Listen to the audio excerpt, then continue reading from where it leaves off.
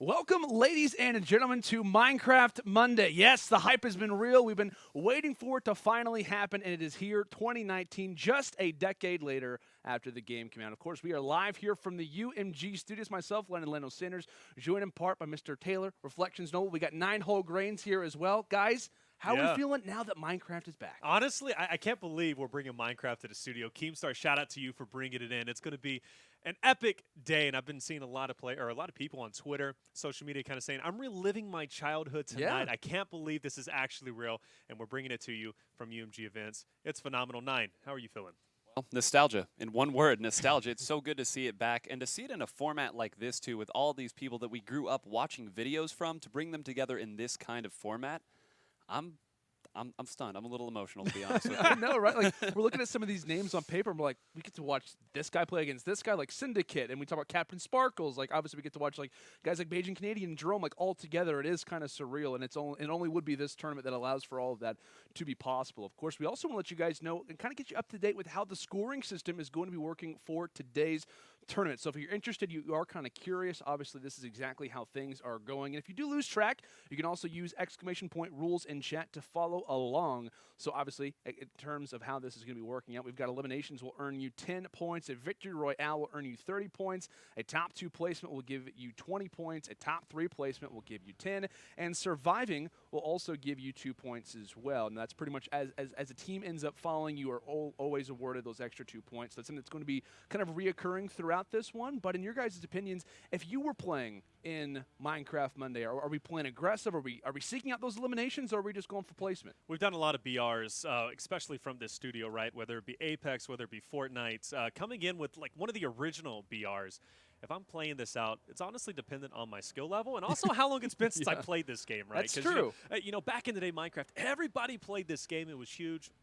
Hunger Games was big, but now it's like, how often have you been grinding and kind of playing it out? That's true. Right? We know, of course, if you're looking at Beijing Canadian, Jerome, like they've been grinding it out. Right? Oh, yeah, And in fact, actually, he just played in the tournament like the other day, Beijing Canadian did. So it's like, how often have you been playing? If you haven't been playing, kind of take it slow, right? Rotate out, get your loot, come in, kind of prioritize your fights, maybe work the numbers with you. It's going to be 2 people per team. Yeah. But let's say you have experience in playing the game. I'm getting looted up as quickly as I can. I'm getting my swords, whatever I can get, and then I'm going through and I'm slaying out the entire lobby. I'm getting my points, and I'm surviving until the end. 9, how about you? Are you playing aggressive, or are you going for placement? I think you got to be flexible here. If those first 2 chests give you armor, give you weapons, everything like that, I think you have to take that moment and pounce on people who are trying to run away. You said rotate out of the center. That's the perfect time to pick off some stragglers. So I think if you get lucky there at the beginning, you have to be willing to make the call at that point. Go ahead, get yourself some elims, get yourself some points, and move along from there. Okay. Yeah, absolutely, man. It's kind of like a big question, and that's the thing whenever you're talking about, the random loot, like what you really going to get out of those chests. That's the split-second decision of like, oh, maybe my original strategy coming into this one may be playing off a placement, but now it's a matter of, hey, I have my opportunity. I have such great loot. Let me go and seize the opportunity. So that's a lot of questions to be asking, ones that are obviously going through our minds, and probably the players are as well. But let's go and pull up our participation list. Let's kind of get somewhat familiar with our teams coming into today's tournament. Obviously, taking a look at our first few, some names kind of to look at, some familiar faces, some ones that maybe a little bit new to a few of the to the Minecraft family out there. But first name that kind of sticks off to me when it comes down to our first page of participants is Captain Sparkles. He has returned, playing with log.zip. Some OGs there when it comes down to the scene. I reference back to a little middle school, old landed, watching Captain Sparkles videos, watching the old Hunger Games classics. But anyone else kind of stick off the page for you guys there? I know we were talking about Beijing Canadian Jerome a little bit. Yeah, we were, right? And I think that's definitely the favorite to kind of come through and take over the victory. Definitely if you're looking at a couple of top-level players. Just kind of, running through, though. I mean, look at Chris and Chandler at the top. Now, as far as their gaming experience goes with Minecraft, not too sure. But I will say they love Mr. Beast, right? These guys help him out quite a bit. I would say they love Mr. Beast, but at the same time, they're probably like, well, in this game, Mr. Beast will be playing. Yeah. Mr. Beast will be playing, so maybe they're going to have to put that to the side, and the competitiveness is going to have to come through. But these guys are very talented in making some videos. In fact, I do think they helped out with the at least the rewind video potentially. I'm not too sure, but I know those two are very talented. But Grande, Dolan Dark, those 2 guys, right? Dolan Dark has been in like basically every single one of our tournaments, and he's always out there on the bracket performing considerably well, whether it be Fortnite, whether it be, of course, Minecraft coming in today. But yeah, definitely at the bottom. And the Beijing Canadian Jerome, that's honestly, if anybody's going to take it, I think it's going to be them. Yeah, for sure. Let's go and take a look at our next page of participants. Obviously got some pretty well-known names here as well. Names like Vicstar, I know probably maybe familiar for a lot of people. We've also got Optic Hex, Pro Syndicate. We've got RNG's own Mr. Fresh Asian playing alongside Lackland. Anybody that kind of sticks off the page for you maybe here? Well, Vicstar is a name that I remember, again, from so long ago, as you were all saying. So I think that in a game like this, as you two were talking earlier, it really is the experience. It's about understanding the strengths and weaknesses of different play styles. So they're probably my favorite. But anytime your name contains Think, I'm hoping that we get some cerebral play. There you Think go. Noodles. That's a name right there. That's a nice name, I'll be honest with you. A clever gamer tag. Also got playing alongside the legendary Dan TDM. I also see names like Mini Lad that are kind of being brought up. And of course, coming from my Call of Duty background, I know Taylor obviously comes from that one as well, Optic Hex and Pro Syndicate, the legendary series that have been developed between those two. It's awesome to see them playing alongside each other. And we'll go and take a look at our last page of participants as well. We've got some very well-known names here as well. Some ones that, like I said, are kind of nostalgic a little bit. names like KYR, Speedy, and Sidearms now together. We've got the FIFA boys of Nick 28T and Nepenthez. We've also got one of the more interesting teams kind of on this one, Ninja and Mr. Beast. So like we talked about, Mr. Beast kind of has a few of his friends kind of on the other side, obviously in the midst of the videos that they obviously make together. And also Ninja, right? One of the many faces of Twitch. Obviously, he's great at Fortnite. He's great at a number of different BRs. Can he be good at the OG one here in Minecraft? It's the thing, right? We kind of talk about it whenever we bring in YouTubers who kind of play different games. I mean, you're looking at FIFA YouTubers, Nick 2018, Nepenthez as well, right? Will that, kind of experience be able to translate over to Minecraft? Yeah. Everybody has played this game, so it's kind of still there, but it's a matter of, when's the last time that you kind of played it? Ninja, phenomenal whenever it comes to Fortnite. Unfortunately, didn't qualify for the World Cup, but he definitely did considerably well. But playing with Mr. Beast is going to be an interesting one, especially. So I'm excited to see for sure through there. Speedy and Sidearms, though, I know they've been in a couple of our Friday Fortnites, especially last year. We had Legion on the show, and he was always talking about those two, right? The crew, so was it the Pink Wall? I think those two are part of. So loving to see it, but Laser Will, I mean, honestly, it's just bringing back so many memories. Techno, right? You got Shotgun. Come on. Absolutely. And one thing I want to ask you here, Nine. Ninja, he's known for winning the first tournament of every BR. He's known for winning H1Z1. He's known for winning PUBG. He's known for winning, like, literally everything. Like the Fortnite Pro-Am, that was obviously a thing. Do you think he kind of has an edge here with the ability of how many BRs he's played? I know it's Minecraft. I know it technically is the OG, the one that kind of started off the BR train. Do you think he could maybe have a little bit of an advantage considering his history, I guess you could say? Well, I think experience in any sort of BR is going to help here. And, of course, game sense, communication, all those important skills that we talk about. But I really do think that Minecraft itself is such a specific skill set, right? It's the menu. We haven't even talked about any of the in-game stuff, but getting through the menu in Minecraft is different than I think any other BR. So maybe not in Game 1, but I think as we get to Game 4, Game 5, and onward, that's when we might see some of that experience from the other BRs finally start to kick in. Absolutely. I'm going to go through a few game details as well for those who may be a little bit curious. I know with Minecraft there's a lot of different things that you can kind of edit and maybe kind of tweak a little bit. So one particular thing that we can kind of bring up is that the middle chest will not possess any weapons. It's only going to be things like food, potions, and armor. So that definitely kind of throws a little bit of a wrench into the setup for maybe a few of those guys who want to try to get in the fray super early on. That can kind of make a few people rest assured that maybe their favorite YouTuber, their favorite streamer is not going to be knocked out after the first few seconds. So they can kind of be guaranteed that. After 5 minutes, the barrier will start to close in. So after the first 5 minutes, that's when the barrier starts to become a thing. After 15 minutes, the storm will start its kind of closing point. So these games are going to last around 15 minutes total. So like I said, once that storm starts to move in or that barrier starts to move in, that's when things start to get a little bit hairy. That's when the game is going to be most likely concluding. We're also going to be having supply drops on. So everyone knows about supply drops, those random things of gear and info that you can kind of start to earn over time. Those will be randomized, so that definitely could help out a few of our participants as time goes on. And chests will refill after 10 minutes, which that's a really big talking point to bring on. A big strategy point that we can bring up as well is, I know it's kind of talked around, I know in previous BRs, should I play around mid? It's a risky place to be, but if you play around your timer, if you kind of, pay attention to the timer that you have on the screen, you do have the ability to rotate back, maybe even grab a little bit better loot. Yeah, and I was kind of thinking about that. How is strategy going to work amongst these teams? And like you said, right, the circle is always going to collapse down onto the center. So maybe if you're not too good at the game, like let's say one of us was playing in the tournament, right? We're gonna get maybe Taylor if we're talking about not so good. That is very fair. No, he speaks the truth. It's not a roast. I'm not not good at this game. But if you do talk about overall strategy, maybe you're not so good. Yeah. Hey, off the initial start, you don't even go into the center and try and, get maybe some shields and maybe some hills right over in the center. You just kind of break off, wait for everybody to run past you, and then you kind of just hide until is that what you would do, until the final circle, right? Because survival points is a thing, right? It's called so you come survival. through and you get your survival points. So I mean, a BR is all about winning whatever way you can win it. So maybe surviving without getting any eliminations is the way to go about it. I don't know. What do you kind of think a strategy could be?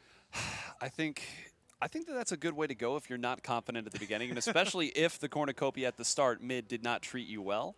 I don't know, though. I think 10 points per elim. Yeah, I think relying on the survival bonus, you're putting a lot on that. You really have to, I think, get some elims and at least secure yourself a top 3 spot if you want to score well in a round. That's true. Like, after you do eliminate someone, you technically also do earn that extra 2 points because you are surviving while also killing them at the same time. So, like, there is a different kind of trade-off, and I think the eliminations could be a big factor. My thing is, like, we've been kind of going back and forth. Is it going to be aggressive? Is it going to be passive? My big thing is game one. Are we going to see people just go out there and just try to have a great time? Sure. Or are they going to turtle up and just run to their own corner? They're like, okay, there's no weapons here. Maybe I want to try to get some safety. Like, one of my big things is the question that kind of exists among, like, how players are going to feel out this first game. Are they feeling confident? Are they not really feeling that way? And depending on the player, that may definitely kind of change up, I think. Definitely could. Definitely could. I'm curious to see how it's going to work out. I do know fishing poles are not going to be used, at least whenever it comes to this. So I think the only stun should be snowballs, depending if those are going to be in here as well. So that was kind of a strategy I know that Jerome, as well as his partner, Beijing Canadian, were actually, kind of trying to figure out and trying to work through. I know that's something that they kind of want to, well, at least in Hunger Games, that's what they weigh heavy on anyways. So with that not being there, it's going to be kind of interesting. Yeah, definitely. So no farming will kind of be done to a certain extent, right? But it definitely is going to be quite interesting. Right. Now, also, one thing that I want to do really quick is I want to take a look at our server right now because this thing is looking fantastic. If you guys haven't saw a few of the screenshots, I know a few YouTubers, a few people have been tweeting these things out. Look at this bad boy, man. Look at what was made. Shout out to everybody who was involved in making this entire project, making Minecraft Monday a thing. This is looking fantastic. We got the G Fuel advertisements. We got Minecraft Monday. We got the logos everywhere. My goodness, this place, this hub is looking sick. We also got the Keemstar logo as well mixed in to it all. But my goodness, guys, like if I was to load, if I was playing this, shout out to that little cape right there, by the way. As the mic, there it is. Perfect timing. Look at that sucker right there. We do things right. We do. Here at the UMG studios, If I was in the queue of this, it would just, I think I would honestly be astonished. I might faint. Yeah, no, this is awesome. This was put together very quickly, mind you. So I got to say, very talented players out there kind of building this up. So you definitely love to see it. Keemstar being represented well, UMG being represented well. And some of the biggest, it's funny, you see all these players running around. These are some of the biggest Minecraft YouTubers out there, along with personalities and streamers. So I got to imagine, like, if a fan was in this lobby, he'd be absolutely losing his mind. And we were kind of talking about it. I mean, Nine, we were kind of looking at a few of the names that were even in calls that are obviously in the server right now running past each other. And it's just like they probably haven't looked at each other in Minecraft for 5, 6, 7 years now. It honestly is unbelievable, the draw that Minecraft Monday has and the fact that it is so crazy and how intense it's going to be. It's a wonderful thing to be a part of, and I can't wait to see how it all starts off. Me either. And, it's remarkable, again, how quickly it all came together. As you were saying, people built this really quickly, but the whole idea behind this recent resurgence of Minecraft Hunger Games content has all been pretty rapid, but I think in all of us, there's that kid that turned on Minecraft for the first time and loved it. Yeah, absolutely, man. I mean, I remember whenever Minecraft was really coming about, and I was really big into Call of Duty at the time. But that's when Optic started doing Minecraft inside their house, and it was actually funny because Hex and Syndicate being on a team today, which is pretty interesting because Syndicate used to go through and try and hunt down the Optic memories, series, right? So he had an entire series. And now it's kind of bringing it full circle. They're playing on a team together, so I'm curious if that's going to make a little impact there. Maybe they'll be able to work together quite well. Was that like your first? I guess, exposure to Minecraft, then was that series? It definitely was, yeah. Now, I'm going to ask you, Nine, because my personal, I'm sure, like, along with a lot of other people, my first time that I ever saw Minecraft, the reason why I downloaded it was Mr. Cnanners. That first series that he uploaded where everyone went crazy talking about, oh my gosh, like this new game that he happened to discover, everyone went crazy, and along with like a majority of the community, that's how I personally ended up finding Minecraft. But how did you kind of get exposed to it, I guess you could say? I think for me, it's been a while. It has been a minute. I have to jog the memory a little bit. Actually, yesterday when we were talking, kind of prepping for this, we talked about some of the Minecraft music videos that were made. Yes. Absolutely legendary videos. And I went back, and this is 7, 8 years ago. I said, wait a minute, I liked this video on YouTube. I had forgotten it existed, but I had liked it at one point. And for me, that level of creativity that the Minecraft content creators went through, that was what really got me excited for it. That's what made me want to play it. Right. And it's one of the reasons why I'm so happy to be here today. Oh, it's unbelievable, right? I mean, we were obviously kind of thrown the idea of like doing this, and obviously it started to kind of form over time, and it was just like, wow, like this is honestly crazy to kind of see all these names back, and like you said, like you were talking about, like the nostalgia that exists in just the name Minecraft, and to see all these names that have given so much, that have also built their careers on this game. Like we were looking back and like, oh, this guy's known for Fortnite. If you go back to his oldest videos, it's all about Minecraft. It's the the survival games, or it was just trying to do a let's play for example. It honestly is kind of humbling and obviously a lot of fun, guys. I know we're obviously hopping into game 1 here shortly. We're making sure we get all the names kind of involved. So like I said, if you guys are interested, feel free to put in chat, because I'm getting ready to ask these guys as well. Who is your favorite right now? Which group, which duo is looking like the strongest? Is it a team that maybe currently exists in Fortnite who has never left? I think we might be all catching the drift on that one.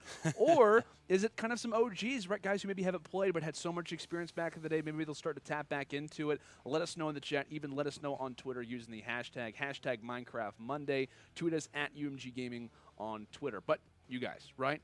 Who are our strongest teams right now? Teams that we're looking at is saying like, hey, these are my choices to be victors. Taylor, let's start off with you. Oh, first off, you got to go with Marome. Those guys are going to totally. Honestly, for those who don't know, let's go ahead and say it, right? Yeah, a Bayesian Canadian, right? Jerome, right? There you go. Marome, Mitch out there. No, these guys are definitely going to dominate the competition. Okay, honestly, I like they that. have been playing so incredibly well, right? And I believe actually Mitch is even running like his own $15,000 tournament. He just played like a $10,000 tournament like literally the other day. He played considerably well, and he was still editing his settings on the server for like the first 30 minutes. Literally, he queues up for the first Hunger Games like actual map, right? His first one, he got to play 10 of them, and he's literally editing his settings and still able to do at least top 10, right? So he played considerably well in that facet. But I mean, Vicstar Pizza Hut as well. Got to be watching out for them. Yeah. Vicstar has, if you guys don't know, if you've been following maybe our channel for a while, he's played in a lot of our Fortnite tournaments. So it's going to be interesting to see him kind of go back home to the Minecraft side and how well he's going to be able to do there too. But and like I was talking about earlier, that BR experience, it's very key to kind of have that. And in terms of like how you kind of come about this game, all the strategies are kind of similar. But Nine, in your opinion, strongest team that you're looking out for, anyone in particular stand out? I'm going to go with Techno the Pig and Shotgun Raids. Now, Techno the Pig, for those of you who don't know, if you want to hop onto that YouTube channel, it is all PvP Minecraft. And I think that is the part of this that you have to be the most comfortable with, right? We've been talking about the loot systems, kind of turtling, that strategy. But at the end of the day, you got to be up close and personal, and you have to know exactly what you're doing in those micro situations. That kind of experience does not go away. All of those videos, all of that time in, Techno the Pig and Shotgun Raids, my pick to take it all. That's a solid one. I was going to say that was kind of like a sleeper maybe for a few people who maybe not or rather aren't super familiar, but if you're in the Minecraft scene, it was like, okay, that guy knows what he's talking about. Like that's the one who's been kind of studying up. But is there a way that we could take a look at the screen really quick? Because everybody is running around. Everyone is having a fantastic time. I'm not even sure if that's possible. Oh, we're making it happen anyway. Shout out to production. Look at this. This is just phenomenal. Everyone's getting associated. By the way, first map is OGSurvivalGames, the one that started it all. Yeah. It's getting hyped, ladies and gentlemen. I'm getting kind of excited about this. Like we said, this is the OG one. This is the one that everybody started off on. This was my first ever Minecraft, or not rather first server, but my first ever survival games match that I had existed on this bad boy right here. And obviously we can start to see a little bit of chatter, maybe go back between a few of the teams. I'm curious if we see possibly some trash talk. That happens from time to time, right?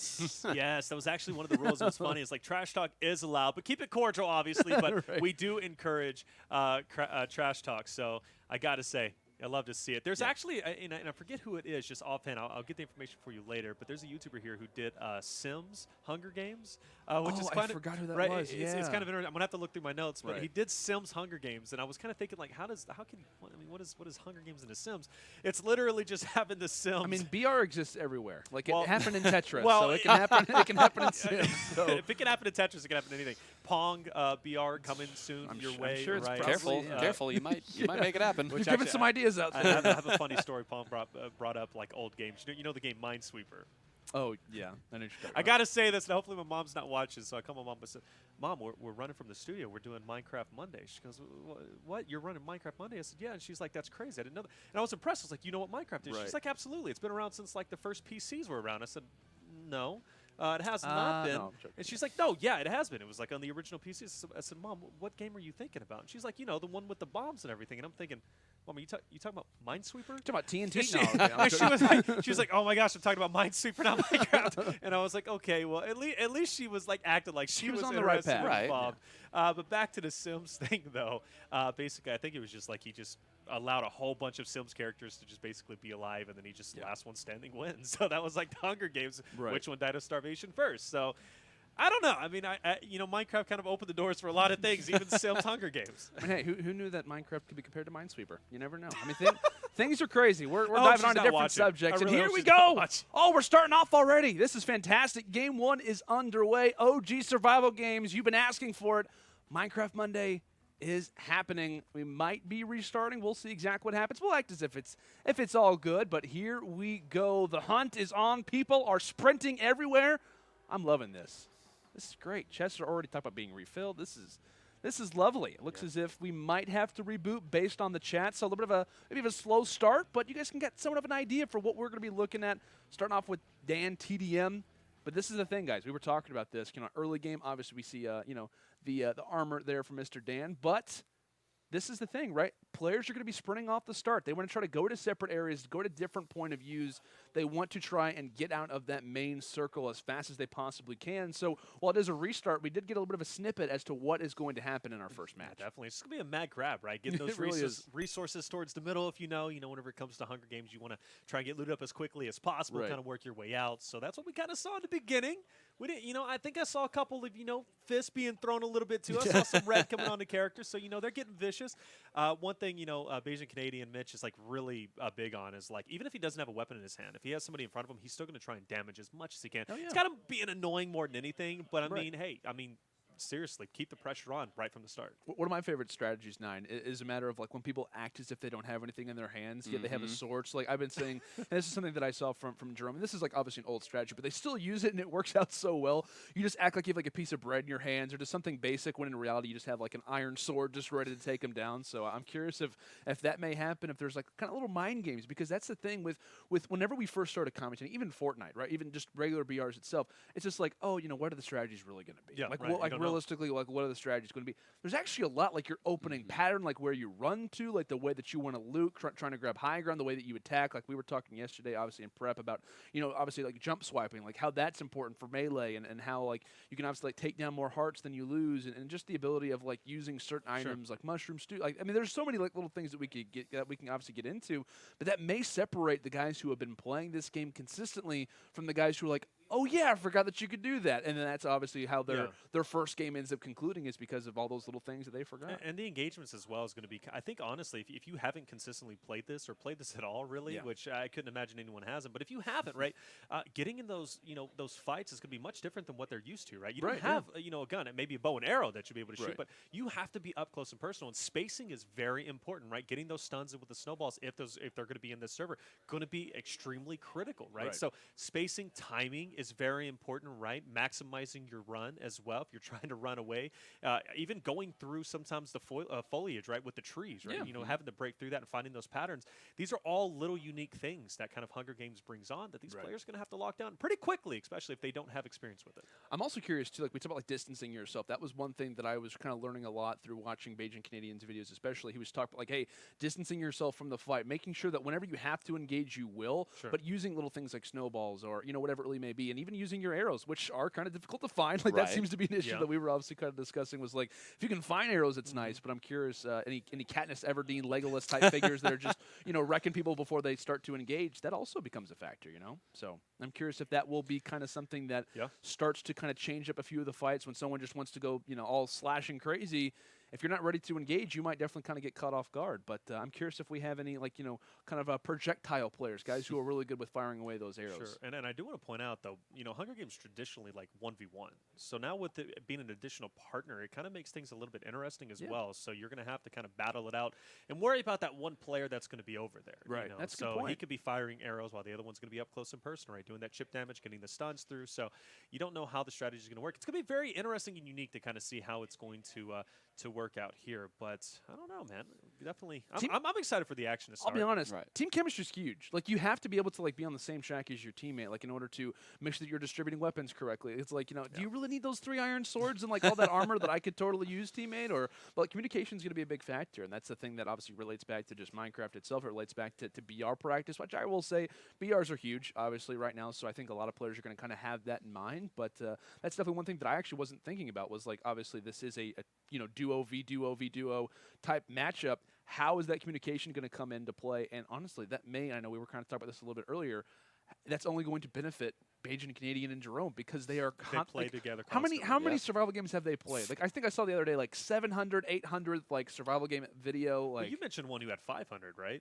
Yeah, Techno the Pig is one that, with a ton, and that's just videos. That's not hours, by the way. Yeah, right. Take each of those, spread those out, you get even more experience. And I'm glad that you brought up the idea of this team chemistry too, because there are so many different maps here, and each one of these is going to require a different way to go about. And I think that, for instance, you might change the way that you leave mid to try to get to a spot that maybe has more than one chest. Right. Because if you happen upon one chest with 2 people, resources are going to get pretty thin. And we haven't even talked about food. That's a huge component of the game, too. Yeah, that's a great point to bring up. Like, it's like food dispersion, like, hey, like, in terms of hearts, like sprinting, like even sprinting, like that's also a big deal. Like, you want to make sure that you choose when to sprint, when you're not. That was a big thing that a lot of people are kind of bringing up as of recently, but I'm also glad that we were kind of targeting maps because, like we said, guys, we're not playing the same one, 10 different times. We will be having 10 games of 10 different maps in total, and I believe I do have the list somewhere in my notes. So, yes. So, the first map we're going to be playing, like I said, is OGSurvivalGames. The one after that is going to be Breezy.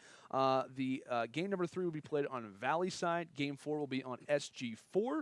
Game 5 will be on Coliseum. Game 6 will be on Military. Game 7 will be played on Par 72. Game 8 will be played on Teweran.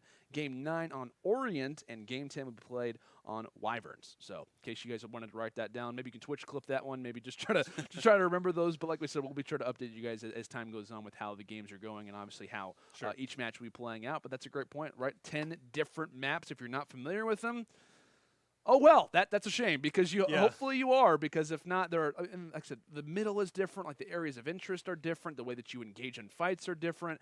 The way that you want to try to grab certain areas of high ground. Like, I was looking at there was like I think it might have, I don't remember who the player was. I was watching some YouTuber, and they were basically kind of pointing out that on, I think it was Highway, which we're not going to be having today, but there was like this one building that you can actually sit on that's a perfect angle for like sniping someone off of like the initial, I think it was the crafting, or not the chest, but it was the, I forget what it was, but regardless, it was like in middle, and it was like a really big point of interest. And he had like the perfect like line of sight that he was giving his friends for like, hey, if you want to like take someone down pretty easily, this is like the perfect spot to be in. You can't be engaged upon. There's no way that anyone can see you if you're shifting. So it was like, there's a lot of little key details that are going to play massive, especially considering we're playing 10 different games. Yeah, and knowing the maps is going yeah. to be critical, right? And with 10 different ones being there, and you haven't, maybe you're not familiar with the game, or you haven't played in a while, maybe the map has changed just a little bit or whatever.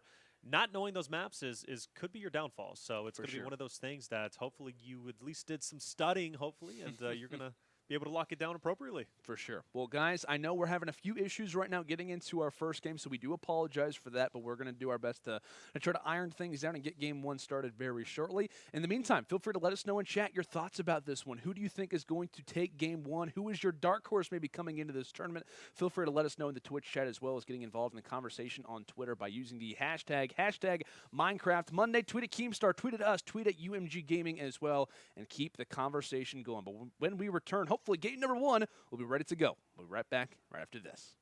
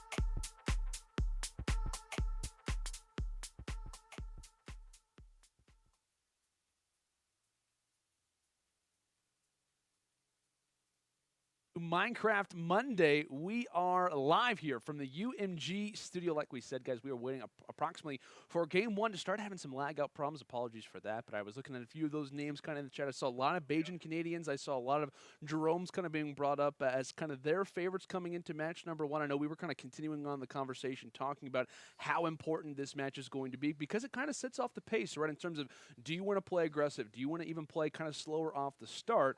I mean, we were kind of mentioning, like, hey, these eliminations, they're a lot. Like, they are very significant. 10 points per, it's 30 to overall win. Right. I mean, like I said, if you win, you know what? If you're able to find at least 3 to 4 overall, you've pretty much beat the guy who won the entire game if he played solely for placement. So a lot of strategies kind of coming into this one. Yeah, definitely so. I'm excited to see what's going to be developing over time, especially for the games to start up. I know some issues going on, but we will get started for you relatively soon. I know you guys are very excited to see what's going to be going down, and I also did get to see a lot of you guys talking into chat, and I was actually pretty happy with how many people said Vicstar and Pizza Hut, I think, out there. A lot of fans for them. It's kind of funny, like, to see how split everybody is, but there's always a consistent at least 4 or 5 names that everybody's kind of supporting out there in the chat, so it's pretty good to see. But, you know, someone I didn't talk about, though, is Leon Lush, actually. I like Leon Lush's content, and I've been watching him for quite some time now. The first time I ever saw him, he released this, or at least personally, whenever I first got in touch with his videos, there was this one kid who was, like, camping out in a blizzard, right? And it was just this intense video, and he's just out there chilling in a blizzard, and it's all cool. Then all of a sudden, right, he goes inside, and he goes inside his house, right? And then he comes back out, and he's like, sorry, I just had to run inside real quick and grab like this. So he's camping literally outside, but it's set up like this blizzard. But Leon Lush was covering that, and it was an awesome video. And ever since then, I've kind of been a fan of him. So it's good to see him tonight. It's honestly interesting because we have like literally so many backgrounds. Like it's like even that. Like I was looking at a few people who just like have the most interesting videos. I'll put it that way. Like in terms of like just meme creation, or obviously we have like content creators and stuff like that. We just have so many people from different backgrounds. It's definitely interesting, and I'm curious how well they're going to translate over to the gaming side. Just because like we have no idea their history when it comes to Minecraft or any idea their history on even BRs in itself. So it'll definitely kind of play out pretty interesting. That's for sure. By the way, quick little update for us all out there. I was told from production that we are actually not going to be playing Game 1 as intended of OG Survival Games. So Map 1 will actually not be played out in Game 1. We're actually be playing out what will be Breezy for Game 1. So definitely kind of a wrench thrown into it. We're just trying to work out a few of those problems. So that might be an issue with OG Survival Games, the map. So I'm hoping we get to revisit that one just because of the nostalgia factor, the ability for it to be the OG kind of out there. So with all things considered, we're starting off with Breezy. So I'm interested for this one for sure. Definitely have to see how Breezy's going to work out. Looks like they're just about to get ready to go. So hopefully we'll be starting up relatively soon. But if I remember correctly, so I'm looking quickly at our a little preview monitor that we got going on. I remember playing this, and this was like all about like pirates, and it was about like ships on the outside of the map. I think it's called Breezy because obviously, for that reason. So I'm thinking that this one is like kind of island version. I want to say there's like a ton of pirate ships on the outside. Like you can kind of do a whole lot of. I don't even know exactly. Gosh, it's just like it's so crazy for me. Like I literally had just like a throwback of me playing with like a high school friend of mine, and us just getting pretty much thrashed on survival games back in the day. But I believe that is the map that we're going to be playing on. So definitely an interesting strategy. Like I said, the start-off circle is kind of placed off here in the center of this little mini island, and then from there, we'll obviously see players run out. But one big thing is a matter of like when you are getting chased. The water's not your friend. That's for sure. Arrows, everything that kind of goes your way, that's not going to be easy, 9. That's for sure. No, and I'm glad you mentioned that, too. That is really a way to turn the tables both on your opponents if they chase you into the water. You talked earlier about kind of hiding what you have. If you dip under the water, it's actually a lot easier to hit your opponents once you go down there. That's when you pull out your sword. But if you're getting chased down and you hop into the water, you just better hope your opponent doesn't have any arrows because you are a sitting duck. I was going to say, arrows are like almost like currency. Like it really is. Like those are so crucial when it comes to this game. Like that was one thing that I was watching a number of different YouTubers, like kind of preparation for this. They were like, I don't have enough arrows for this engagement. I'm like, you have 6. And it was like, no, because of how many you not necessarily waste, but like you're kind of testing, you're trying to fire off and whatnot. They are very crucial. So I'm curious, like we were mentioning, like will that play a big factor or not? But I'm excited to get Breezy underway. I'm excited for this first map to get started, guys. Like we said, we apologize for a little bit of the delays with players kind of lagging out, but we should be good to start up here shortly. Yeah, speaking of the water, too, like I know Mitch was getting in a lot of fights whenever I was kind of watching him, and there was this one guy who just consistently kept running into the water. Yeah. Mitch just totally wrecked him. So, yeah, just to piggyback off what you guys are saying, water, please avoid that because never a good fight. Like we've all had those moments where someone is behind you and you just check. Like it's like the 50-50, right? Whenever someone's chasing you, like you dive in the water, whatever it may be, and then you look behind you and you're just like, oh, thank God, he's been gone. I wonder how long I've been sprinting for, by the way, because I have like 4 overall health left. But you just turn around and you're good. And there's that one time where you check and it's like, oh, he's right there. He's about to smack me in the head with the sword. So I'm curious, like I said, like how that kind of plays out, like how our players kind of divulge and how that teamwork comes in. Because I will say, coming from an FPS background, there's this thing called baiting and switching, right? Where you pretty much act as if you're so helpless. Oh, I only have bread in my hand. I'll trade it for you for a sword or whatever. And then there's someone who just comes out from the trees and just takes you down. So, like I said, the teamwork aspect coming from game to game is going to play differently. And obviously, the maps have a really big thing to do with that, considering the scenery that exists, the ability of how you go from one spot to the next. Just curious if anybody's going to die from fall damage. It happens in every single game that we do. For sure. It happens in every single game that we do. Some dude's going to be running away from, I don't know, whoever's chasing him, and then he's going to try and jump off the mountain and not realize he doesn't have glider redeploy. Yeah, right. It was a Fortnite joke, I'm sorry. Yeah. But he's going to fall down to his death, and that's going to be a very unfortunate thing. So, but it's going to happen, and I'm just curious who it's going to be. Tim the Tapman's not playing tonight, so that's always true. a good thing. No Fall Tim damage won't affect him, but we'll just have to see. It's going to be. My money's on Mr. Beast. You think he's going to fall off the map at least? Or not fall off the map, but, That'd be really impressive. That would be really impressive. That would be. Fall off the whole map. I was going to say that might break the servers. I'm hoping that doesn't actually happen when it comes down to this game. But guys, we want to let you know something kind of quickly here, in case you are interested throughout the entire broadcast. If you get thirsty, there's a way that you can fix that, right? There's a way that you can fix that. We obviously are all chugging on some G Fuel right now. If you guys are interested, Minecraft Monday is sponsored by our friends at G Fuel. Make sure to visit their website. They are the official energy drink of esports, and they actually have an awesome code going on right now. If you use code KEEM in honor of Minecraft Monday, you will earn yourself 40% off of your checkout, or rather the items in your checkout. So make sure to do that. It is only today. So make sure to use code KEEM for 40% off. Massive thanks to our friends at G Fuel for keeping us nourished, for keeping us going. And I gotta say, it's going to be a long tournament full of very high energy moments. And if I didn't have G Fuel with me, I'd probably get knocked out after Game 6. Yeah, I'm not going to lie. Like 40% off is a decent amount. Oh, for sure. That's 10% below 50%. So 40% is definitely pretty high up there. So if you do want to go buy some G Fuel and try it out, it's the way to go about it. You've always been the math man. You know what? Sometimes I have my moments. Math is hard. Geology is even harder, but we'll stick to math. But whenever it does come to using code KEEM, definitely try, guys. It's 100% worth it. But I do believe. Oh, look at the soundtrack. This is lovely. See, this is why Minecraft music is so relaxing. I love how it's just kind of like you could just chill and just relax after a hard, stressful day. And go and play some Minecraft. Someone's already dead. Someone's died already. Vicstar claims Grande already off the start. Wow, that is an unfortunate way to got drop. One as well, Chris. Oh, this is getting Basic crazy. Canadian takes out Captain Sparkles as well. Everyone is dying. What is going on? Captain Sparkles is dead. I think that's Ninja Beast. I don't know if that's Ninja or Mr. Beast. Who knows? That's the most inconvenient name that could have been chosen for our purposes. That really is. Oh, and Jerome's about to take out Laser. Oh, but he's got his teammate with him, trying to help. I don't think they even have any swords whatsoever. They just got armor. That's about it. I think he's got a piece of chicken. Wow. Oh, and Jay Schlatt takes down another. And that right there was a great example of trying to lure somebody in and get a pick right there, but it just wasn't enough that time, and that's going to be a 1v2 victory going the other way. That's what skill gets you. That's exactly what skill gets you. My goodness. Okay, this was the map that I was thinking of. So we got some pirate ships. We got places of interest.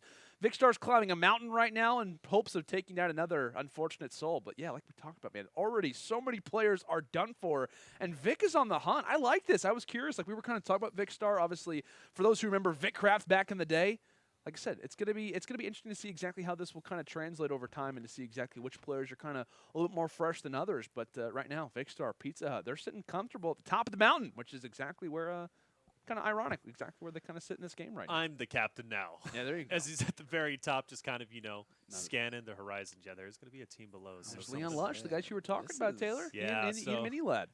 Like I said, great vlogger, great YouTuber. Is he good at Minecraft? I don't know. We're going to have to see. If he is, I'm going to become even more of a fan. So hopefully Leon will be able to dominate the competition. Pizza Hut coming up there. Vicstar as well. Getting oh, he took out Leon Luscious. We were just talking about it. So unfortunate. Wow. We didn't even talk about the verticality, but this is not a game where you can move up and down very easily. Talk about fall damage. There's a lot of fall damage to be had there. But if you try to approach somebody from below like this, what are you supposed to do? They've taken out 2 people just by sitting up there, and if this third one goes up too far, it'll be the same for them too. Looks as if players just kind of looking from afar, maybe even some chases coming through as well. But yeah, like the verticality is a very big factor. Like I said, if you climb up and you just get knocked down pretty easily. So like I said, quite a bit of armor. Looks like we got chainmail and some gold helmets for these 2 gentlemen here. Just kind of look. That's a lovely little view. That is a desktop picture background right there. K-Wire, Speedy, sidearms, the crew feeling good, and they have every right to feel that way, considering that they are earning some survival points. They're feeling pretty good, but it is interesting, right? Because we saw so many players die off the start, and that's where a lot of our questions were coming, like, oh, how is this player going to do? Just instantly done for. Just looking at Dolan Dark's chat, I think he got knocked into a waterfall by, it almost looked like Syndicate from what I was seeing. That'd be kind of a positive, I feel like. Well, why is that? Into a waterfall? Well, I mean, like if you're, well, I guess. Well, apparently, I think he dropped off though. Like he was in it, and then he kind of spawned out into the outside of it. I think there's still 16 teams remaining, so still quite a few teams out there. Whether it's a solo or duo, not too sure. But yeah, eliminations continue. And that's Skeppy's teammate. I think Donnie Bobes just took down Tozy. So pretty interesting that they're not exactly right next to each other right now. Maybe going back toward middle to reference back, but still, these guys are hanging out pretty well. Looks as if maybe we have some communication coming towards. And hey, come over here. Come on, y'all nerds, come over here. The savagery that's coming through is just phenomenal. I did say trash talk was allowed, right? So it's true. It's definitely there. How's the weather? But, you know, there's some common courtesies here, too. I'm certain that was meant with only the most heartfelt of salutations. Yeah, right there. I knew Lackland was a god at this game. What a loser. Of course, Beast coming out there and saying, I think that was Laser. So. Also, we do have fishing poles. Okay. Okay, so we do have fishing poles. Okay, I'm not sure if it's actually utilized for stunning or if it's just solely for fishing. Just for farming, maybe? Could be. Fishing out there. So there was your pirate ship off in the background. Oh, so. The double coming in. Swagger Souls fits, and they make them look simple. Quackity knocked down already. Oh, no. Asian Canadian. S Major took him down. Yeah, so he's going to be out. One of my favorites. A lot of favorites as well. So definitely interesting to see, but encouraging to see, you know, Hex and Syndicate still doing considerably well. They're up there. I know they, or at least Syndicate for sure, has gotten a couple of eliminations himself. So not a bad start if you're on that side, especially if you're fans of them. I believe that Beijing Canadian said that was a practice round. I'm not sure if that was a very underhanded attempt at a little bit of diplomacy there, trying to beg for the life, but I do not think that it went. And now you finally start to see everybody kind of close in the water, as you mentioned earlier. There's 3 people there, and it does look like Jerome is going to have a real rough time of it. Definitely seems that way, and there he goes. That's so interesting, kind of one of our favorite squads already taken down. I think I saw, what was it, an Iron Sword with maybe some enchantments on it, possibly. Regardless, though, Jack and his teammate are definitely faring off pretty well. And I want to say that this was the team who actually won the practice round. We got the ability to kind of watch a few teams play a little bit this one early. I think Chandler's maybe fired off a few, what are those, maybe items, some food, resources to try to back them off a little bit. But I love how we talked about do not fight in the water. Right. But we have this. But this is the only choice, I think. Well, it's true. There's a lot of water on this map, right? Otherwise, you're 50 feet high up in the air, and then you never know what's going to happen in that situation. But it is kind of nice to at least see a lot of teamwork coming through. We are kind of seeing some bait and switches as well. Jerome kind of fell victim to that a little bit earlier, but for the most part, seems to be slowing down. We're down to just about 10 teams, but the chest will be refilling in just under 3 minutes. So something to pay attention to and definitely keep on your mind. But as well as the barrier, though, should already be collapsing down as far as my knowledge goes. So something to keep in mind of, as well as the further you get away from the center, maybe you got to start thinking about, okay, we need to start working our way in. How long does it take to get there? What kind of obstacles do we have to get over? Some things to keep in the back of your mind. Taking a look now. Again, they are hiding right here. And as we talked earlier about eliminations, you kind of have to come down to these small islands here. You have to go and be willing to attack people. So as much as we've said avoid the water, it seems like most of the eliminations that we've seen have been in the watered areas, outside of course, the scuffle at the beginning. Sure. But this is kind of the risk that you have to play if you want to get the elims, because as we talk, First place, that's only 30 points. That's 3 elims. Yeah. And in a match that has 48 players, 16 of whom are currently still up and at it, that's a lot of points you're leaving on the table if you just try to survive and hide. And I believe we are hearing a few updates as well from the chat and even from production as well, saying this is, in fact, a practice game, so that definitely kind of throws a little bit of help for a few of those guys who dropped pretty early on in this matchup. So they can kind of rest assured, hey, if I was to die early in this game, not the biggest deal. It's okay. We can kind of hang out, move on, move forward a little bit. But at least for now, like I said, we can take a lot from this game in terms of who died early, how teams are kind of faring off and whatnot. So at least for right now, like I said, we've got some teams still alive. I know we're taking a look at Wiffles and his squad mate. Is there someone just around the corner, maybe even lingering toward middle, as I believe another player just got taken down. So maybe going for a few resources, kind of taking a look at the surrounding landscape as they will kind of progress forward here shortly. But feeling confident at this point in the game, this is when the solid armor starts to get rocked. I'm seeing more iron from a lot of these players, definitely some better weapons as another supply drop decides to enter in toward the map. But right now, these guys are sitting pretty comfortable. Definitely so. And with the reset, you know, it's a blessing in disguise, especially if, you know, your favorite YouTuber streamer has got eliminated. Marome, right? They're both out of this, at least this practice round. But it's also kind of, you know, unfortunate, especially when you start looking at Hex and Syndicate, who have been doing considerably well. Massive fight going down. TNT's going to be placed. Nobody's going to connected or going to be connected with it as of yet, but as the zone does move in, you are going to start seeing more fights going towards the center. And this is kind of chaotic, I got to say. A lot of teams splitting up. In the meantime, some arrows being fired out. And finally, some connections are going to be made. And we are going to lose another player. Donnie Bobs is having a phenomenal game. He definitely is. He has some support from his teammate, even coming from the back lines. Oh. I think that was that Sidearms? Definitely trying to do some, or rather Syndicate, maybe just trying to do a little bit of extra damage. It looks as if as well the chests are refilled, so we've hit that 10-minute mark, and that could definitely start to play factor as we see some TNT explode in the background. And I think this is why you saw them all kind of crash into the middle at the same general time. We said, oh, finally there's a big fight. They had an idea on the timer there exactly when those were going to refill. That's why they came to the middle, and the team that won that fight won a lot more than just their lives. They're going to get the best gear that is left to offer. But definitely do they get all the spoils. I think we see chicken being consumed on the outer shoreline, and maybe Vicstar going for a last few second items potentially. Now he's got someone behind them. Is it a teammate? It looks as if it will be. So I thought for a moment, just for a second, he might be getting consumed in this moment, but he's got his teammate Pizza Hut. They're looking for all of the extra chests that they realize that they are currently free. And that's going to be nice, right? That's going to be pretty key at this point in the game, just trying to get some info. And like I said, when it comes down to this entire game, it is going to be practice, so that definitely could play somewhat of a factor, kind of displaying people, maybe giving them a reality check. Like, hey, coming into this, oh, we're feeling really good, and we got knocked out in the first 5 seconds. Maybe good to kind of get a little bit of a refresh. And the border is going to be closing in 3 minutes and 48 seconds and counting down, so it's going to start getting a lot crazier. One player, it's actually Vicstar, who was on fire for the moment being, but we do see a fight going down.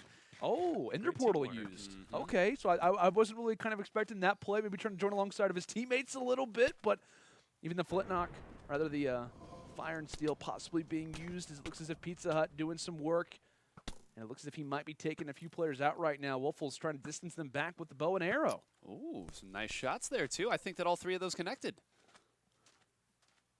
Going from the back lines, Vicstar, he is in hunt. He is wanting to take down Mr. Wolfels and tries to enter back. Who's going to win this fight? Down in the water, trying to get out of the situation. It looks as if Vic is in a pretty good spot still. 15 hearts. He's got his teammate Pizza Hut. Actually used the Ender Pearl to get up close, and Wolfels has got to be so low right now, 9.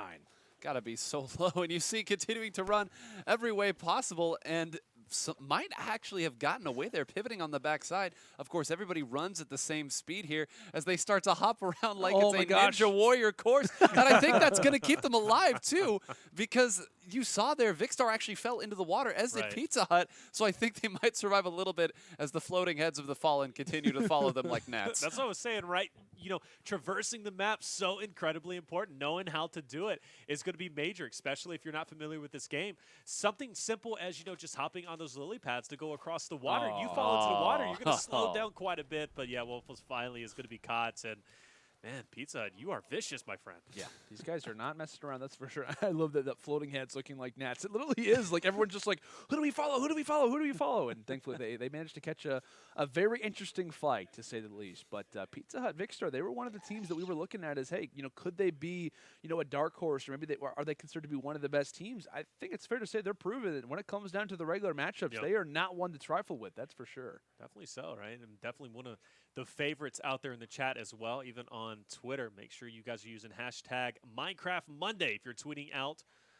Plenty of opportunities to tweet throughout these games. But it is nice to kind of see a practice round coming through, right? Because we get to see at least some strategies coming down.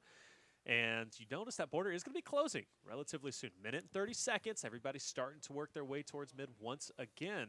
There's only 4 teams left, so not a lot of picking. So everybody you run into, it's going to be a crucial fight because you lose your teammate this late in the game. Ooh. You could be in a very bad, precarious situation.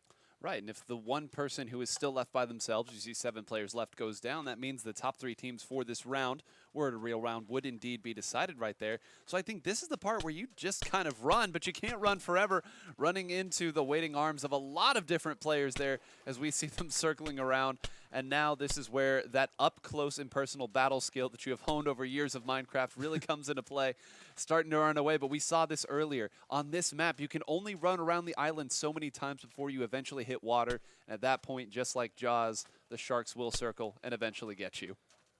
Definitely will. Vikkstar, Pizza Hut on a journey. They're wanting to take him down, and they've looked so good up to this point. It would only seem as if that should be the case. We also see that border not closing in far after too long. But yes, the floating heads are joining in unison as Jack runs away from everything. Actually, I will say that little punch actually helps him out a little bit in that situation, as I think it might have been even a spectator just watches.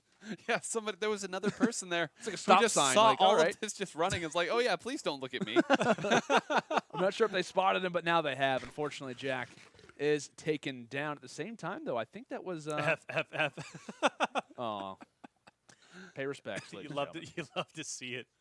F in the chat, please. But yeah, only 3 teams left.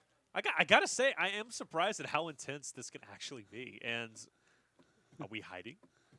Yeah. Are we just? I like this. Out? Okay.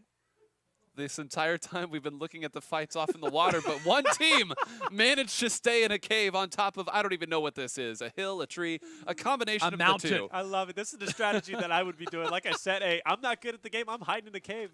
I don't care, I'm getting my survival points.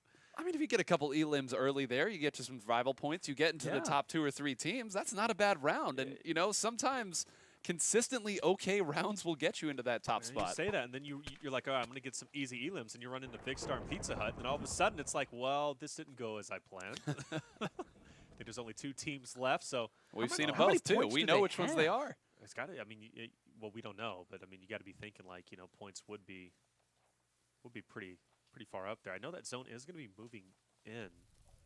So this is going to be the final fight. So let's see what's going down. A lot of action. Oh, wow, that was quick. See you, bud. Pizza Hut again.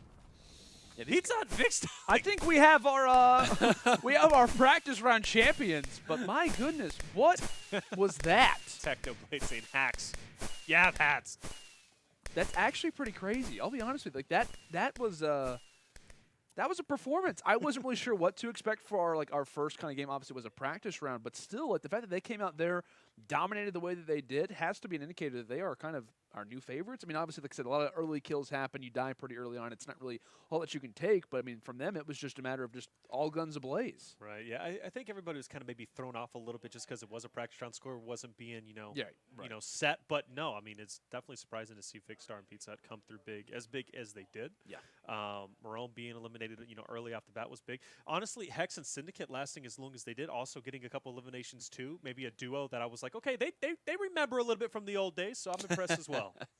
Definitely. Yeah. It was an interesting round, that's for sure. I know we're going to kind of take a lot of those strategies and start to divulge it into when it comes down to the regular games. But, guys, we're going to throw it to a quick little commercial break. When we return, Minecraft Monday is only going to continue. Like we said, keep out those hashtags, hashtag Minecraft Money on Twitter, and let us know who you think is looking like the most solid team, because I think we might have our pick right now, Vikkstar and Pizza Hut. Who can take them down? We'll find out right after this.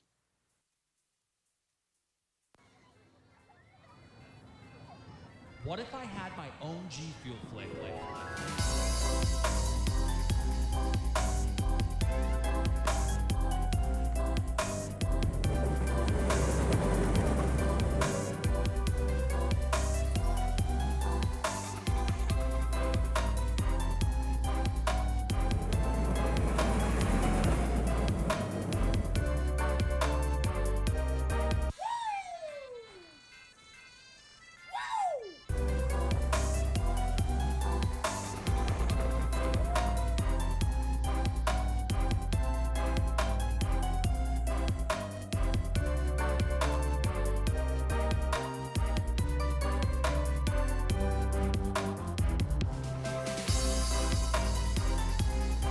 Introducing Cotton Candy G Fuel.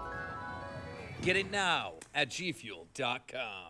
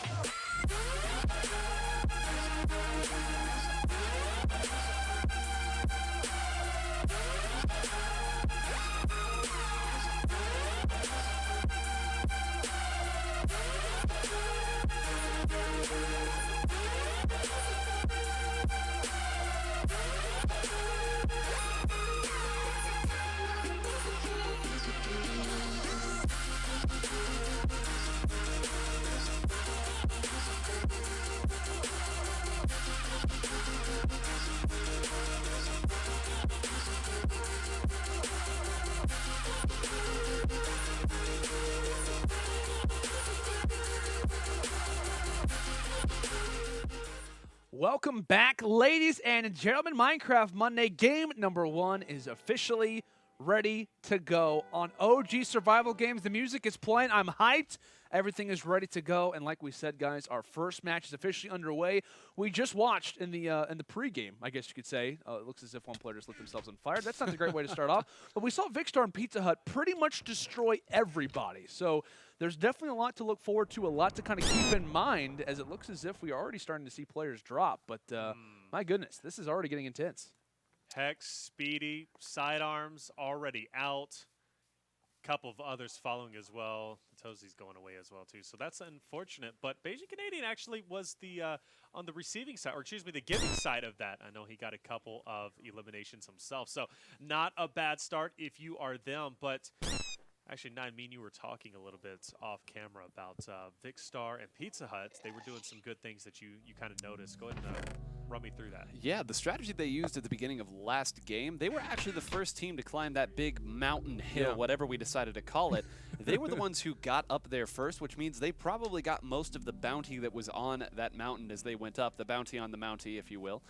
They got to the top there, and then they waited for the rest of the teams to start fighting each other a little bit, wait until some teams became a little weak, and that is when they came down off of their perch and started wiping through everybody as quickly as they did. So I think that really is the strategy. We're going to see if some other teams try to copy, emulate as they go through that. Yeah, it's kind of a matter of like the strategy that we were talking about coming into this. Like, are we going to see super aggressive play? Are we going to kind of see those guys kind of hang off and try to see exactly what's going down from that bird's eye view? But it looks as if right now mid not really being attempted for the time. Looks as if all of our players are seeking different opportunities. Lackland hanging out in one of the trees. This is the play that I was talking about. This is the smart play to make. You kind of hang out. You just kind of chill around a little bit, and then you allow to get yourself some of those survival points as time goes on. I like this spot from Lackland. This is actually great, especially, look, if he could just fall in the middle and just kind of chill out. Nobody knows he's there.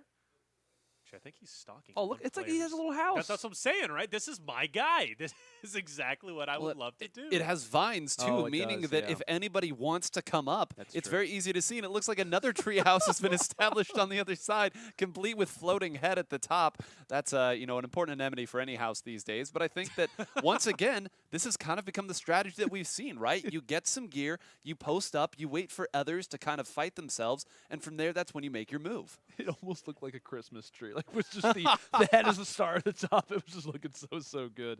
Jay Schlott, though, going to have to leave. Maybe even having his teammate possibly spectate over. That would be my call. I think that would definitely kind of help out a little bit. But it looks as if Beijing Canadian's going for a little bit of a dip here. So I like this. Going across the pond, making some strats. This is the thing that we were talking about. This guy has so much experience when it comes down to this map, in regards to this mode itself. He's familiar with all the maps. Unfortunately, his boat's going a little bit away. But he kind of knows the rotations. He knows what places of interest are there, maybe even a few chest spawns as well. So definitely a lot to look forward to, a lot to kind of think about. But we might actually be seeing a few fights maybe break down here shortly, as Lackland and co are just taking a look at maybe a few stragglers, maybe even a few floating heads just hanging out in the water. Yeah, they're just kind of chilling out for the time being. Some teams have dropped off the initial start, but we're still at 16, right? So still plenty of time. You didn't get your chest at least off the initial 5 minutes, you'll have that opportunity as well. So we'll start to see a lot of the players kind of congregate towards mid once again as that continues on. But in the meantime, very slow. Much slower start than I think we saw last time. Yeah. It was just so explosive in the last game. But definitely like what I'm seeing. The trees definitely add a little bit of an extra flair just for really, I mean, it gives the Hunger Game kind of feel. It does. And the combination of the trees and the islands, I think, so we didn't really talk about, as we see here, Vikkstar and Pizza Hut sticking together. On the other side, Team Marome, as we've been calling them, they spread out a bit. They actually send Beijing Canadian Mitch all the way out to an island to go and kind of do a little hunting, see if they can find maybe some more important gear and then bring that back. So those are two different strategies again. Do you stick together or do you spread out and give yourself the best chance of finding good gear? I want to say, in the midst of talking about, the process of rotating, maybe even at this point, I think Pizza Hut might have gotten into an engagement there for a moment. There's definitely someone kind of hanging out in the boats. I don't think Vikkstar has anything to throw from afar. I don't think he has any opportunities to maybe fire a few of those bows off, that's for sure. But it looks as if Team Ninja and Mr. Beast are knocked out. I honestly have no idea which one is which, but all that we know is that players are definitely dying. In the chat, Mr. Ninja Beast, I trusted you. Famous last words from Postmortem. Top 10 anime betrayals. That's for sure. You hate to see it. Everyone's in a boat. I'm liking this. Oh, it looks as if Swagger Souls may be engaged upon boat. It's like Viking This war. is fantastic. I like this. Where's This the is great. fire? Oh, I'd love to see that. Like the boat on fire, drop it to the bottom. And all the floating heads are following along this with us. This is so calm yet so violent at the same time. It's fantastic. It's like NASCAR in the water. It really is. But you die. But you will die. Yes. Swords are involved. Maybe even a few bows and arrows from time to time. But Vikkstar is on the hunt here. He has no problem. I don't know where Pizza Hut is.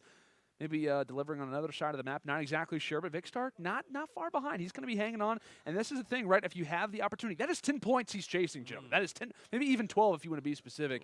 Going after these points is crucial for the rest of this game. But I do believe in our kill feed, Bajan Canadian has been taken down. So pretty interesting that he is knocked out as of this moment. Is Jerome still alive? Have we seen Jerome get involved yet? I was just about to ask the same thing, right? So Mitch goes away. Jerome was, remember, even in the practice round, Mitch died a little bit earlier on, but Jerome was kind of getting double teamed. So hopefully he'll be able to make it out a little bit better than that. But they do have potential fight going on here. They're just going down. That's really unfortunate.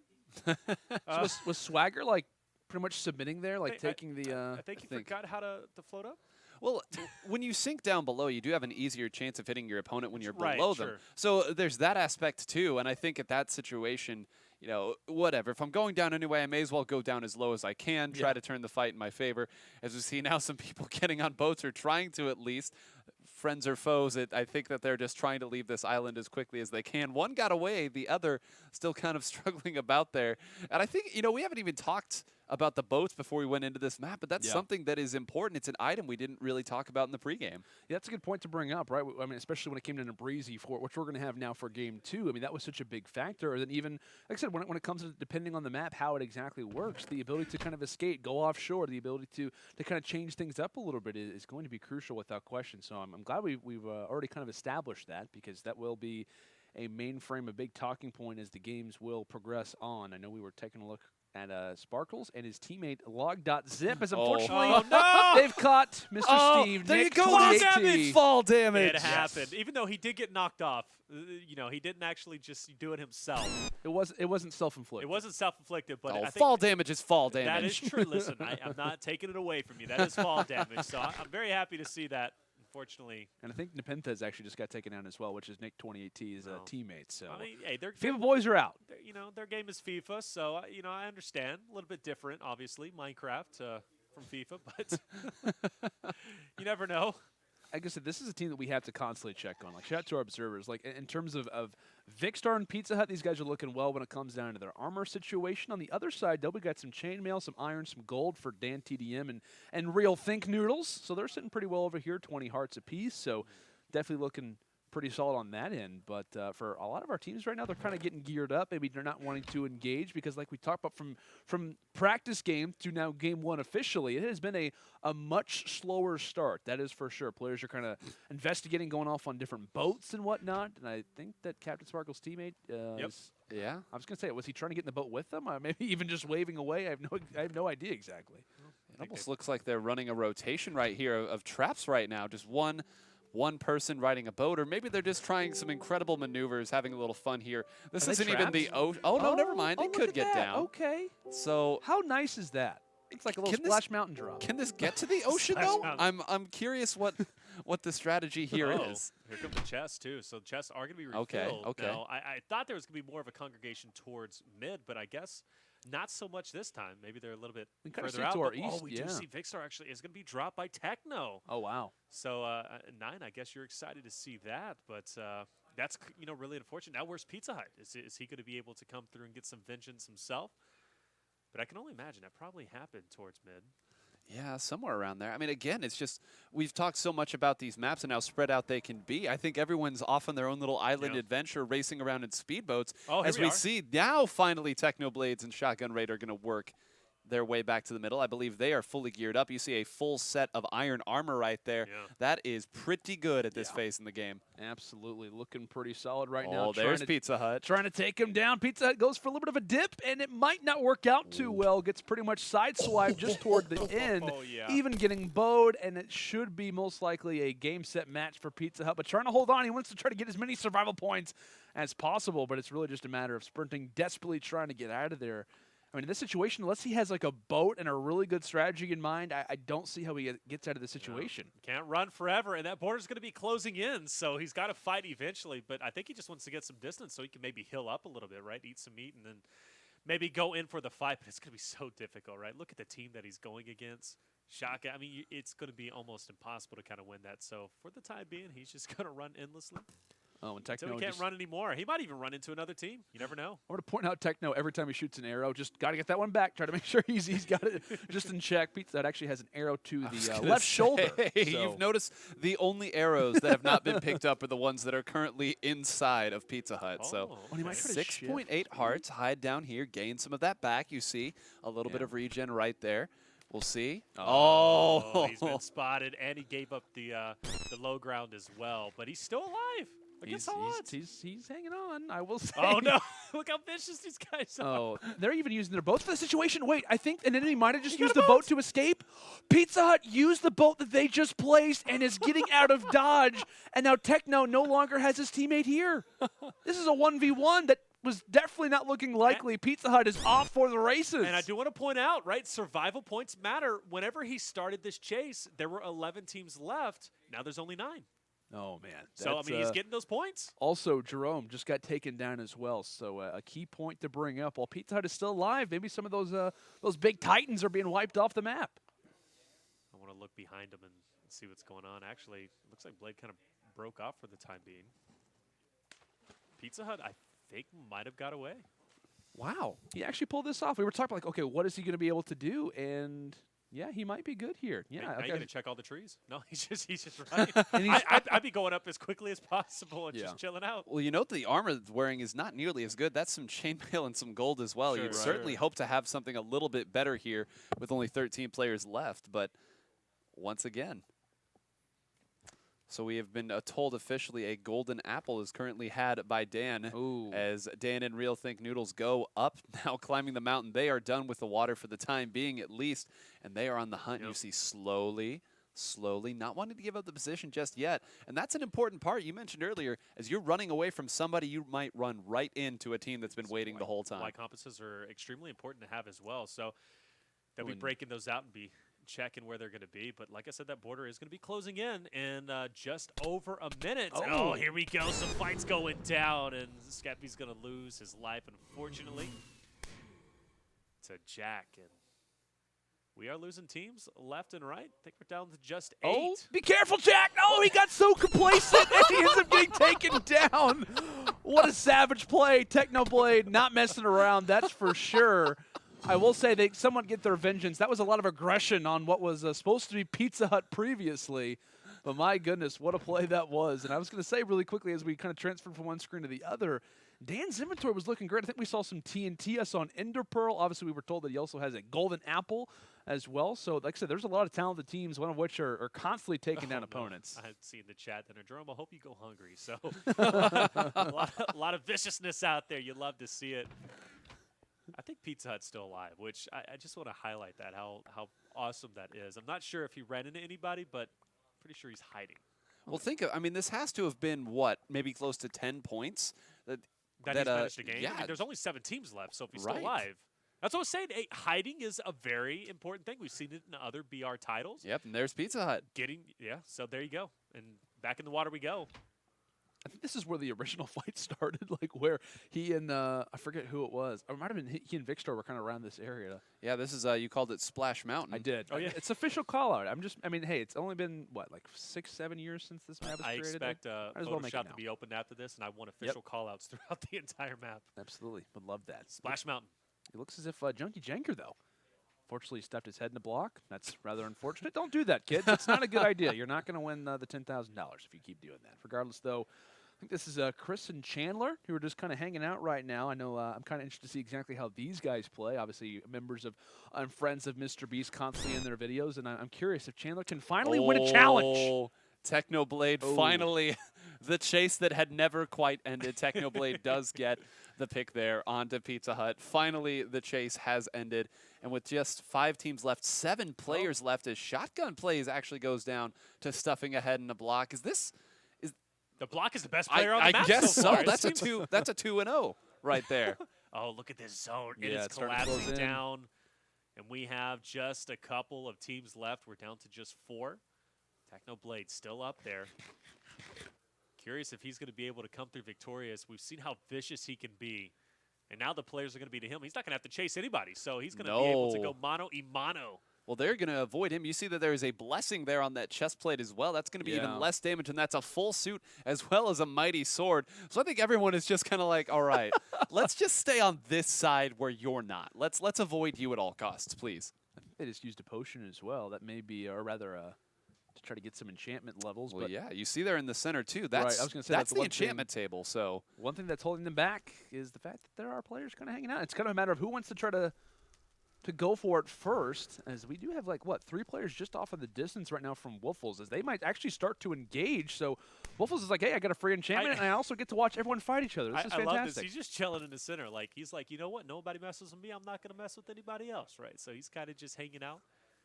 I'm wondering if you know, we talk about another BR titles, third-partying, if it's a big thing. I wonder if third-partying is a big deal in Minecraft Hunger Games as well. Well, the chat has been active, so you never know. You never know. We'll see if third party is going to be a thing. Woofle's getting its whole TNT down. Definitely could have done a little bit of damage. It was definitely got a little bit too close for comfort, that's for sure. So Woofle's not a bad play, considering what's going down right now. Maybe even has a few more words to exchange, as now he's messing with the big boys. Dan coming from one side, but I believe those are eggs being tossed up, maybe even some snowballs as well, that are going to cause somewhat of a frenzy. Technoblade is looking for both. He's literally 2v1 challenging right now and has no technical squad mate right next to him. But Techno takes down one and takes down the other and is going for Woofles, who happens to have a diamond sword that I believe may even be enchanted. Goes for the cake, even goes for, I think, that might have been a little bit of fire that he actually gets attacked with. So trying to get back up. He does have an Ender Pearl if need be, and he might even try to Vin to go and throw out a few of those arrows. So a very interesting situation, but Technoblade is destroying everybody. Another one taken down on the J-Schlaf. There it is. Only 2 teams left, so we're going to have to see what Woofle's going to be able to do. Technoblade has to go against him as well. Technoblade gets it, and Woofle's got it. Oh, my gosh. Wow. He went from just spectating to full-on playing, and takes over the victory in the end despite. And maybe, you know, you got to be thinking about that fight that Techno went through in the end. Maybe gave him a little bit more damage than he was wanting to take. Wow. It cleans him up in the end. It did give him more damage, but I think that was, what, 3 or 4 picks he got there at the end too? So that's more points than he would have gotten had he won that last fight. That's a good point. I think he has to be happy with the way he played that at the end. Yeah, I'm sure like that extra 30 would have been nice, but still to no avail. Like he was just lighting everybody up. I think it was Woofles who escaped with like 7, 8 hearts, so he was pretty good in the overall scheme of things. He definitely could have taken a few more hits, but that was so interesting to watch toward the end because it was a matter of, like I said, like Woofles kind of spectating, kind of watching off in the distance while he doesn't earn all of those points for the eliminations. That was the aspect we were discussing, was like, okay, when is the time to engage? How are we going to play this? Are we going to be all out aggressive, much like we saw Techno be, or are we going to kind of see that transition of kind of hanging out in the back lines, watch the fights, kind of partake and go from there? So we definitely saw kind of a mixture of both. Both strategies definitely working out in a pretty decent way, but let's go and take a look at some of the best moments from Game 1. Yeah, Nick taking that fall damage, so unfortunate, and I know his partner was eliminated shortly after that. Of course, a couple more going down your way. We saw a lot of good, good moments, and on top of that, a lot of interesting strategies too. Keep an eye out. I didn't expect the boats to be as influential as they were, but I gotta say that moment was unfortunate because I think he meant to land on the tree, like we saw Techno do. He kind of just missed it, and unfortunately fell to his death. But you hate to see it. But overall, some of the best players in the game, the block, I think, took out a lot of players, right? We also saw fall damage take out a lot, too. We did. So we saw that become a factor, that's for sure. If that was a duo, I don't know if anybody could stop them. I mean, there's block and fall damage. there is what, Pizza Hut and Vicstar, they're out there. You think they can stop getting your I head have stuck no in idea. block? Like after I saw the practice game, I thought, okay, this not that this is done, but this is just not looking all that well. But Sure. they're a talented team. Definitely can kind of get up in the score range. That's for sure. Maybe even our top 10. But let's go and take a look at our top 10 actually after game one to see exactly where we are lingering right now. So to no surprise, we've got Technoblade and Shotgun at the top, much like 9 was predicting. Got to give you some props on that one, sitting at 120 score. I will say we do see Bajan and Jerome sitting at 112, just off in second place. We've got Woofles obviously making a major play toward the end, winning that first game, so that extra 30 score definitely going to help them out to get in toward third place. Sure. What, a few extra names? We've got, obviously, we got to see Donnie for a little while. Chandler and Chris are definitely kind of representing a little bit, sitting at 5th. We've also got Pizza Hut and Vicstar kind of lingering around the 8th place, and Dan TDM and Noodles lock it down that last 10th spot. Yeah, I think Noodles using kind of the map to his advantage, you know, surviving a little bit more, and obviously coming through with the points in the end. So definitely a very positive thing to see. Yeah, absolutely. So it looks as if we're going to be heading toward Valleyside, actually, for game number 2. So a little bit of a change-up, but we are already ready to get this one underway. Guys, let us know. Obviously, coming after that last game, who are you looking at as a possible major players? It looks as if Bajan Canadian already takes down Nick 28T to start off this game. I will say, FIFA community, they're big. They're definitely kind of rooting on their boys, but they're just not putting up the greatest performance as of yet. There goes J-Slat. There goes Skeppy. KY or Speedy already doing some damage. And the interesting thing about this map, too, for people who aren't familiar with it, there are buildings all over the place. So we have seen the high peaks. We have seen speedboat racing. Now we're going to head back to school and hop between all of these different buildings that you might see at an academic center here. We already have a look here at Technoblade and Shotgun Plays, our current first-place team. But this is another one of those maps where understanding where the chests are is going to be the key moment. Because at the very beginning, you can just run to all of these buildings. They are all open to you at the very beginning. And it's all that much more important that you get what you need early and then move in like we've seen these teams do. Definitely looks to be as Junkie going for a few of those chests. Heading back over toward Chandler. Like I said, I was talking about it. When it comes into Mr. B's videos, he's yet to win a challenge. I'm looking to see if maybe Minecraft Monday can make up for it, as it looks as if we do wave goodbye to quite a few players. Chris, Mini Lad, Hex, Leon Lush, all knocked down in just a matter of moments, and there goes Syndicate. So that that Call of Duty duo we were kind of discussing of Syndicate and Hex actually happened to go another way, back to the respawn screens, and now becoming one of the many floating heads that we're going to be seeing here shortly.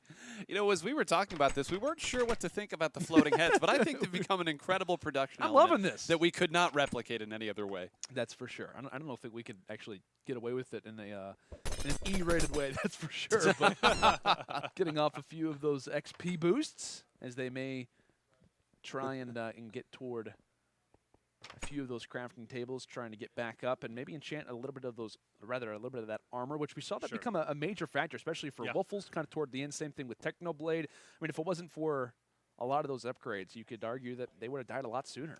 Absolutely right. It's huge to get that enchantment going, especially towards the end. You never know who you're going to be fighting, and having the best kit is going to be hugely beneficial for you. I was sad to see Leon go so early on in the game. I know he was kind of camping out, at least off the initial start earlier in the last game, but a little bit different here on Valleyside.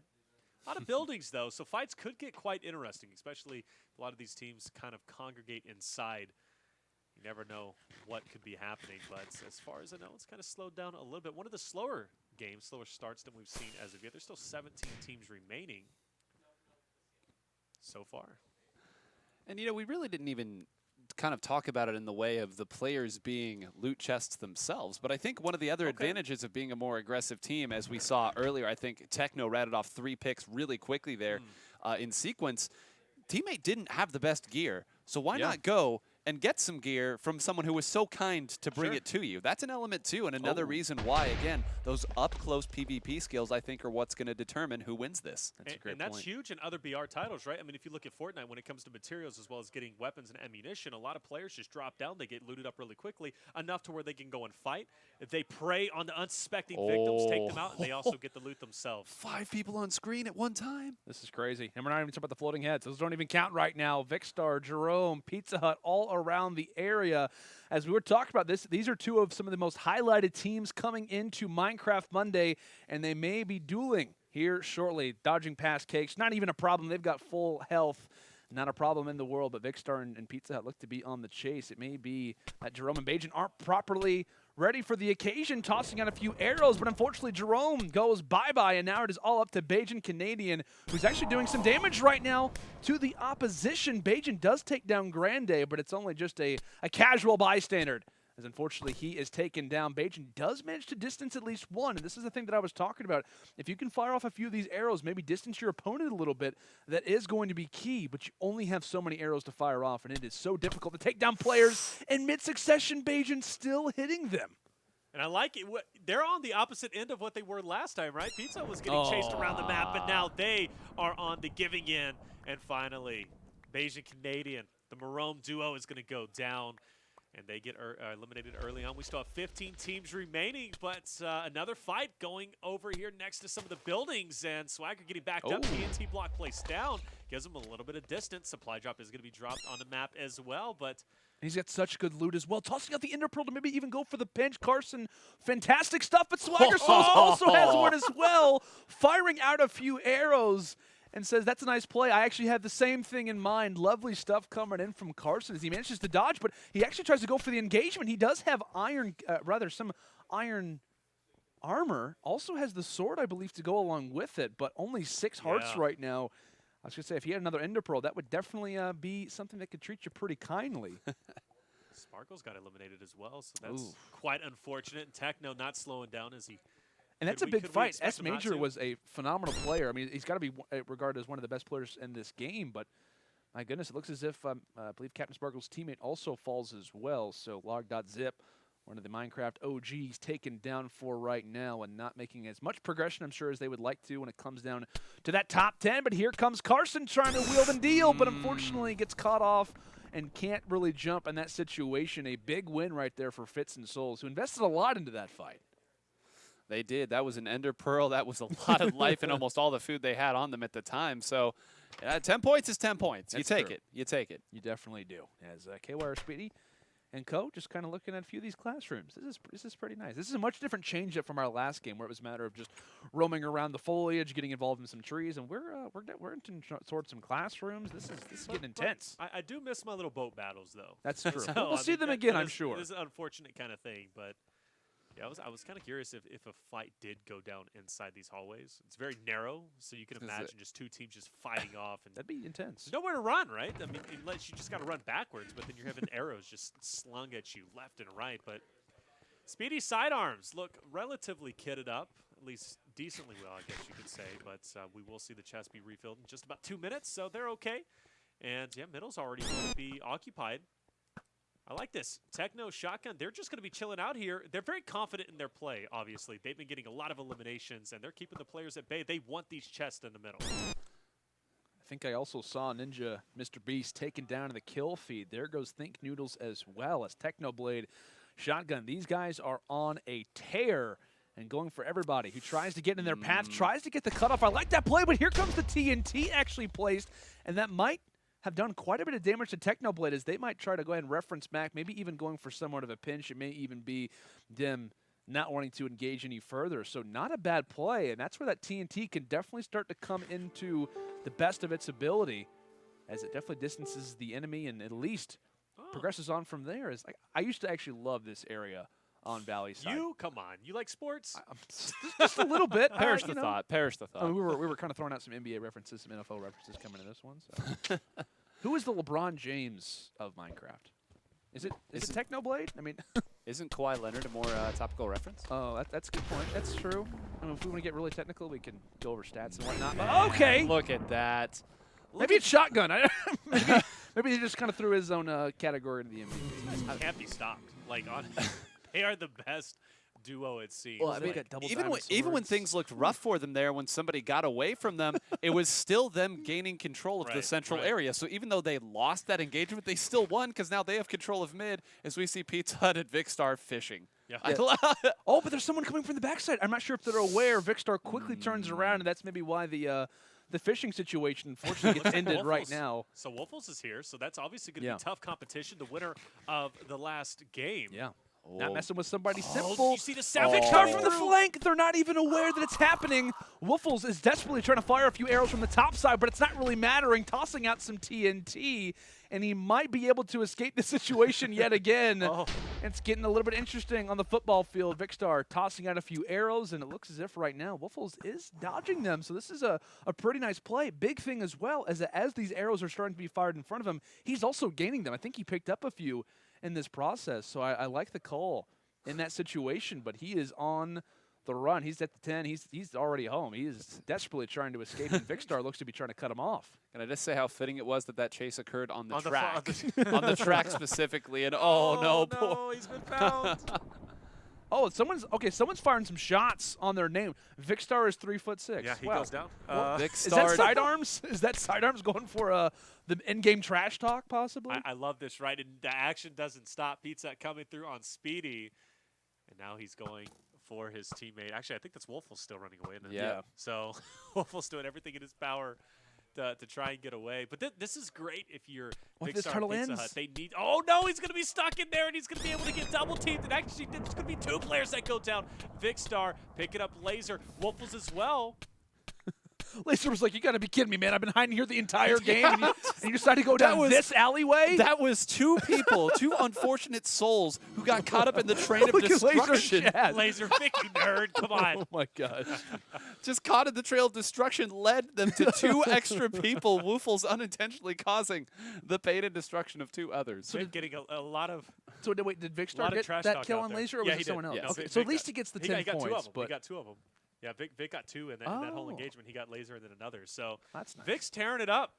And But- a lot of fans of him in the chat called him nerd, called him 3'6". Vic, I'm on your side, buddy. You're I'm doing not very sure. well. So I'm not sure if that was Sidearms who changed the name, because I know he and KY or Speedy are obviously teammates, and I Right. saw that kind of went down.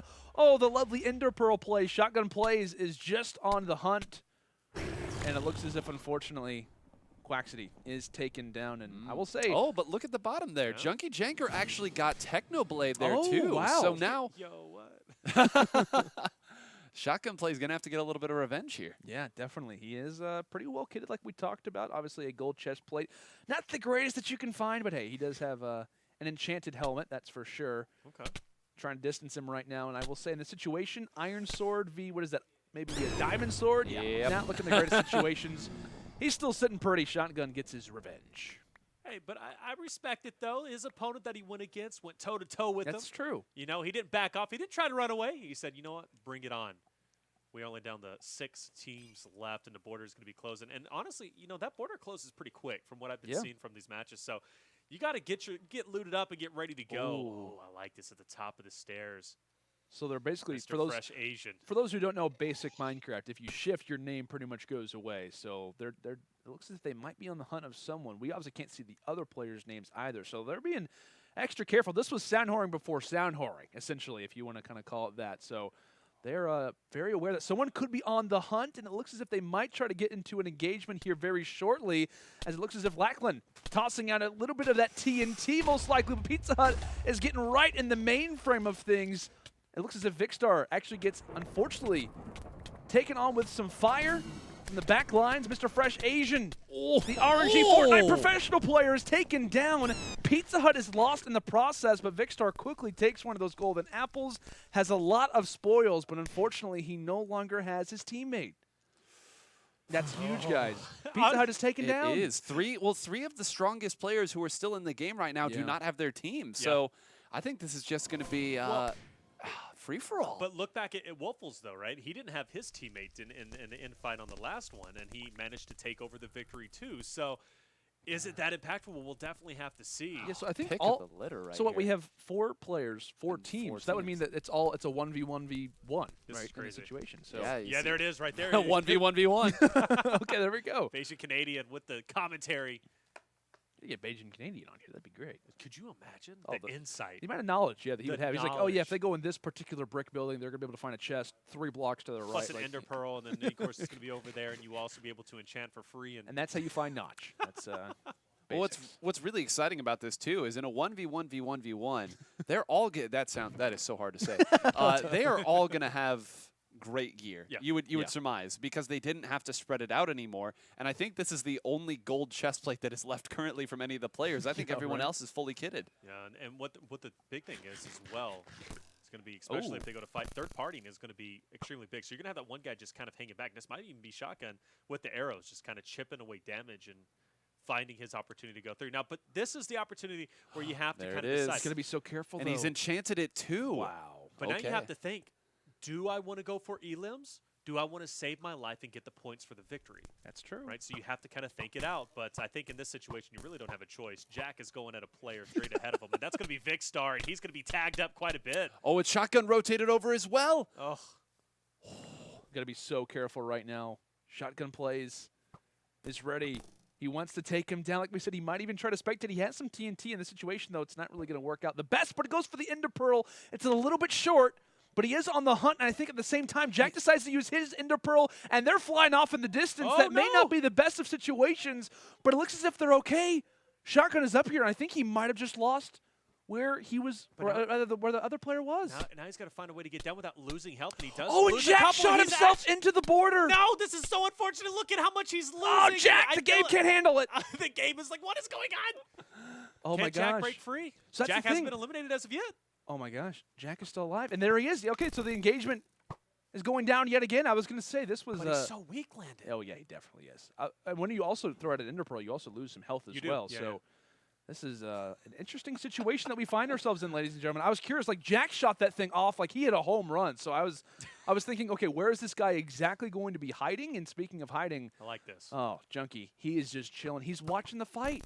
He's loving this. So He's even spectating. Do you go for the elims? Do you go for the placement points? Well, Jack seems like he wants to place well. He's just watching the action. He's got the best seat in the house. He's just chilling up there, waiting for the opportunity. Oh. Hearts are going to be dropping. Shotgun getting low, but I think he still has the advantage, and there it is. Shotgun going to take Jack out. He quickly needs to grab something, though. There could be He someone on him instantly, and it looks as if that will be the case. That's exactly the play there. Yep. So that third party definitely becoming a factor. Vicstar not too far off, firing a few of those arrows, going for the chase, and it looks as if they might start to be engaged upon. Vicstar probably hit very hard in that situation.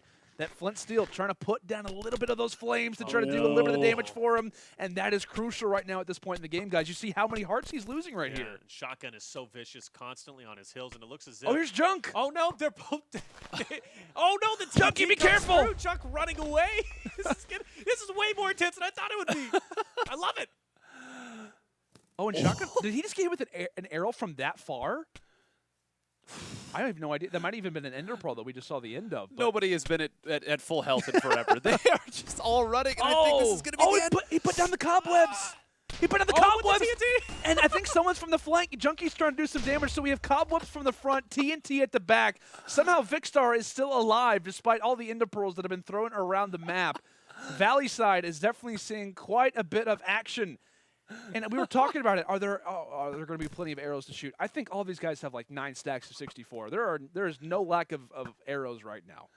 I love how Junkie here is just the agent of chaos who always seems to be coming into the fight last, and that strategy is going to work there. Oh, no, Shotgun won it with 0.17. No, he didn't. Okay, never mind. Junk lost it was at 1.7, so I was worried. Yeah. And Vicstar takes down the final player. 1 arrow was all that he had left, 14 hearts, and he will escape. So we were talking about, I mean, when it came down to game number, or rather practice game 1, it was a matter of Pizza Hut and Vicstar were just rolling through everybody. I thought that it would eventually happen where they do take a game. It just happened to be here. But, guys, what a game that was on Valleyside. Kind of toward the end, we saw cobwebs, we saw Ender Pearls, TNT, everything was being thrown out there. And it was all kind of working out pretty well. I love that play at the end, though, where Vicstar literally has like cobwebs in front of him to distract him, and then TNT, once he gets stuck, to kind of take him down. It was a valiant effort, but unfortunately, Vic is just too strong. He may be, according to, I forget who it was, 3'6", but Vicstar is the killer, that's for sure. Yeah, absolutely. I'm curious where the points are going to be sitting at. We'll find out after the break, but I got to say, though, Vicstar probably got a lot. He got a lot of eliminations there. Yeah. His teammate as well, right? So I believe they're going to move up in the leaderboards relatively soon. But Shotgun, I mean, he got a lot of eliminations plus a good placing as well, that's too. For sure.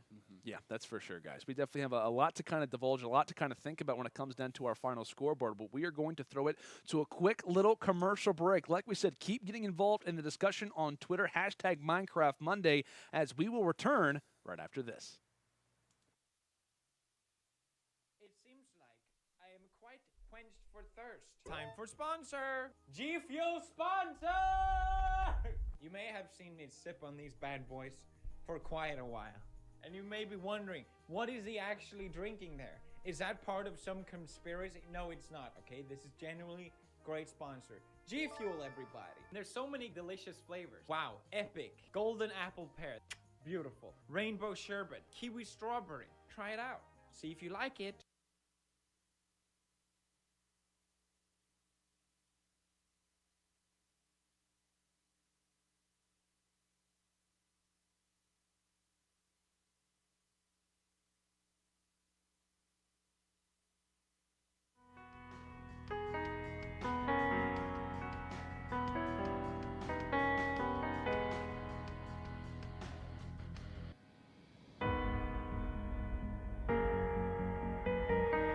There is no secret, there is no mystery untold.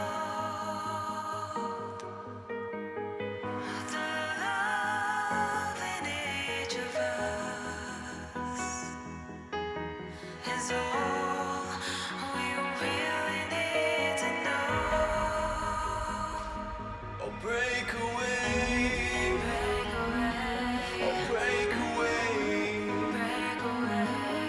Break away from the chains, from the pull. Break away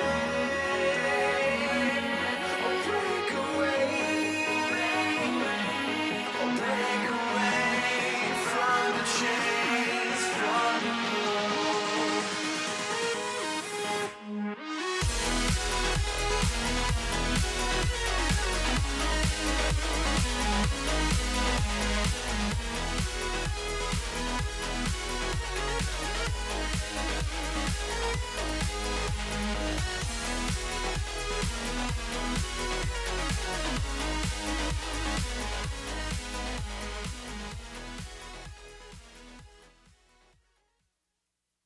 Welcome back, ladies and gentlemen, to Minecraft Monday. Boy, have we had an interesting first few games. That is for sure.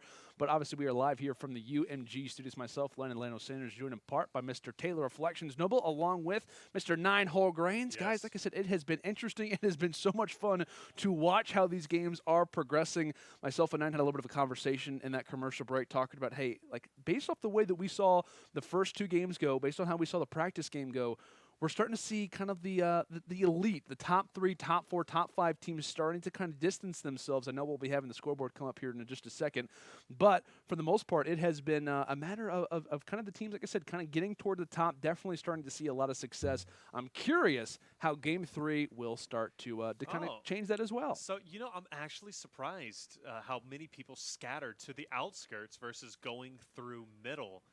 Very interesting to say the least, but whoever did stay in middle, I think it was maybe 1 or 2 teams. Yeah. They just got a lot of loot.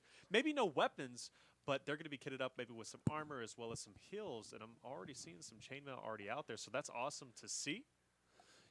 I'm seeing, excuse me, I'm seeing a bit of a strategy similar to the one that we saw earlier, where the teams that leave and go for the really high verticality areas, sometimes it's on top of a tree. I know that there looked like there was a crane structure of sorts, some big buildings. Sure. I think that they are willing to forego the loot in the middle Yeah. because they know that if they can get set up there specifically, they'll be A-okay even without that. It looks as if already talking about early game strategies. Unfortunately, Ninja, Mr. Beast, they're taken down again. I think that might have been First Blood, possibly. Same thing with Atozi, KYR, Speedy, all falling in quick succession, and there goes Fitz. I noticed that I think it was Dan's teammate who actually kind of threw over that wooden sword and pretty much gave him the chance to go and take down Fitz. So already quite a few players dropping when it comes then to SG4, as it looks as if already some explosive fights going down in middle. So Jerome is still lingering around here.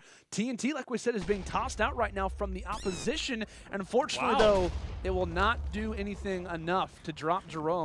Quickly getting back in that food situation, as we're already seeing fights go down everywhere. Yeah. There goes one for Think Noodles, as Hex is now taken down. Carson goes down as well.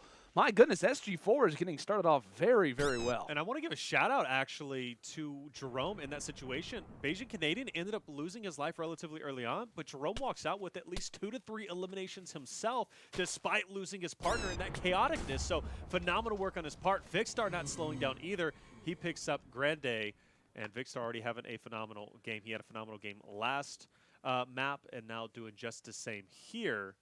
And now we're watching Blade. He's got the crown on, and he is being represented well. He is definitely probably one of the kings so far. I'm probably still leading on that leaderboard, if I had to guess, at least top 3 for sure. And with Shotgun by his side, that's a deadly duo to deal with. Taylor, half the players are already gone. I know. This game is rapid fire in every sense of the word. But you see already, the big boys once again have already decked themselves out pretty well. As we see Woofless, another powerful player, already down, and I think Fresh Asian soon to follow. Yeah, unfortunately, Fresh Asian taken down, like we said, the kind of representing the Aussie scene.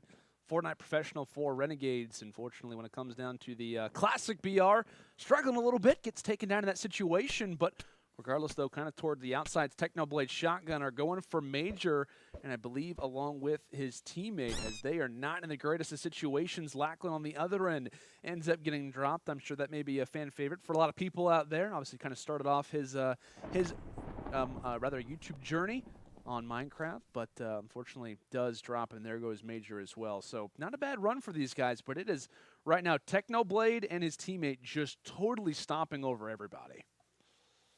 Definitely so. Guys, use the hashtag Minecraft Monday out there on Twitter. Represent your favorite team. Make sure that they know you are supporting them, because a lot of action. This is only, what, our 3rd map, so we still have, what, 7 to go. Oh, yeah. So still a lot more to come, and if your favorite team maybe been eliminated, maybe not had the best first 3 games. There's still plenty more to be had. I see some fishing going on potentially. Okay. So it looks as if Chandler and Chris taking a little bit of the slower route, maybe trying to make their way up. And you never know, right? There are some chasms. There are some random areas around the map that can definitely provide you some interesting spoils. And they may or may not be finding that right now, maybe even taking a few of the mushrooms. But Chris, so close, yet so far. He does find a chest, though. He does find a chest, so maybe there is light at the end of the tunnel. Syndicate. Our first time spectating him, I think. It is, yeah. And I'm curious. Hex actually was eliminated earlier on, I do believe, right? So Syndicate's by himself to go himself versus the world. But it's not so bad, right? He's still, you notice there's only 11 teams remaining, so he's managed to at least outlive more than half of the teams that have been placed onto this map. So not too bad. And look at this viewpoint that he has. Okay. I like this that. is a very easily defensible position as well. And I don't know, earlier I believe I saw him holding a golden apple as well. So, golden apple, little armor, got a nice little cozy home here to protect. There are worse situations to be in. That's for sure. And thankfully he has his good old buddy, Big Optic X, to just watch over him. It looks as if we did see a few of those arrows being tossed out there from Vicstar over toward Pizza Hut, so they're in somewhat of a better situation. But for any people out there who used to watch the Minecraft project from Syndicate, that was probably one of my most favorite series of all time. Someone who's always been kind of known for those series kind of carrying on and carrying the torch, that's for sure. Whenever it came down to people kind of getting excited for that, I was always the one guy who instantly clicked my sub box when it came down to those videos, and it's awesome to be able to spectate guys like Syndicate, along with, like I said, we get to watch guys like Vicstar as well, kind of on the other side. So right now, though, we transfer back now toward another OG. We've got Captain Sparkles shifting in a corner. He's clearly not feeling the best in this situation. He may be even pulling out a few dance moves as well. But regardless, though, you see him holding out that compass. That's pretty much going to show how close that players are to him. So he most likely does have somewhat of an indicator as to the fact that there is someone that is not that far off. So we'll be definitely taking a look at that kill feed, as Syndicate unfortunately does get taken down, and yet to see Captain Sparkles involved, but we may or may not see your boy Leon Lush added toward that kill feed soon. Leon, come on, Leon. You got this. Jack is a tough opponent. Don't run, man. Fight head on. Apply it directly to the forehead. Leon Lush. He gets eliminated. So sad. It's so just sad. continually, though. Like, we see Vicstar, we see, like, Jack, like, constantly taking Shotgun, down. yeah. Shotgun as well. Like, just constantly involved in that conversation. As now we are down to our final 11 players, 8 teams in total, as we're going to head back over now toward Junkie Janker, who may be hanging out right now toward the crafting table, chest behind it. This may be like what, an aircraft hangar possibly? It looks kind of like one. I have no idea. Yeah, I think that's the look right there. And remember, Junkie Janker, a player who's really good at identifying where the chaos is happening. We said the agent of chaos at the end of that last game, dropping TNT, cobwebs, just about everything in the kitchen sink. So I think, you know, this isn't a bad position for Junkie Janker here. Get geared up, understand that you can survive just long enough. You know, maybe chase after some of the bigger teams, see who they're going after. Couple kill steals there, you never know. Sure, sure. And you got to imagine, too, he has a compass, so he's very aware as to his positioning around where other players might be. So he's free to go ahead and loot and be okay. Meanwhile, I like what I'm seeing here. Kind of getting some mushrooms, maybe making, you know, a nice little soup. I want to point out, I feel bad because like Chandler and co were here like just not long ago. Oh, and were they? And Vicstar was the one that, of course, eliminated them. I don't think they realized they could actually harvest the mushrooms. So we're kind of saying like Vicstar and Pizza Hut realized, oh yeah, they totally forgot to kind of grab these. So that could definitely kind of help them out. We talk about like the mushroom stews, how much of those are a factor. So that definitely could be one aspect to be looking out for. But they're kind of just hanging out right now. And what I'm going to kind of consider, what, the sewer possibly, maybe the lower pipes. But that's fresh water. I can't be a sewer. It could be fresh water. I mean, hey, who knows? We saw earlier Syndicate did go down to Real Think Noodles, so everything we said about that nice house now goes the other way. Yeah. As Real Think Noodles maybe just kind of going around the perimeter, not really necessarily looking for a fight right now. Teammate currently down. But again, you see fully decked out. Most of the players who are left do indeed have that.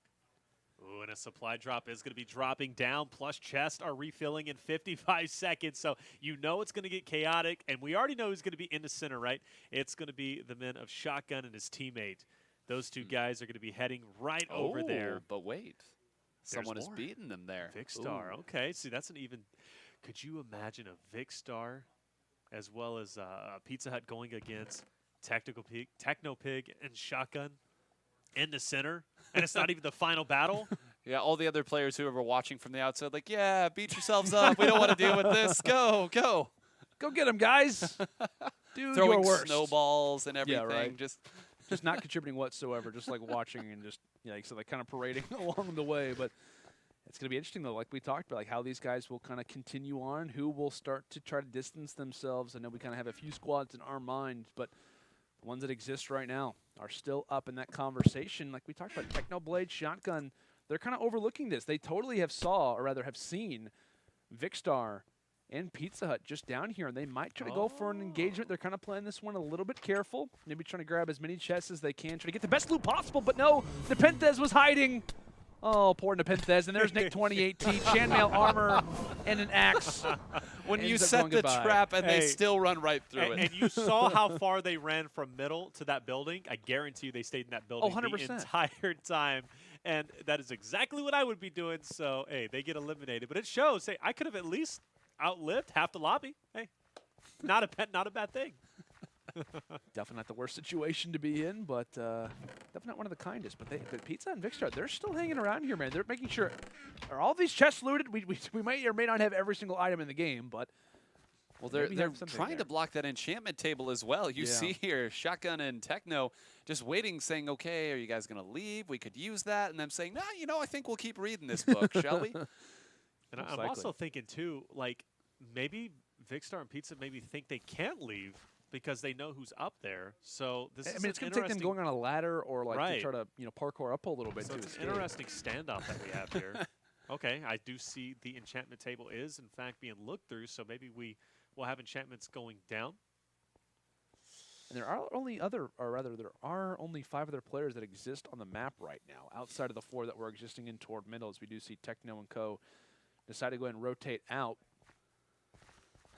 And Pizza Hut does have a golden apple in hand, so that's definitely something to kind of keep in mind. Jack does take down Swagger Soul, so we do see Technoblade start to rotate out. That may be an indicator for someone to rotate out as well, and one of those few players left happens to be Mr. OG, Captain Sparkles, trying to stay alive, getting tossed out and trying to throw a few things toward the opposition.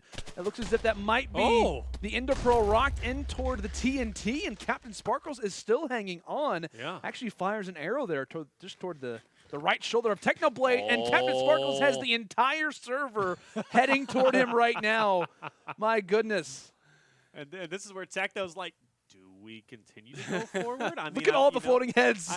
I'm pretty weak, but yeah, everybody's trying to get their piece of the action here. And what is going to happen to Captain Sparkles? He's got everybody behind him, and In a negative way. in a very negative way. And oh no, he's going to get caught up, especially in that foliage. That's what I talk about, right? Maneuvering through, very important. And unfortunately, he meets the end of the road. And yeah, do we have Techno? They don't know that they're here. Oh no, Techno's going on this sneak attack. They have no idea that Techno's just behind the corner. They were shifting behind the trees. Can this work out in their favor, though? You're starting to see a little bit of the fireplace down. Is it going to do some splash damage? Unfortunately, it will. Pizza Hut has got to be so low, trying to single the players out. And it looks as if Vicstar takes down Technoblade, and Vic also takes down Shotgun Plays as well. Vic and Pizza Hut are still alive. They grab some golden apples, and they pretty much just wink. Oh my goodness, what a play coming in from those two as they are still alive. That is a and they are huge instantly back to 20 hearts apiece. And not to mention, right, they just eliminated the top team in points, and they were already working their way up from the last game up that leaderboard. That's they crazy. could take first place here just from that alone. There's only 4 teams left. They're kitted up beyond belief. If they win this, they're for sure going to take over the #1 spot. That's a tournament swinging engagement right there. Can you imagine if that had gone 2-0 the other way? Yeah. That would have been – that's unreal to think about. Like how important of an engagement that is at this point in the tournament. Like we said, guys, we are in Game 3 of 10, so to get yourself up to a hot start is important. It looks as if on one side, Think Noodles as well could be part of another elimination, this time somewhat of a negative way. As he sees Vicstar, he sees Pizza Hut, and now it's time to maybe go for a little bit of a jog. A brisk walk, have you? Oh, no, here it is. Yeah, that was short-lived. Think Noodles goes down, and now we have one full team and a couple of others. So I'm not too sure if the remaining other 2 teams are going to be a full team, but we do know Vicstar, Pizza Hut still together. We're seeing Junk over here, which I don't see his partner anywhere, so he might be a solo. And we might have one more solo as well. So, well, there's 4 players. So, yeah, we have 2, which is Vicstar, Pizza Hut, and then we have Junk, and then we have, of course, another one. So, yeah, it's going to be a duo versus 2 solos. This could get interesting. I mean, I think I kind of have to favor the duo in this situation, unless the 2 singles want to like maybe type in chat and say, hey, maybe we should Could you imagine? try to work together in this situation. I mean, I think that's what you have to do versus a team that's like, or rather, how dominant they have been. Look up at to that this point. inventory. Yeah. 3 golden apples, Ooh, 4 ender pearls. Yeah. This is about everything you could want and then some. And I love how Techno comes through and he's like, hey, this was a practice round, right? We're going back to that? It's like, yeah, absolutely, guys. It's a practice round. Actually, It's don't not a have to practice restart the round. whole round. Just take us to about this timestamp where we got 2-0. That, just right there. We'll redo that. Here's Jack. He is going to be shifting right now, so trying to keep the element of surprise. But I think as soon as he maybe got a little bit of a visual, that's exactly when Vicstar and Co decided to turn around. So poor old Jack by himself running down the road. 1 definitely is the loneliest number. I will say, though, he does have some enchanted gear that looks like enchanted pants, chest plate, as well as the sword. So not in the worst situation, but as fortunate as that zone starts to come through, Jack realizes, yeah, I got to go fully the opposite way, parkour myself up this hill, and now I may have to start to engage. So against the world right now, but it looks as if right now Vicstar does take down Junkie, and now I believe we are in a 1v2 situation. Pizza Hut and Vicstar almost laughing, waiting for him to come back toward the circle. This is amazing. Just sitting right there, not even needing to move, saying, all right, come on. Writing's on the wall here. Meet your Writing is on doom. the wall. There it is, too. Yeah, he's going to go right in there. And this is going to be the end of it. Vicstar and Pizza should walk away with this. There it is. GG's all around. And with that, like I said, I think they are going to take over first place position. Definitely check it out. But, man, I got to tell you, Vicstar Pizza Hut not slowing down. You know, first game a little bit shaky, but overall, they have recovered massively in game number 2 and game number 3, moving into game number 4. I mean, they're 2 for 3 right now. They are. They're 2 for 3. On top of that, I mean, Vicstar basically soloed at least what we call the Kings, or at least the best in the game. Of course, being Techno Pig and Shotgun Raids a little bit earlier. So, and that was even on a sneak attack. Yeah. So, And the fact that they took they take down the one of the higher placing teams at this moment, that's also going to kind of set them back as well. And this is the first time out of the 3 games that we've had that a full team is still alive at the end. I think in the first 2 games we saw Vicstar, who was a solo. Before that we saw Woofles, who was a solo. And now we can kind of see our score as we exist right now after game 3. To no real surprise, Pizza Hut and Vicstar are prime in that first place spot at 440 points. Just behind them, though, was the team that they happened to take down somewhat early in game number 2, Technoblade, or rather game number 3, Technoblade and Shotgun exist currently in second. Just behind them, we've got Jack and Major with 260.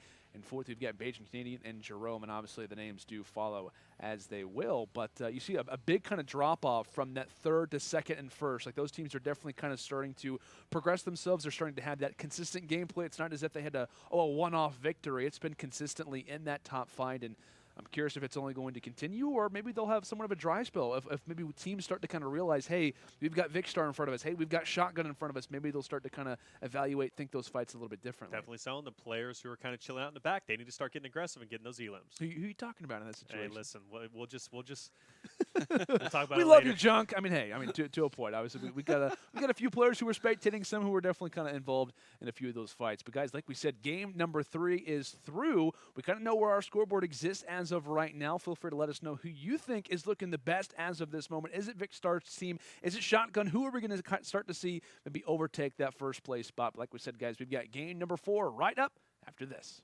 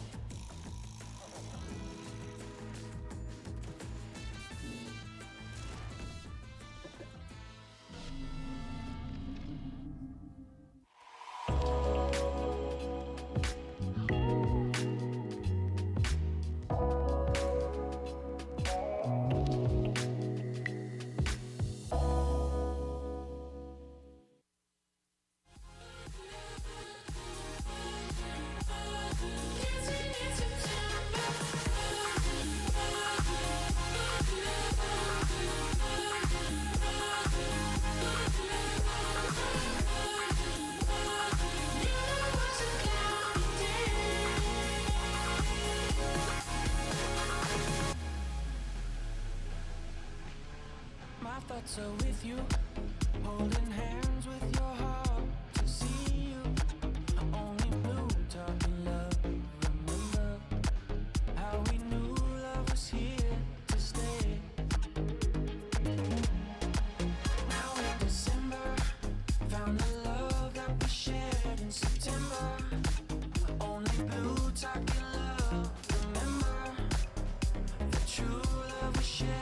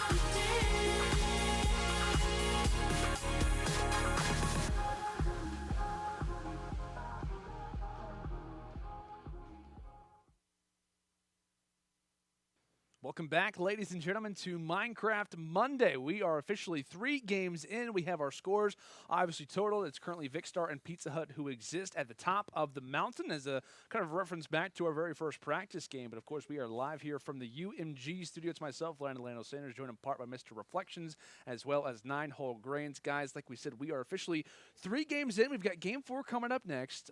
Technically, Vicstar and Pizza Hut are back-to-back champions. I believe we're now getting ready to head toward Coliseum for game number 4, so things are getting a little bit spicy right now. So I'm curious if we might start to see those top 2 teams start to kind of battle it out again, as we saw prior in that game 3. It was Vicstar and Co. who managed to take down Shotgun in that situation, and that kind of overall made them take a big, like I said, like jump in the overall standings. Yeah, definitely so. I mean, they went from what, 5th place, I think 5th or 6th place after the first game. All of a sudden now they're all the way up to 1st place as well. And you're going to kind of notice, especially as the points start to get carried away, you know, that number 1 spot's going to start to grow, right, tremendously. Yeah. Especially, I was looking at the tournament, like I said yesterday, I was kind of watching over Bayesian Canadian playing his tournament, and 2nd place had like 500 total points. 1st place was sitting at like 830. Yeah. So you can imagine if a Vicstar, Pizza Hut come through big again, they could take a massive lead, and it could equal into the 100, 200 points. Well, that's the thing, too, that we can bring up, Nine. I mean, if they were able to distance themselves, maybe win 3, at least kind of get in that top conversation of like maybe top 2, top 3 teams, they can start to distance themselves and kind of give them a few games to rest a little bit, if you will. Like kind of have a few games where they're kind of earning this extra credit, and it may, you know, they may have a slow game, but they've worked so hard that they have the ability to kind of slow down a little bit, kind of have a little bit of that safety net, if you will, and that's going to be crucial as we head into game 4 here. It will be crucial, and I think that another thing that they can do in that situation is maybe go and target the other top competitors there too. That's true, yeah. Say if we did it wrong, whatever. If we do it right, the lead grows even more. Wow, and once again, only 2 teams going towards the center for those items. Everybody else breaking off. You got those people who are going to hide. You got the people who are going to also get some weapons as well. And I do want to point out something interesting that was put out a little bit earlier. The border will now start to spawn 2 minutes sooner than the previous maps, which means we're going to start seeing a lot of the gameplay heat up a lot faster than before. So something to take into account, especially if you're kind of one of those guys who try and survive, or maybe one of the guys who like to go to the outskirts of the map, trying to find chests and just stay away from everybody. Eventually, you're going to have to move your way in, because we've seen how hard that border can hit, especially if you're in it. I think right now we see KY Speedy just kind of hanging on the outskirts of the Coliseum. Reason why he's a little bit frantic right now, he just lost his teammate's sidearms, and I believe that was to Jerome and Bajan. So he's definitely aware that someone could be on his 6, on his flank, as Wolfels does take down Big Optic Hex in that situation. So rather unfortunate for that duo to consistently kind of have one player drop. I feel like that's been the primary discussion that we brought up in the last few games. It's like, oh, Hex is the last person alive. Oh, Syndicate's the last person alive. They're just not able to kind of get together and kind of get something going. But it looks as if right now we actually start to see, 4 or 5 players kind of dived in on around the same position, as this might be Chandler and Chris trying to escape from a fight of which they're not really prepared for, considering we see no armor right now on Chandler. And you can imagine, plot twist, Syndicate never stopped sniping Optic members in the game. So the reason why Hex drops off so early is because he's catapulting Hex into a fight of a team of 2 and getting him eliminated. Probably not happening. But My goodness. wow. Look Vicstar at that. is not stopping. He Wow. once again eliminates considered the best duo in this tournament. And that is exactly what we were saying earlier, being able to target the other good competitors. Yeah. Now they can rest easy this game, say, all right, now as long as Right. we don't make any major mistakes, we can let the opponents come to us. We can continue to kind of farm for points if we need to, because we know our best competition, they aren't earning any more points this round. Yeah, that's a great point, because like I said, now they can maybe not try to go for as many eliminations, maybe not try to get into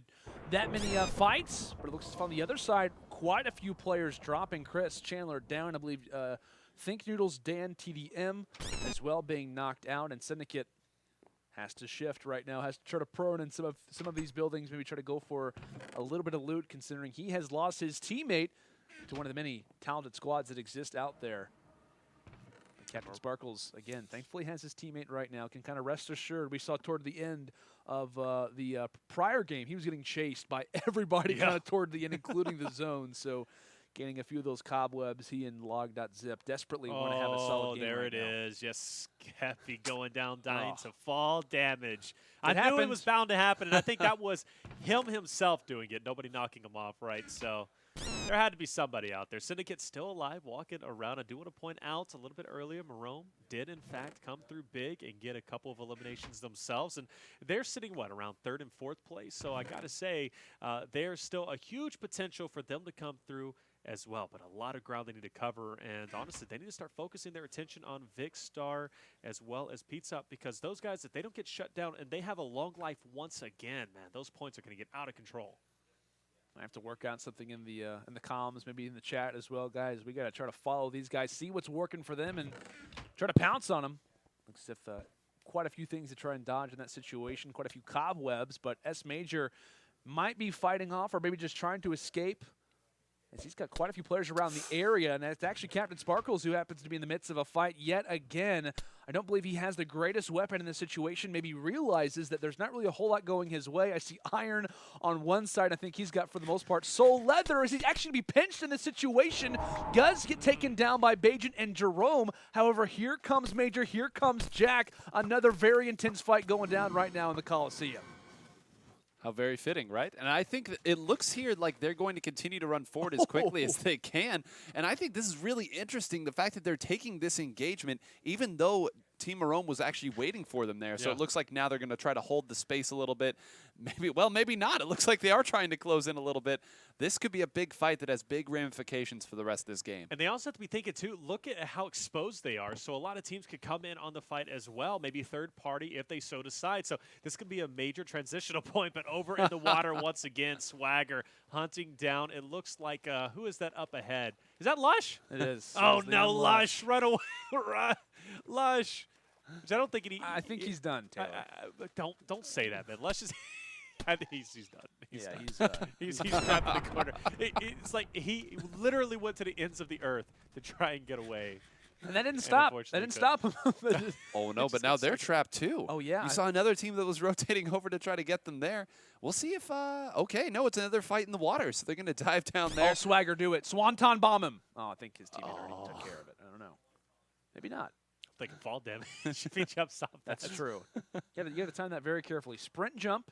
Just imagine if I was playing with you. Landon dies from fall damage. Landon, what were you doing? I was trying to swanton on him in the water, man. I mean, hey, it's a good strategy. Looks like he spots a player just toward his side, and yeah, Swagger may be on a pace to try and escape. But who else? Vicstar, Pizza Hut. They are always on the rush for the opposition. Pizza Hut also does have the fishing pole in hand, but yeah, switches back. I don't know how they always have diamond swords, which they do take down everyone. So you like to imagine after you take down 9 players, one of them probably has something attacking with a cake. Interest. I believe he is trying to hit him with a cake at this point. Oh, he switched back to an axe. It's counterproductive, man. That was definitely a cake at one point. Oh, here's Bajan. So it looks as if we're going to have Bajan and Jerome possibly getting ready to face off against Vicstar. This is a big moment. And Co. So they might, decide to go ahead and reference back. They're to go and make sure they sink their teeth into this particular player. So Swagger Souls, thanks for coming.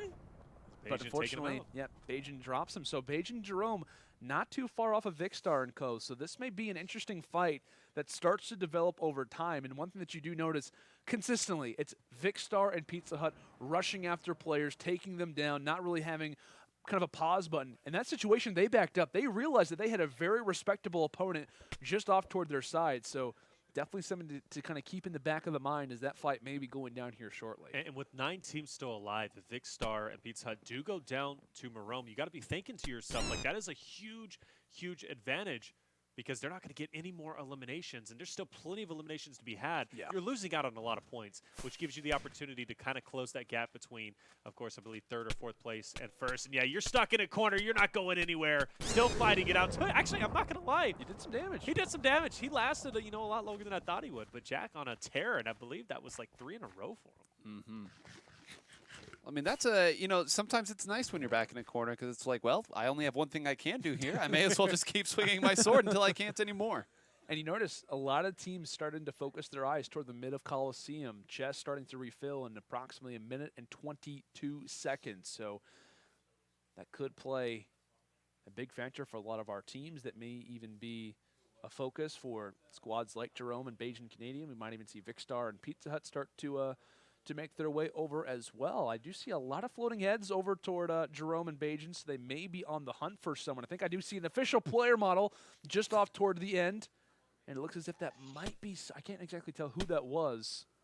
But someone knows that they are on the bitter end of a very unfortunate chase right now. I'm kind of curious. Are they heading in the direction of mid? They're going just on the outskirts. Just on the outskirts. Yeah. So, and of course, that wall is just out there. So, I mean, obviously it limits you. But this building could provide a little bit of coverage depending on if he decides to run in there. And I think Beijing Canadian actually lost track of him completely. I believe so. And do we have anybody in mid?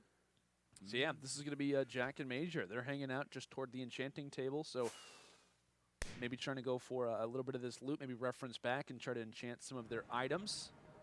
And this is definitely a key team. This may be the team that is in the best looting situation once the end game starts to kind of follow through. I know we see a few of those enchanting books going down, so even get a little bit of that loot out of the way. But here comes Jerome. Here comes Beijing. They're on the hunt for someone, and like we said, not far off happens to exist another team going for an enchanting table. So all chests are refilled.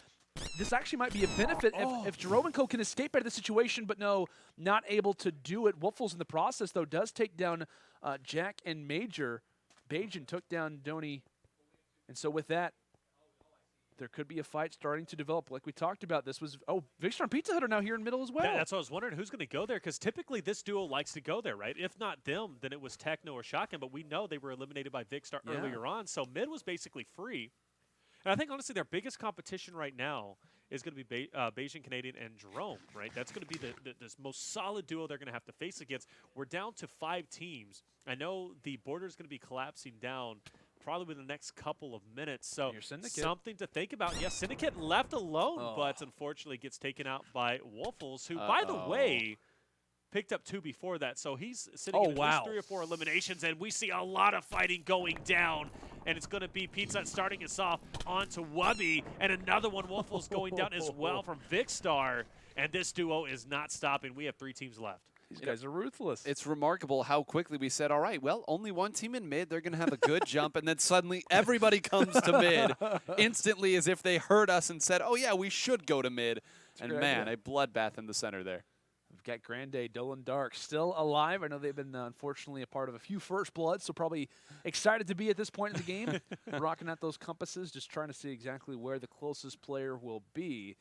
And I'd imagine they're not going to have to look too much further. Everyone hanging out in the Coliseum for now, getting taken down on the stairs, or rather the seats, but not too much longer until that border starts to close. Only 6 players, 3 teams, most likely of 2, and one of those teams happens to still be Vicstar and Pizza Hut looking for that 3-peat, guys. This is that. And their inventory, the diamond sword one, with sharpness, by the way. So I mean, that's going to be amazing in terms of fighting. Their armor is also enchanted as well. I mean, they are looking incredibly solid. Yeah. Man, honestly, almost as good, if not the best you can look at this point in the game. And here we have gold armor, right? We have leather, so it's like we see the difference in strategy there. Like, you know what, guys? Top 3 teams, not too shabby. On the other side, must perfect build. Yeah. Literally. Word for word. Beijing Canadian, though, and Jerome, maybe trying to play what we call another BRs, kind of that gatekeeping position, looking for a few people outside of Coliseum, wanting to try to grab as many extra points as they can. Well, they have to know that the other team is pretty kitted out, right? They have to be looking, all right, let's get these 2 elims right here, 20 more points. We'll see what happens when we head into the Coliseum. And I'm curious what weapons they had too, because at least did they have a diamond sword as well? Did they not? But no matter, we're going to be right in the mid. I love how they're just tempting everybody to push us. We want you to fight us. Look at our sparkly armor and terror. This is just not looking good for the competition. Like I said, someone's going to change something up. They found them. They found them. Oh, like we said, Jerome, everybody around the area. Beijing does take down Grande, and now it's all up to Dolan Dark, and unfortunately does get dropped with pretty much somewhat of an ease. And that has to be a success for them, right? This is exactly what they said they were looking for. Like, all right, now we did our job. Yeah. We go to the Coliseum, whatever opponent awaits us there, whatever the other Gladiator team is, we've done our job. We've got the points that we needed to. Let's have fun here at the end. It's going to be epic. Back in the Roman days, let's bring it back.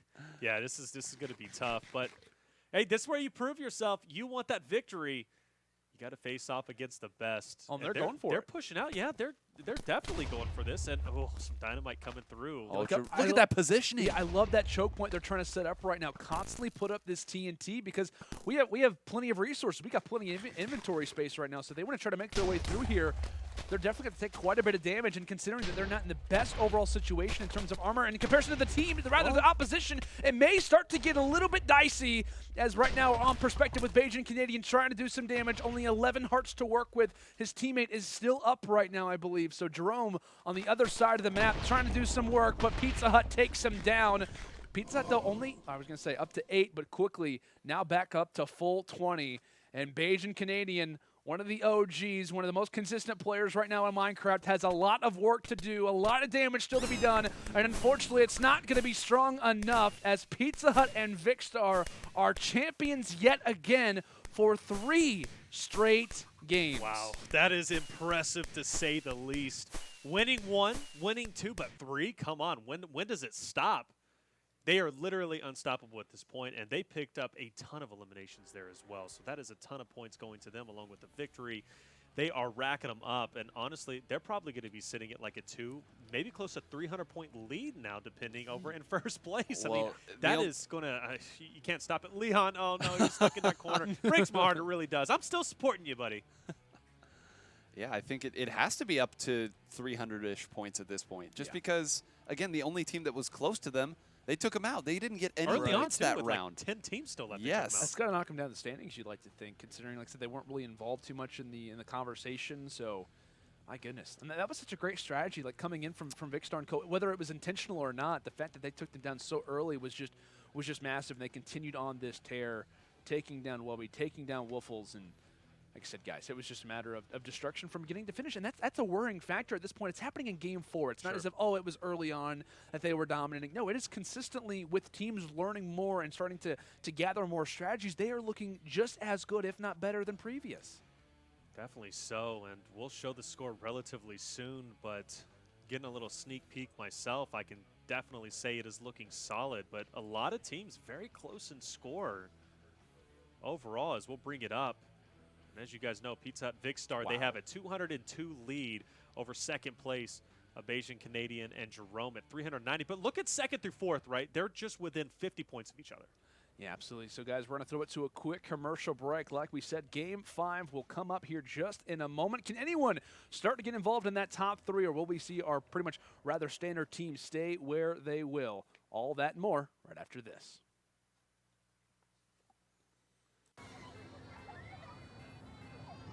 What if I had my own G Fuel flick?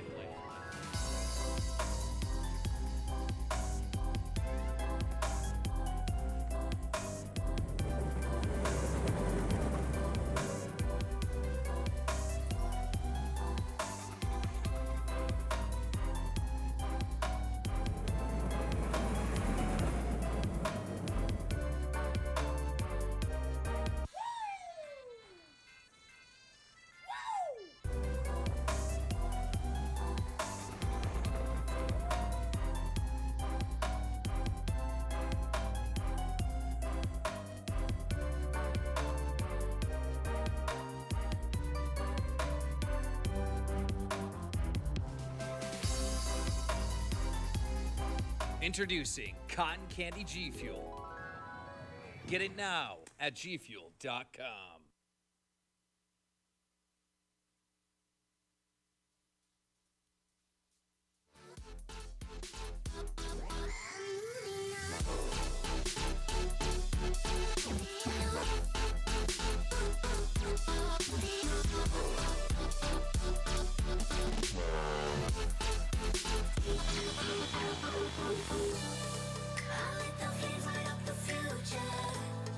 Making empires of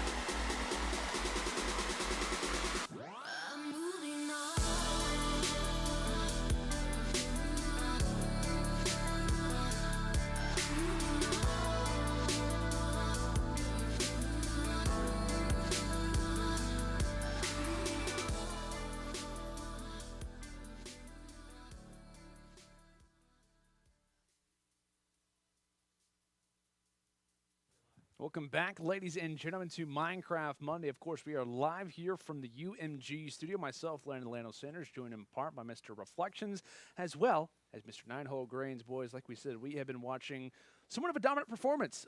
We are 4 games in, and Vicstar and Pizza Hut have won 3 out of those 4, and even had a very solid performance when it came down to the very first matchup. They're looking great. They are, what, like 200-plus 202 points. Pretty much away from the second-place team.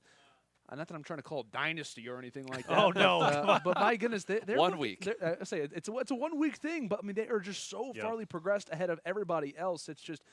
It's a matter of, hey, can anyone start to catch up to these guys? Are we going to start to see maybe strategies begin to form in the chat? Maybe players starting to realize, hey, these guys have to be a factor off the early game because they are just so good at getting so much loot, getting, those diamond swords, those enchanted iron chest plates, everything out of that armor. They're just so good late game, and by the time that you meet them, they have literally the best items in the entire game. And the thing is, too, they do have, obviously a nice sizable lead, but second through fourth is still incredibly close in terms of points. So any one of those teams, let's say, Vicstar, Pizza Hut gets shut down early on, they could fall pretty quickly. So there's still a lot of potential, especially with us only moving into game number 5. We still have essentially, 5 games left. It's still a lot of movement that could be happening. Yeah, for sure. Like I said, guys, in the chat, hashtag Minecraft Monday. Let us know. What are you guys thinking overall? Tweet at us. Get involved. Support your team. Okay, I'm going to throw this out there. 9, if you were in this matchup and you're trying to take down Vicstar and Pizza Hut, what are you doing? Are you trying to take them down early game? Is there a certain strategy that you're trying to work on? What would be the call if you're trying to take down this dynamic duo? I think you have to do exactly that. I think you have to target them from the very beginning when every player is most vulnerable. Because let's remember, guys, this started off in game 1 with them getting shut down very early. They were in 6th place at the start, and we saw right there the same thing can happen to any team. It was Techno and Shotgun going down early in that last game as well. And I don't think it's a coincidence that the people who took them down were Vicstar and Pizza Hut. They knew exactly who the targets were. I think it needs to go back the other way now, and I think that's the only way they're going to make up this gap, because if business as usual continues, it's going to be a bigger lead. Yeah, I totally agree. I think early game has to be the key factor for a lot of these teams, as you were mentioning, Taylor, who were kind of in that second to fourth bubble. They've got to try to make some type of resurgence, and with a team that exists in first, is 200 points away from the team that exists in second. There's a lot that needs to be done, as we see maybe 2 people in total, or rather 2 teams, going toward middle. Everybody else decides to go and fade away, go to a few of those chests. But it looks as if right now, like I said, no melee weapons, no swords or anything of that kind when it comes down to middle. But already Jerome takes down Wubby. It looks as if Pizza Hut right there to answer the call as well, taking down Nerf Vic. So that's someone maybe giving somewhat of a word that maybe Vicstar and Pizza Hut are pretty good at this game. I love how it's turned in from Vicstar is only 3'6" to now it's like Nerf Vic. So the respect is slowly starting as the dynamite comes through and Syndicate goes down. Oh my gosh, Syndicate had no idea what was about to come his way. Swagger Souls decided to go ahead and put down the TNT just behind him. It blocked Vicstar's path, and my goodness, that is a very unfortunate way to get taken down in this game, especially how early on it is as well. That's exactly what I would be doing, though. Early on, I get TNT, I'm dropping it. I'm being reckless with it. I'm even running into it to drag my opponents through it. Any way that I can just take them out, that's exactly what I'm doing. See here, Vicstar and Pizza Hut, they have found their chests. They have gotten geared up as well. They already have some enchantment potions. They do see an opponent there. Both of them here, they're reasonably well geared up for this part of the game. So the enemy just runs the opposite Yeah, way. exactly. Who is it? Is it Leon Lush? Is it Leon? No, it's Vicstar. Pizza, I'm gone. Yeah, I'm out of here. Not a chance in the world I want to get involved in that fight. But Wolfless continuing to make some strides. Ends up taking down Dolan Dark at the start of this game as a few boats being looted toward one side. Head now back toward, Bajan Canadian and Jerome, looking through a few of these airplane hangars, these helicopter hangars, trying to grab some loot, trying to get in a much better situation as we saw them start to get in a few fights kind of toward the end game of Coliseum. Even set up a really nice strategy with those TNT blocks. Just that's the only way that they really saw fit to try to take down Vic and Pizza Hut, but KY Speedy ends up taking down Chris from, Mr. Beast videos, and unfortunately Chandler is going to be on somewhat of a long jog to try and escape from this situation, as not in the best frame of mind. Has some good loot, but unfortunately that probably will go toward the opposition. And there it goes. Chandler going down. Skeppy as well. I see Vince's frustration in chat. He's definitely passionate about that. All caps. One hard keyboard punch there. That's exactly what it was. Oh, it looks as if someone's coming from the skies right now. I think that might be Wolfless, possibly. I'm blind, so I can't even tell what's going on exactly. Ooh. Oh, wow, what a play that is. It looks as if someone might have just died according to the kill feeds. That's actually going to be Jack taking down Bobes, but still, it looks as if Wolfless wants to get really aggressive in this fight. He's literally chasing down 2 players. He is a one-man wrecking crew and does have that enchanted sword. My goodness, this guy's not messing around. Well, look at his gear right now. I mean, of course, the helmet isn't quite as impressive as the rest, but that's iron and an enchanted sword. 2v1 doesn't matter here. Yeah. Come on, he had to nerf it somehow. Not having a helmet is one way to do it. Speedy, can you live up to your name? Can you get away and run for your life? Looks like he's doing just that, but Techno is going to pick up an unfortunate soul as well as Wolfless. You know, a very talented player that we've seen throughout. You know, still chasing down his opponents, and unfortunately, yeah, one is going to beat their demise. And Wolfless comes through with a third party. Yeah, he's definitely one shot and comes through and takes advantage of it. And those third-party situations could be very critical. Yeah, and Wolfless might be saying, hey, you know what, I don't really have my teammate with me right now, but hey, I can still definitely do some damage on the other end as we go from one dominant party to the next. It is continually Pizza Hut and Vicstar who are taking down enemies with somewhat of an ease. You see maybe not the greatest armor as they're starting to kind of find a few pieces along the way, some chainmail, some gold, and obviously now some iron, but they do possess, I know, a few of those iron swords and starting to kind of move forward. But that's the thing with these guys. They just collapse and they earn so much loot. Captain Sparkles now on the other end might be able to make something happen. Jerome coming from the other side. So Bajan and Jerome facing off against Captain Sparkles and his squad mate Law. Can they escape? Can they get out of the situation? It looked good for Captain Sparkles. He's constantly been running from the opponents. The one time he starts to run at them, he has to reference back. He thought that there was only one player there, and I believe, according to the kill feed, Shotgun just took down Wolfless. So that was one kind of major player in this game taken down, and a lot of loot going toward that camp. Yeah, and I'm glad that you mentioned the loot there. All that we talked about, the great kit there, now goes to one of the stronger teams there. You know that Shotgun and Techno are going to be happy to get that almost full iron bit. But we already saw earlier Pizza Hut as well as Vic already in mid looking for theirs. And now it looks like there is a fight going on close to mid. This could have big ramifications again. Yeah, Jack getting tagged up from the back. He's down to just 0.2. And he goes down to Techno as well, who has been playing very well this game, I would definitely have to say. But one guy that I have to keep my eye out on going to be Bajan, Canadian, and Jerome. They're kitted up fairly well. And obviously they were within that, you know, that second and fourth place bubble. So if they continue to slay out as they've been doing, especially, you know, still mid-game, I would have to say, you know, it's, of course, still 9 teams remaining. There's still a lot that can be done there and a lot of points that's still to be had. So we'll see if they'll be able to do so. But, yeah, Pizza and Vic in front of you. Oh. Wait, did Bajan just steal that kill? I think so. I think he cut him off. Wow. But now that puts them in a fight, though, potentially with the, you know, the strongest duo on this map, potentially. So this could be the rematch crucial. And here we go. Jerome very weak. He's going to go down by Pizza. Canadian, though, is going to answer back, take out Pizza Hut as well. And now Vicstar, he's going to be on the flank coming through. Canadian, you know, getting tagged up a little bit, but still okay at 17. But a lot of damage being done. And Bajan's going to win it. He's going to take out Vicstar with only 1 heart. Oh, my gosh. He's hyped about it, and he has every right to feel that way. The back-to-back-to-back champions are finally foiled when it comes down to Game 5. And that's a big victory right there. I think they might as well just should win the game after taking down the final bosses. Just standing there in his ghost form like, bro, what did you just do to me?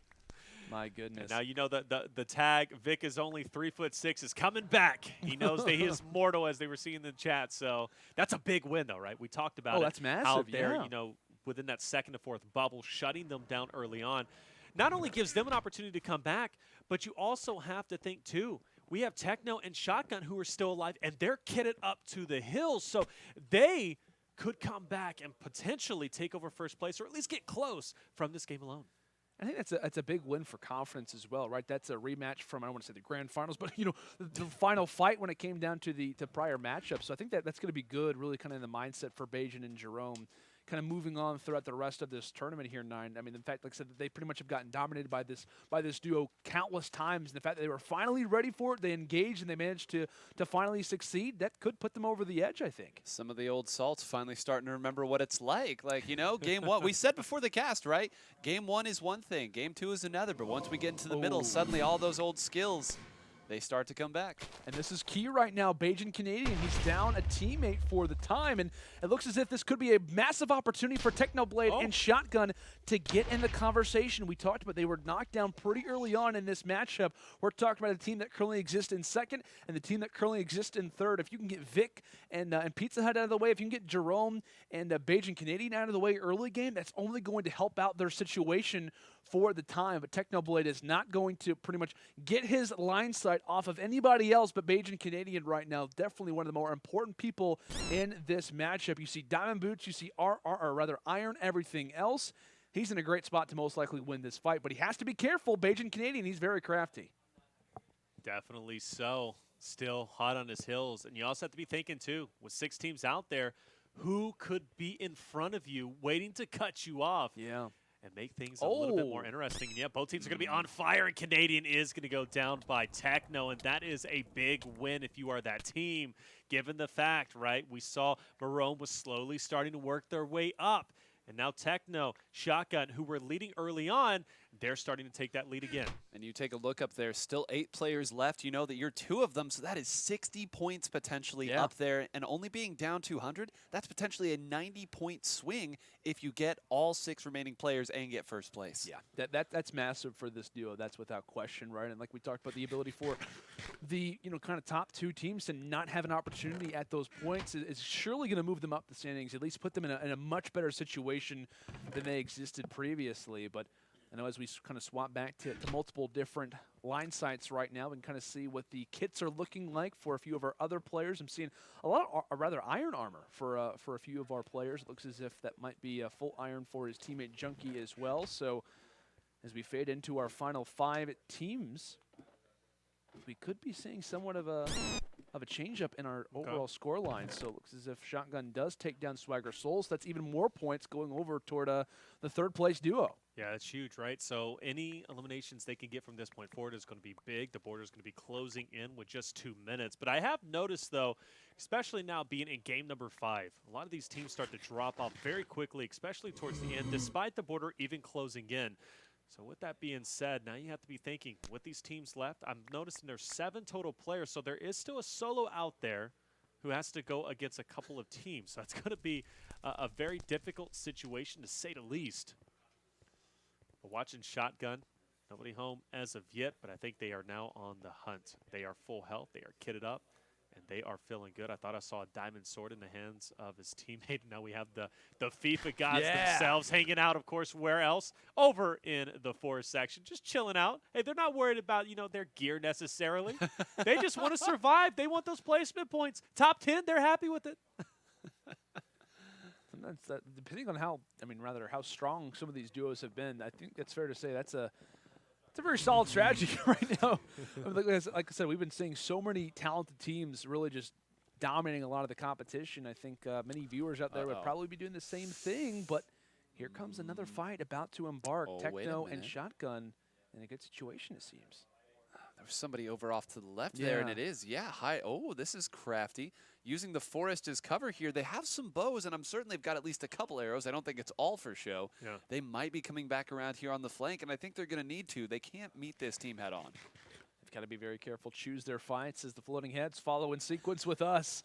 They're watching over the unfortunate party in this situation. But like I said, Techno and Shotgun, they were pretty much only 20 points off of getting in 2nd place in a really good situation right now, as Wolfless makes sure that everyone should know, hey, it's about fighting, guys. You're supposed to fight. It's not about running. But Speedy takes a big shot to the backside, now down to 18 hearts. Not the worst situation, but you notice Techno maybe trying to cut him off, and that may be what ends out this fight. I was going to say probably Speedy thinks in the situation he's clear, he's good to go, but that's not going to be the case. There might be someone right around this corner. He could be anywhere. And The border is closing in, so it's about to get up close and personal between the remaining 7 players. Bodies are about to drop. And the FIFA guys, Nick, Nepenthes, they've got to move out. They can't stay in the force anymore. They've got to start rotating in. The guerrilla warfare can only last for so long. That's it, right? So Speedy, hopefully, honestly, a Speedy. Oh, my gosh. Look at these 2 guys. It's time to shift ourselves all the way over towards center. We'll be there in about 20 minutes, guys. I No love problem. it. They are really taking their time. You got to respect it. You see they have no eliminations either, which is really unfortunate. Yeah. But at the same time, as the border starts to move in, they're like, I guess we have to do this. I mean, Do they? they do now. Wait, he might not even escape. No, I don't think he will. Oh, Nepenthes, I no. think this is what I was worried about. Nepenthes! They were so worried. Oh, Kenny! Oh my gosh, Nepenthes, how did he stay And then they alive? immediately go back to crouching. Oh, Speedy can't stay alive. Speedy, that is a huge hit. Oh my gosh, I know it says shotgun killed him, but I think it was mostly due to a hit previously, and then Look at these the guys. fact that he couldn't get back inside the I zone. don't even think they have loot to kind of heal up. So I think they're just kind of chilling. Oh man, that is so unfortunate. If you're not careful, like we said, that zone, that barrier can absolutely do some damage. You know, to shotgun firing out a few snowballs to Look try to at push Nick. him back in the zone, push him back in the border. I don't know what I'm doing. Oh, Nick coming no. in the chat. What is going on? Poor Nick. And here comes the Ender Pearl play to go ahead and finalize that fight. I will say, Quackity and his teammate, they weren't too far away in the standings. I know they were involved in that top 10 previously, Yep. so that's still a pretty decent fight, a pretty big one to win if you are the opponents. But here comes Nepenthes, the defender. Oh, he's got the flank. On the back lines, he could definitely do some damage, but unfortunately the enemy is aware of it. TNT Oh, being no. I think he tossed ran out. But straight into TNT. yeah, he might have, unfortunately. We'll be seeing an early demise. Techno takes him down, and there goes Nepenthes, most likely to follow. And just like that, Technoblade and Shotgun are your victors of game number 5. As once they took down Vicstar and Pizza Hut, it only seemed as if they would carry that on to win this game, and that is going to be the case, gentlemen. I loved it how everybody in chat was like GG and Shotgun just simply puts LOL. And then after that, That was fun. he goes, I'm hungry. I need a snack. Well, So- Speedy said FIFA squad, I yeah, believe. so, So I saw that. Well, hey, they placed second place. Yeah, you may not have got any eliminations, but 20 you did- points. you did survive. You did. And it's definitely something to look out for. But like we said, guys, I mean, from the very start of this game, once we saw Vicstar, once we saw Pizza Hut kind of cut out from this matchup, same thing with Bajan and Jerome overall, it looked as if there was only one other team that was probably the favorite in our minds, right? It was only one team that was really kind of out there that we thought would probably be in a really good situation to take this game, and it will be, like we said, the boys of Techno and Shotgun walking away with this one. But some, obviously, a lot of highlight moments, a lot of fun games throughout military. But boy, this game 5, we pretty much have met the halfway mark, and I'm excited to see where our this standings fight. are lying us at. But like we said, like this was such a massive Yeah. fight to see Bajan and Co. finally take down Vicstar and Pizza Hut. They finally managed to make it happen. Yeah, that was 3 games. It took a while, 3 games, but that's probably enough to kind of close the points gap a little bit more. We did talk about it.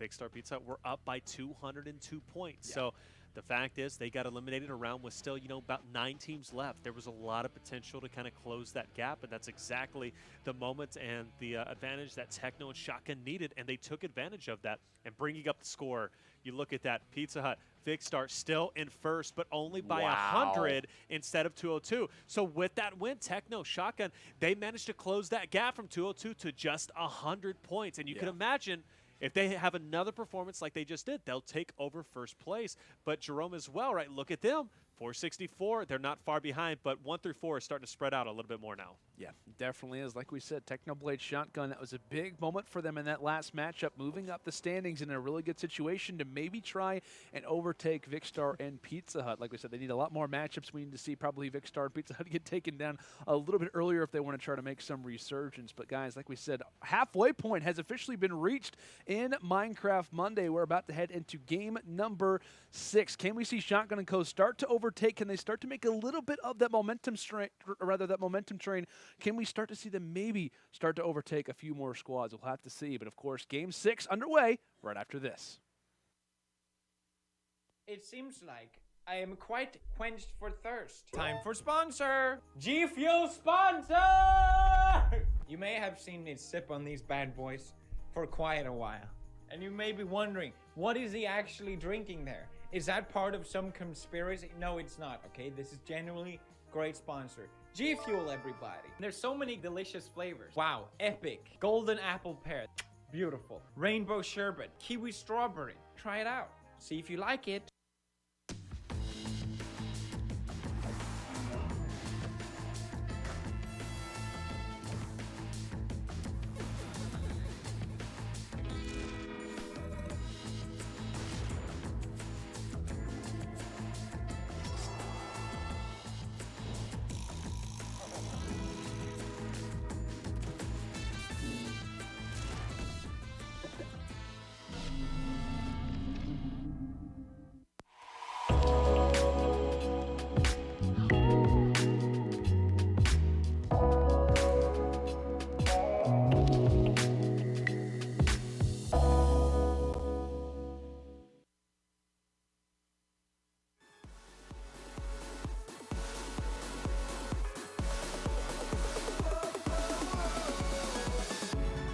When the time comes, be ready. Don't you hesitate. There's nobody left in the world who could ever shake my faith. Holding me back, holding this back. Don't you see? You can count on me, put it down on me, 'cause now it's all on me.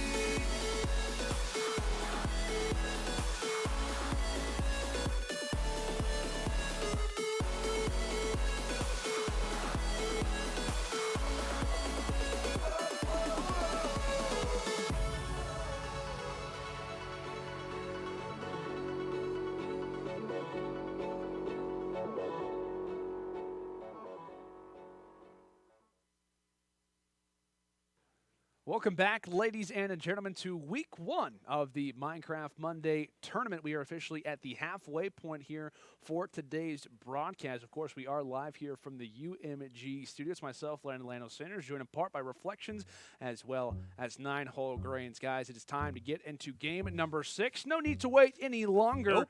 We are looking here at par 72 to start things off. And like we said, the standings have changed up a little bit from the previous game. We now have Technoblade and Shotgun currently sitting in second, while the 3-time champions Pizza Hut and Vicstar still exist up in first. We'll see exactly how the tides may start to change up a little bit as time goes on. But like we said, halfway point has been reached. Strategies are now starting to kind of become a little bit more solidified.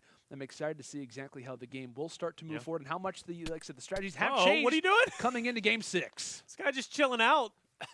Unfortunately, I think he was reading Twitter or something, but then he starts getting axed ahead. He's like, all right, maybe let me play. Passes over a chest. Maybe it was looted a little bit earlier, but he will. Oh, that's why he passed it up. Okay, yeah. 5.5. He'll heal up a little bit, but I think he's going to lose his life relatively soon.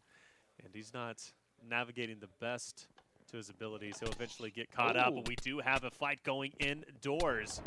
And that's going to be one going down. My boy Leon does get taken out. But Wolfless, though, goes down relatively early on. And that's the 4th place team. I know. And Syndicate, though, is going to come through with an elimination as well. Dolan getting taken out. But one thing that I did notice in this mass chaos, right, I do believe Pizza Hut does come through with an elim. We also saw Bayesian Canadian come through with an elim early on, too. Jerome picking up an elim. So, you got to be thinking a lot of these guys starting off hot and heavy, and a lot of bodies are dropping. Yeah, much better situation for Syndicate right now. I know he's just trying to evaluate the map, kind of play it out a little bit. That's kind of what you have to do at this point. So all things considered, you just never know with the amount of talented teams that exist where players could be hiding. Like I said, Par 72 can introduce a lot more interesting strats, a lot more of an interesting game plan from time to time. And Syndicate just trying to, vacate the inventory a little bit. Get all of that leather stuff out of the way. It's not really going to help you out too much. And look at that, Nepenthes just running all over the field, running all over the map, feeling good, feeling confident after what was a pretty solid placement a few games ago. I'll say this kind of looks like a nice little country club. I wonder what the membership rate is. I might have to invest. Take a look at the bottom of the screen there. Technoblade got Jerome. Excuse me, yeah. And that's a big pick right there because, again, that's the 2nd and 3rd place team. And we talked about it, right? And Bajan Canadian. They pushed Wow. up, and they managed to close that gap between Vicstar and Pizza Hut just about 100 points. So the fact that they are coming through and slaying out some of the best teams is the way to go about it. What a play. Who is this? I can't even tell who this is. Is that Vicstar? I can't even tell. No, that's Junkie Janker Or- there. Oh, look at Junkie, man. He's using like the Ender Pearls to a wonderful usage. I call it Emerald. Not a big deal. But hey, he's doing a great job at vacating the situation. Like I said, Nepenthe is in a great spot right now as we do see Captain Sparkle's sidearms both taken down, as it will be Log.Zip who manages to find that one. So getting somewhat of a vengeance for his fallen comrade, Mr. Sparkles. But a great situation for the Nepenthes. Like I said, on military, they're playing a little bit passive. Unfortunately, had an issue dealing, or rather losing a lot of damage to the barrier. But Vicstar does take down Chandler, and he and Pizza Hut are only going to continue. Unfortunately for Chris, he probably is going to turn into a crisp, unfortunately. Most likely going to drop, and yeah, this one is pretty much done for Pizza Hut. Vicstar, they're hungry after that last game. This looks like such a beautiful place, but we know it just went down. We know what happened here. We know what happened. There's blood all over the carpet. Oh, no. Honestly, I got to be thinking, where's Nick at? Nick and Nepenthes, where are they chilling at? Because I know they're in some corner, in some tree. Well, they were fighting there for a second, but I think Nepenthes was chasing after someone. a while there was a realization of, maybe not. They just started running. I love how these fights slowly start going through. And look who's going to be hot on their heels, right? Technico, as well as Shotgun coming through right behind these two players. And they are kitted up fairly well. And you might as well be, right? If you have your pick, as long as you're getting all the eliminations on the map, you get everything that they were able to loot up. One player drops off to kind of maintain at least the life of the team. Yeah.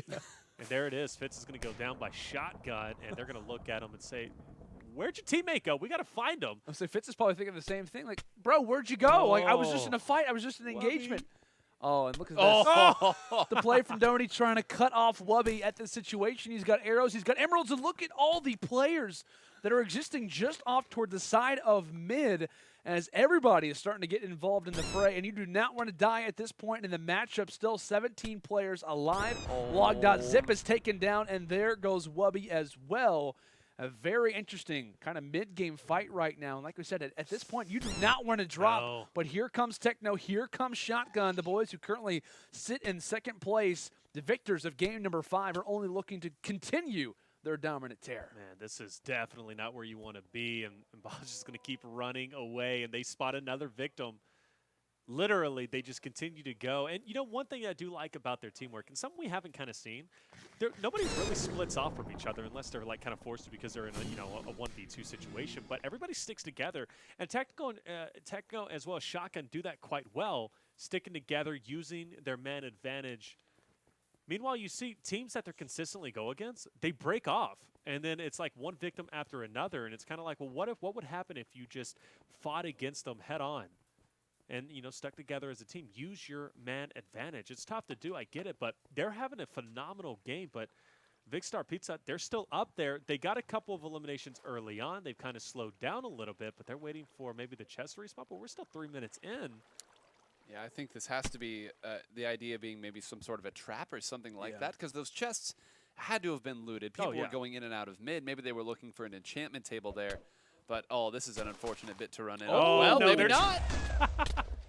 Skeppy doing a great idea for the time, and he actually does take down Carson, and now J-Schlatt is like, hey, how did this all just break down? No Unfortunately, way. nothing gets found out. Skeppy's teammate is there to join alongside of him, but still to no avail. That's what happens, right? You get locked in a corner, and he had the TNT, the perfect strategy to make sure that he was pretty much alive, or rather to hold on. And that 1 versus 2 situation, very well played. And just like that, gentlemen, another team wiped off the map, as now we are only down to just 7. Gotta say, it seems like these games are starting to go so incredibly quick. And the zone really not even mattering as much as it probably, at least I thought it would have. Well, on other maps, it certainly has. But here, very easily navigable. There's not a ton of verticality. There's not giant mountains for people to climb. And I think right now, I think our two big teams are about to meet here. I think I saw one out in the distance there that looked pretty kitted up. I know that both of these teams are around the same general area on the map, and it does look like we have a chase right now between our number 1 and 2 teams. This is going to be the deciding one right here. Yeah, Vicstar, Pizza Hut need to win this if they want to maintain first place, because I'm almost confident they are going to lose it if we see Techno as well as Shotgun come through big in the end. We see some TNT being laid down. Players fighting it off, and yes, it's going down. Vicstar going through. Shotgun got relatively low. Our first victim is going to be Techno, as well as Pizza Hut goes down. Shotgun comes through. Vicstar goes down, and even though he lost his teammate, he took out the first place team, and he can continue on getting survival points plus eliminations. That's a big moment right there for Shotgun. Like we said, continually taking down the top-tier team in back-to-back matchups. A big moment right there for him, and considering the standings where they exist. I mean, I was talking about, hey, like a dynasty could be forming after winning those 3 games in a row. It may be another team wanting to combat for that top spot, or rather that top spot. Fantastic work being done, and like I said, while there was quite a bit of carnage, it is still going to be Shotgun existing, still moving forward. And this is going to be really interesting to kind of look at how Shotgun opts to play this, because you can see there we have a team of 2 that is still up and kicking. Probably don't want to take that engagement no matter how good you are. Right. So I think it's sort of a bounty hunter mission, right? Identify who the remaining stragglers are, as we see one of them trying to run away desperately here. I think these are the targets that they're going to try to go for, because, again, they still have points to make up. We'll see who ends up getting to this straggler first. Poor Chunky Janker, just running for the life. But there's somebody else I think who might have gotten in the mix, definitely on the bitter end of that one. So kind of back on this, or rather back-to-back 1v1 engagements, it's actually going to be Syndicate. So Syndicate takes down the Penthez, and now that 2vx situation is not looking oh so good. The duo who looked to be in a 2v1 situation, unfortunately, get taken down in their own right. A major loss for the FIFA boys, but at the other end, we see Shotgun taking down Major 1995. So a lot of fights starting to go down toward the end. As like we said, that final zone starts to move in here very shortly. As it looks as if now back on Syndicate's perspective, we'll see exactly what he may be up to. Hanging out on the outer lines, not moving too far. He's pretty content with taking down the Penthez, and I got to say, it's a worthy fight. He's going to be feeling pretty good after that one. Absolutely, and look at Shotgun feeling good as well. Still up for his team. There's only 4 teams remaining on the map. And honestly, he could get it a 1v2, and I'm pretty confident that he could potentially win it just by the way that he's been playing. So I'm not even worried about him despite him losing his teammate. But Donnie, a man that we have seen perform quite well, potential victim up ahead. I see 2 players up ahead. So I'm wondering if this is a 1v1v1 or is it a 2v1 situation. Donnie has been spotted. Inventory looking, honestly decent. I think he could have a chance here depending on how he gets this engagement. Okay, so Skeppy will be joining him. And Shotgun taking some arrows, and I believe that is the duo who's going to be pursuing him. He's trying to get away. This is going to be a big moment for him to turn up. He's got to be careful, too. This is like a skinny hallway, right? There's not a whole lot of opportunities to try and dodge, so thankfully he manages to escape for now. But he's got to be careful, right? There could be someone just around the corner to cut him off. I know, I think Donnie's teammate decided to go ahead and split off and maybe try to side challenge. But no, for right now, Shotgun plays is pretty much running off into the distance. Like we said, not the greatest situation when it comes into health, but he can easily pause for a moment, take a few of those arrows out from his side, and start to move forward, looking around for the chests as they have been reset. So with that, like I said, the chase is still on throughout the parking lot. Trying to vacate it right now with Shotgun, making his way over the bridge along with the 96 floating heads just behind him. He's in good company. And I think this is the moment where Shotgun has to start thinking about the border itself. Saying, okay, I'm running here, but can I run in such a way that once that border closes, I have a chance to at least get to the center first and maybe take my position, get the positional advantage there. And with just over 30 seconds left, I think there's a great opportunity to do that. Absolutely, and I was just about to bring that up. 30 seconds, border's going to be closing in. And you at least have one team to go against. Potentially, I think it's only one team and then 3 solos, or is it 2 teams? Yeah. So, I mean, so big potential in the situation for anyone to kind of take it depending on how they engage. But now it's about putting your money on the line, putting money where your mouth is. It's about to get intense, and game number 6 is about to end. Whew. And Junkie. There goes that border. There it is. Yeah, it's going to start moving in right now.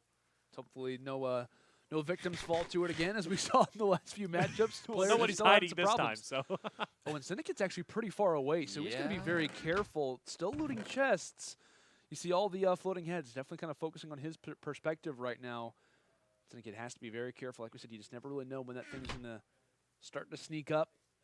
Like I said, he is one of the many solo players that still exist on the map. I know we saw he has a bow in his hand, so ready for those long-range engagements. The thing is that can he even get there in time to make that bow well worth it? On the other side, Shotgun trying to get back up in the HP game. Donny and his squad mate, I believe the only team left alive. Yeah. As all of our players starting to divulge back toward the middle. And it looks as if, yeah, Syndicate taking some damage. It looked as if maybe, or rather getting a little bit closer than Comfort. Does lose 2 hearts there, so. Honestly, I think Donny and Skeppy could win this. I mean, they are looking very good. And yeah, Shotgun, unfortunately, he's going to be inside that zone trying to run away. Can he break it? He's trying to eat. And this is very interesting. He's right on the border. He will break it, but he lost a lot of health.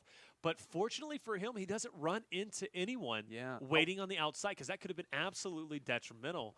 I wonder if he was like in a chase, possibly, the reason why he was in the zone, or maybe he was just a little bit late to the party. I think maybe he was trying to kit up, too. Maybe even trying to, check the last remaining chest. I'm not too certain, but Shotgun will be forced to get into a fight very low. And he will lose his life to Skeppy. And this is a big opportunity, especially for this duo. Syndicate going down to just 7 health. Does manage to get away for the time being, but he's going to be very weak, and he will go down himself. And now it's going to be Donny and Skeppy. They're going to be a duo, and they're going to get the bully, the last player on this map. This is by all means their game. And I'm not sure. I was about to ask you guys, who is the last guy? Where is the last guy? You see arrows being shot. It looks. Oh, it was Junkie Janker the whole time. Oh, Junkie. Oh, there he goes. He gets taken down. A big win, though, for Skeppy and Donny in that situation for sure, right? The first time that they've taken a game so far throughout the day. So a big dub for those boys, but to no avail. Like we said, it was a matter of in that one of those concluding fights, I thought Syndicate had a really good chance to take down a very weak Donny at the time. I don't think Syndicate got.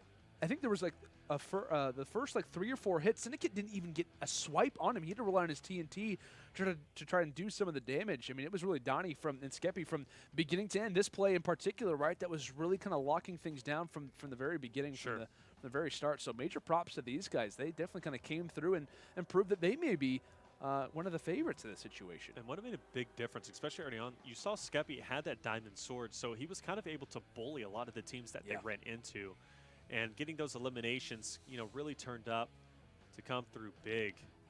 And I'm kind of curious to how they're going to be impacted, at least for top 10. You definitely know they had a great performance, but it's going to start heating up, especially despite Techno as well as Shotgun going down, relatively early on.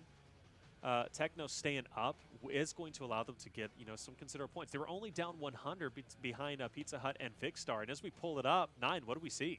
Well, we're seeing just a 54-point difference. They just cut it in half every time. So that means after this game, it should be 27 points that they're back. Uh-oh, quick math. But no, really, it's remarkable, again, that they were able to get those picks. And again, even though, like you said, they didn't win, there weren't that many points left on the table for them, right? Maybe another 30, which I guess would put them closer. Sure. But I think they accomplished their goal here. But I love you see there in 5th place, Skeppy and Donny Bo moving up. And I think that shows you when the Titans fight, sometimes that third party comes in and takes the points. Yeah, that's without question, right? Like I said, that gap is starting to close a little bit for the top 2 teams right now. Technoblade and Shotgun, like I said, they can continue to kind of be in the mainframe, taking down Vicstar and Pizza Hut. We were talking that may be the strategy, the go-to strategy is to try to take those guys out early. At least it's worked in back-to-back games, but it's fair to say this next matchup should be a lot of fun to watch. But, guys, we're going to throw it to a quick commercial break. When we return, it is time for game number 7.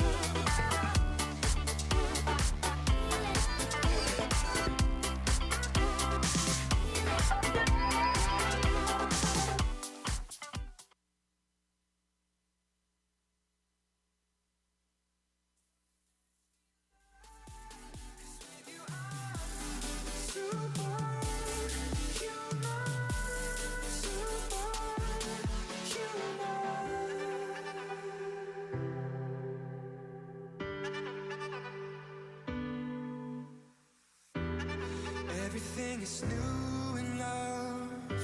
It's stronger than the both of us. Together we can spark a flame and freeze the world to numb the pain. I just wanna feel what I feel, what I feel when it's just you and me. I'm falling on my knees just to see if I can still bleed. 'Cause with you I'm superhuman. Hope it's not a grand delusion. So keep me in this state of mind. Tell me that it's real life. 'Cause with you I'm superhuman, superhuman.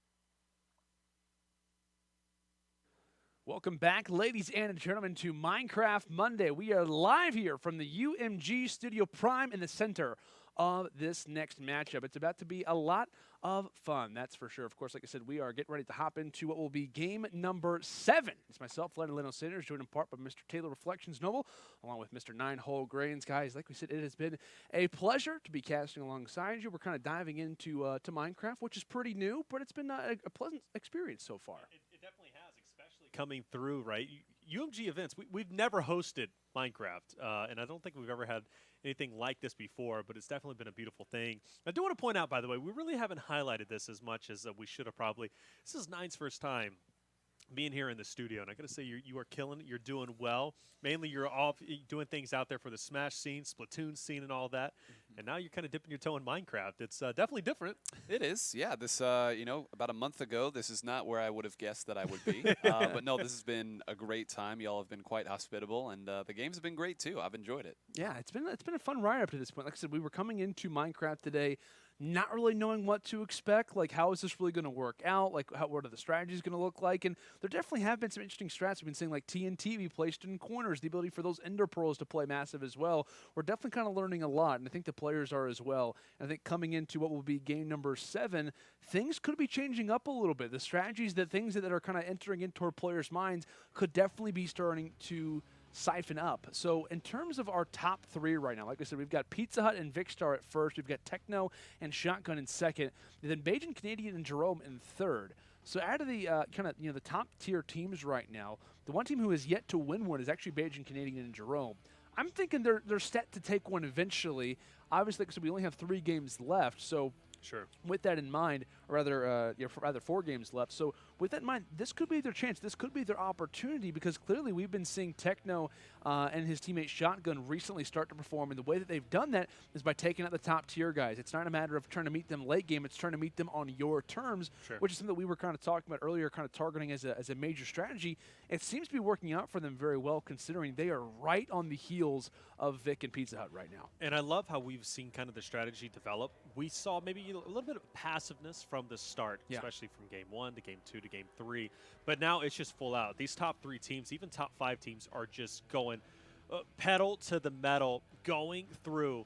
And it's absolutely insane to see how confident that they have been And you got to be feeling confident, especially if you're starting to, I mean, you're picking up team after team. These guys, especially these top 5 teams, are starting to, I mean, they get at least, what, probably 3, 4, maybe even 5 eliminations, team eliminations themselves. So it's absolutely massive.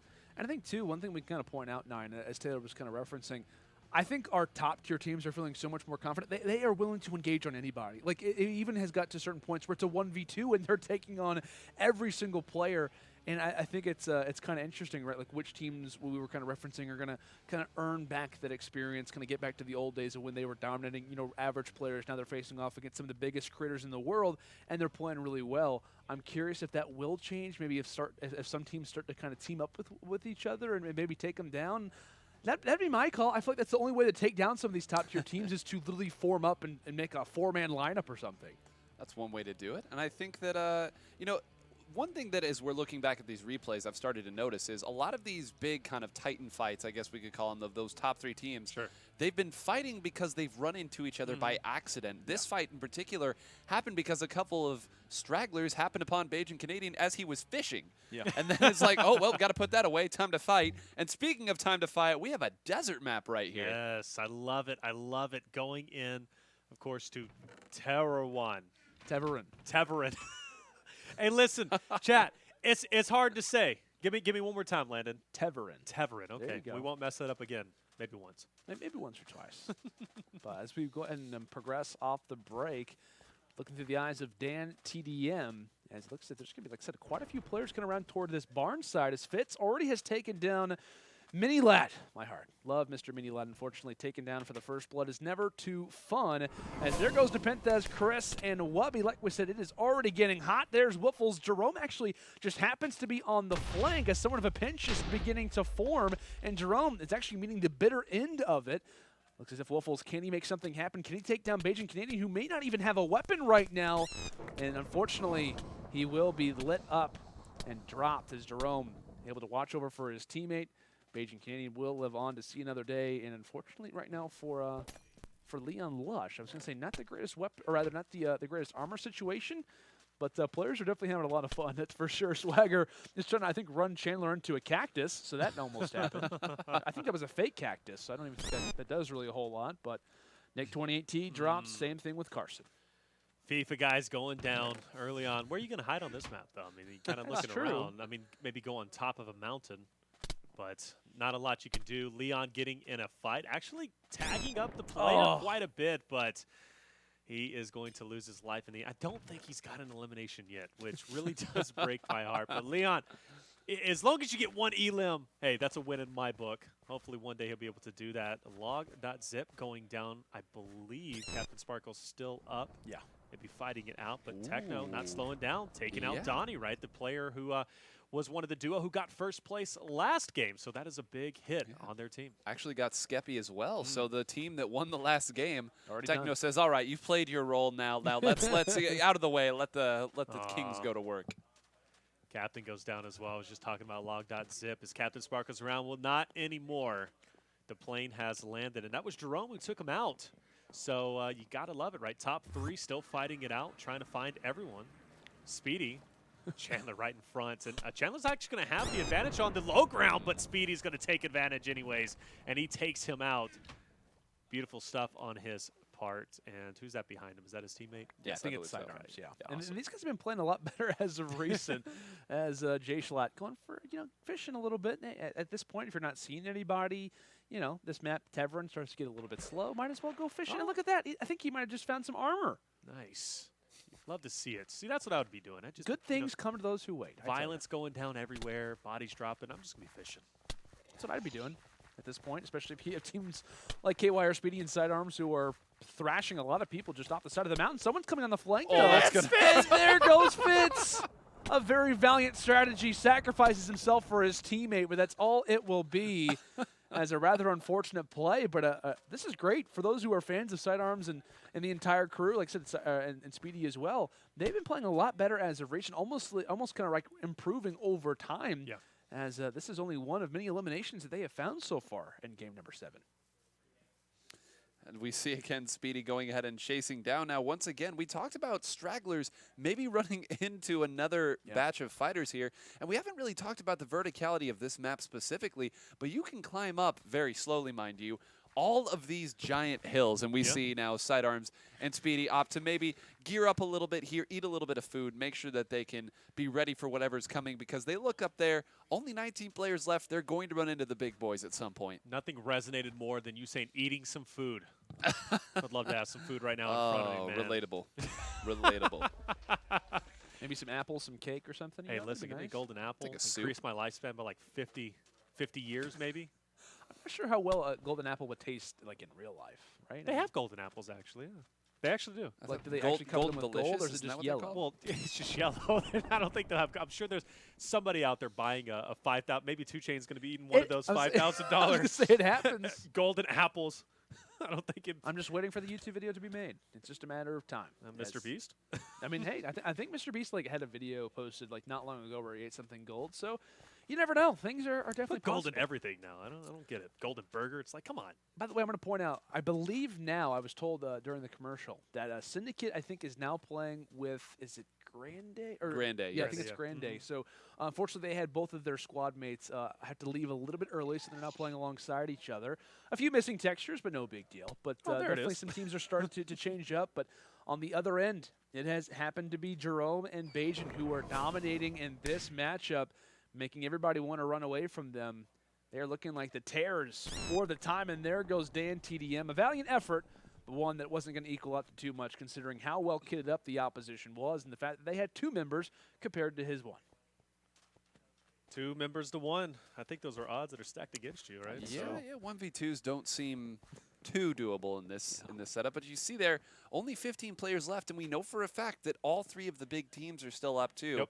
So this is going to be a matter of who can get to the center here with 15 seconds left, get that last bit of gear, and maybe some enchantments as well. Sure. Because this is going to be one of those maps where it is going to be everyone running in at the same time with the big hitters at the very end. And it Cool. seems that the enchanting is like the one thing that kind of sets apart these top-tier squads. Right, It's right. like we kind of all had the same gear. It's making sure that you had that one leg up over the competition. And yeah, I mean, that is something to point out. You know, the teams that are consistently placed in like top 3, especially our top 3 on the leaderboard now, Always enchanted. they're always enchanting. They're always using the map to their advantage, and they're using the items to the best of their abilities as well. So there's a lot that goes into this, and people who are watching this maybe not familiar with Minecraft, maybe played at like a lower level, such as myself. It's kind of amazing to how much you can take advantage, and if you know how to kind of even lock every little aspect down, it can really set you apart from the competition, as Syndicate is going to go down. And that is going to be the end of that duo, Syndicate as well as Grande. But not a bad finish, I guess, compared to where they've been. You know, finishing off top 9. That's okay, I guess. They have some teammates now. All right, it's kind of helpful when you have another squad mate alongside you, but not the greatest situation to be closed out. But hey, like I said, you did make it pretty far, so you can kind of take that to the bank. I want to point out, I think Syndicate was just eating all of his things to make sure that Nobody whoever got took it. him down Wow. couldn't actually take anything. Spiteful. The one power you have in that situation. You may take my life, but you will not take my It's the food. same thing in Fortnite. If I'm in a box and I know someone's going to take me out, I'm drinking my slurp. Yeah. I'm taking my chug if I can. I'm drinking those minis. The least amount of loot you are getting from me, the better. I feel like I won. Oh, I'm going to point out, I think that Sidearms and KY or Speedy were either just here or are still here. Yeah, they're on the hunt right now, and that might be the case. You see Vicstar trying to wrap back around, and he might have some success trying to cut these players off, and not a whole lot of success toward the train tracks. They might have just lost the opponents.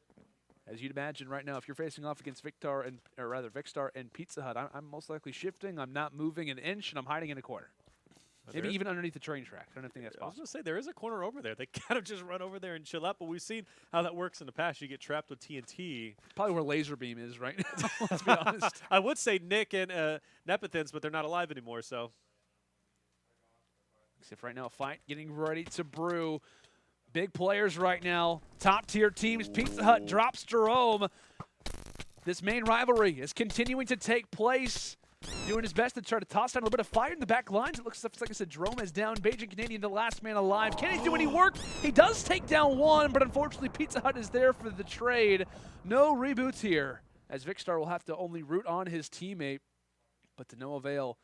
And that is somewhat of a W for them, considering that they are still fighting. It is, but at the same time, I think it's an even bigger W for our team in second place there, Absolutely. because now all of the picks that are left are going to be theirs for the taking, and it also means that the potential for their rivals to get that many points is that much lowered as well. So again, these top-tier teams fighting each other, usually one is the only one that's left, and that really means that whichever the last team is generally okay with it. They're like, all right, we don't need those picks. We'll be okay. Look at this. Look how kitted out they are.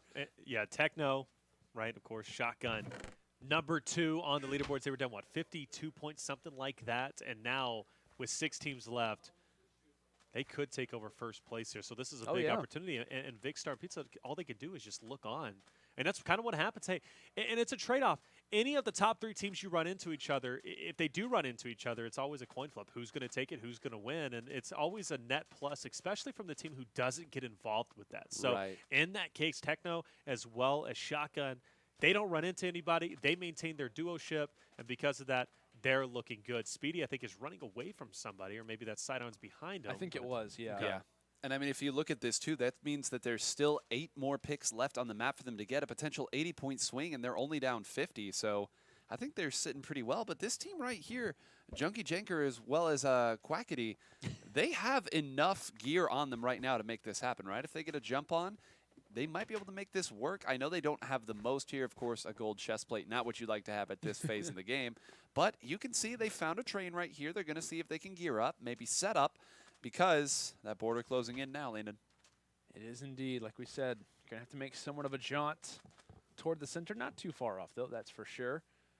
As you take a look at Mr. Technoblade, Soul Man right now, might have actually caught these players off. He's got to be careful, though, in this 1v2 situation to make sure to play his life, and he might be running the exact opposite direction.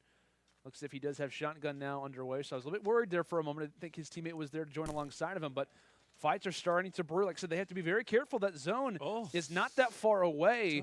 Atozi might have unfortunately received the negatives to that situation. As Syndicate also takes down Skies, and just on the outskirts, Techno, a little bit of loss on the HP. Not the worst situation by any means, but still trying to run forward.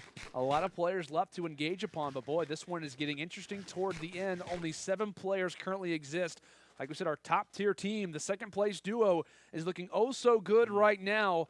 On the hunt, getting back toward this middle side. They're looking to try to use this 2v1 fight to their advantage. Sidearms goes down as well. There's only a total of 5 teams remaining with 6 players it's Pizza up. Hut so too. A lot of solos going through. Pizza Hut, a good opportunity. He can take out one of the duos. He'll be sitting okay. And you're going to see Major taking Speedy out. That duo is now gone. One less team on the map. Taking a lot of damage. It's going to be Pizza Hut, but no, he's down to just 4, and he's going to be losing his life relatively soon. He goes down to none other than Techno, the guy in second place with his teammate. And now this is a big opportunity. They should be able to make shop and clean everybody off. Junk goes down as well. That's another team gone, and only 1 more remain. There's going to be 1 solo left. And I believe Shotgun and Techno are going to be able to make quick work of this player. And he's in a hole? I love how he typed in chat too, what? And I was kind of wondering, what is he confused about? Well, the guy was in a hole. I love it. That's my kind of strategy. Was that in the Penthez? Who was that? No, they were eliminated early on. Who was that, actually? Who was eliminated early? I have no idea who that was. Hey, that's my man, though. Hey, whoever it was in that hole, shout out to you. That is the smartest play that you could have made. Second place guaranteed. Well, you have your points. There you go. At least you can rest assured in that particular situation. But like we said, guys, Techno and Shotgun. And I love the play that we actually saw. The strategies without question were involved. And in those final few fights, Pizza Hut realized, I'm the last man alive for my team. There's only 1 other solo that I can take down. He wasn't even interested in trying to fight that duo. He just wanted to try to earn as many points as he could. Same thing for Techno and Shotgun. They wanted to focus the fight on him. They wanted to make sure that they took him out, to make sure that they couldn't earn any points either. A lot of strategies coming toward the end, but that race, second and first, is starting to get even closer. I'm excited to see exactly how our scoreboard is looking after this game ended up going down. But boy, was it a fun one. Game number 7 gave us quite a few spoils. That might have been Major. I think you got taken down at the end. Regardless, though, we have a new first place team. Technoblade and Shotgun have officially overtaken that first place spot. They currently sit with 832 overall points, toppling Pizza Hut and Vicstar right now for that top position. And boys, we only have a few more games left. We're heading into game 8 here shortly. But what a matchup that was, and what a moment that must be for these guys. Absolutely. From down from 54 points, now up 52. They are starting to run away, and the closest one is at 570 in third place, with, of course, Marone being over there. So still a lot to be had, but we are moving into game 8. A lot is riding on these next couple of games. Yes, that's for sure. And I'm excited to see what Vicstar and Pizza Hut, how they kind of respond. They've been a little bit short these last few matchups. Can they start to kind of pick it up toward the end? A team who at one point was winning 3 games in a row, unfortunately has started to lose a little bit of that advantage. Like we said, the chase is on for that first place spot. Who will win the $10,000 prize? Of course, that is only going to be decided as we get ready to head in toward game 8 right after this.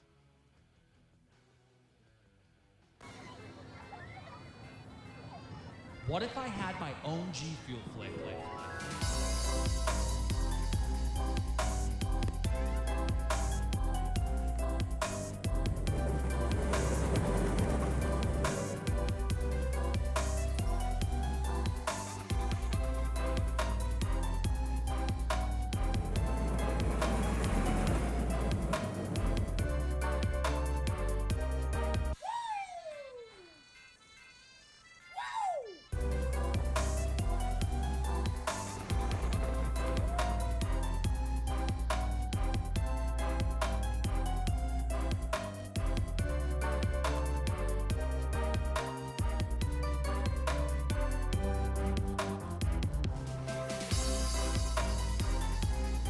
Introducing Cotton Candy G Fuel. Get it now at gfuel.com.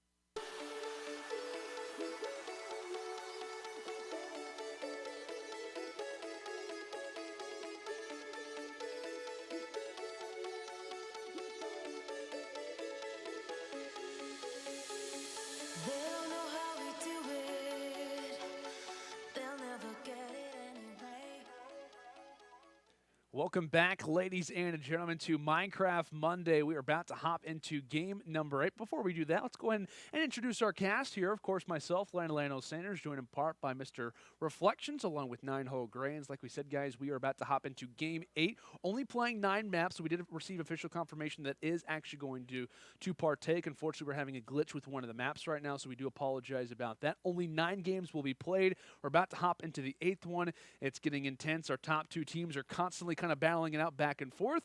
It's getting pretty interesting, guys. This is literally it for $10,000.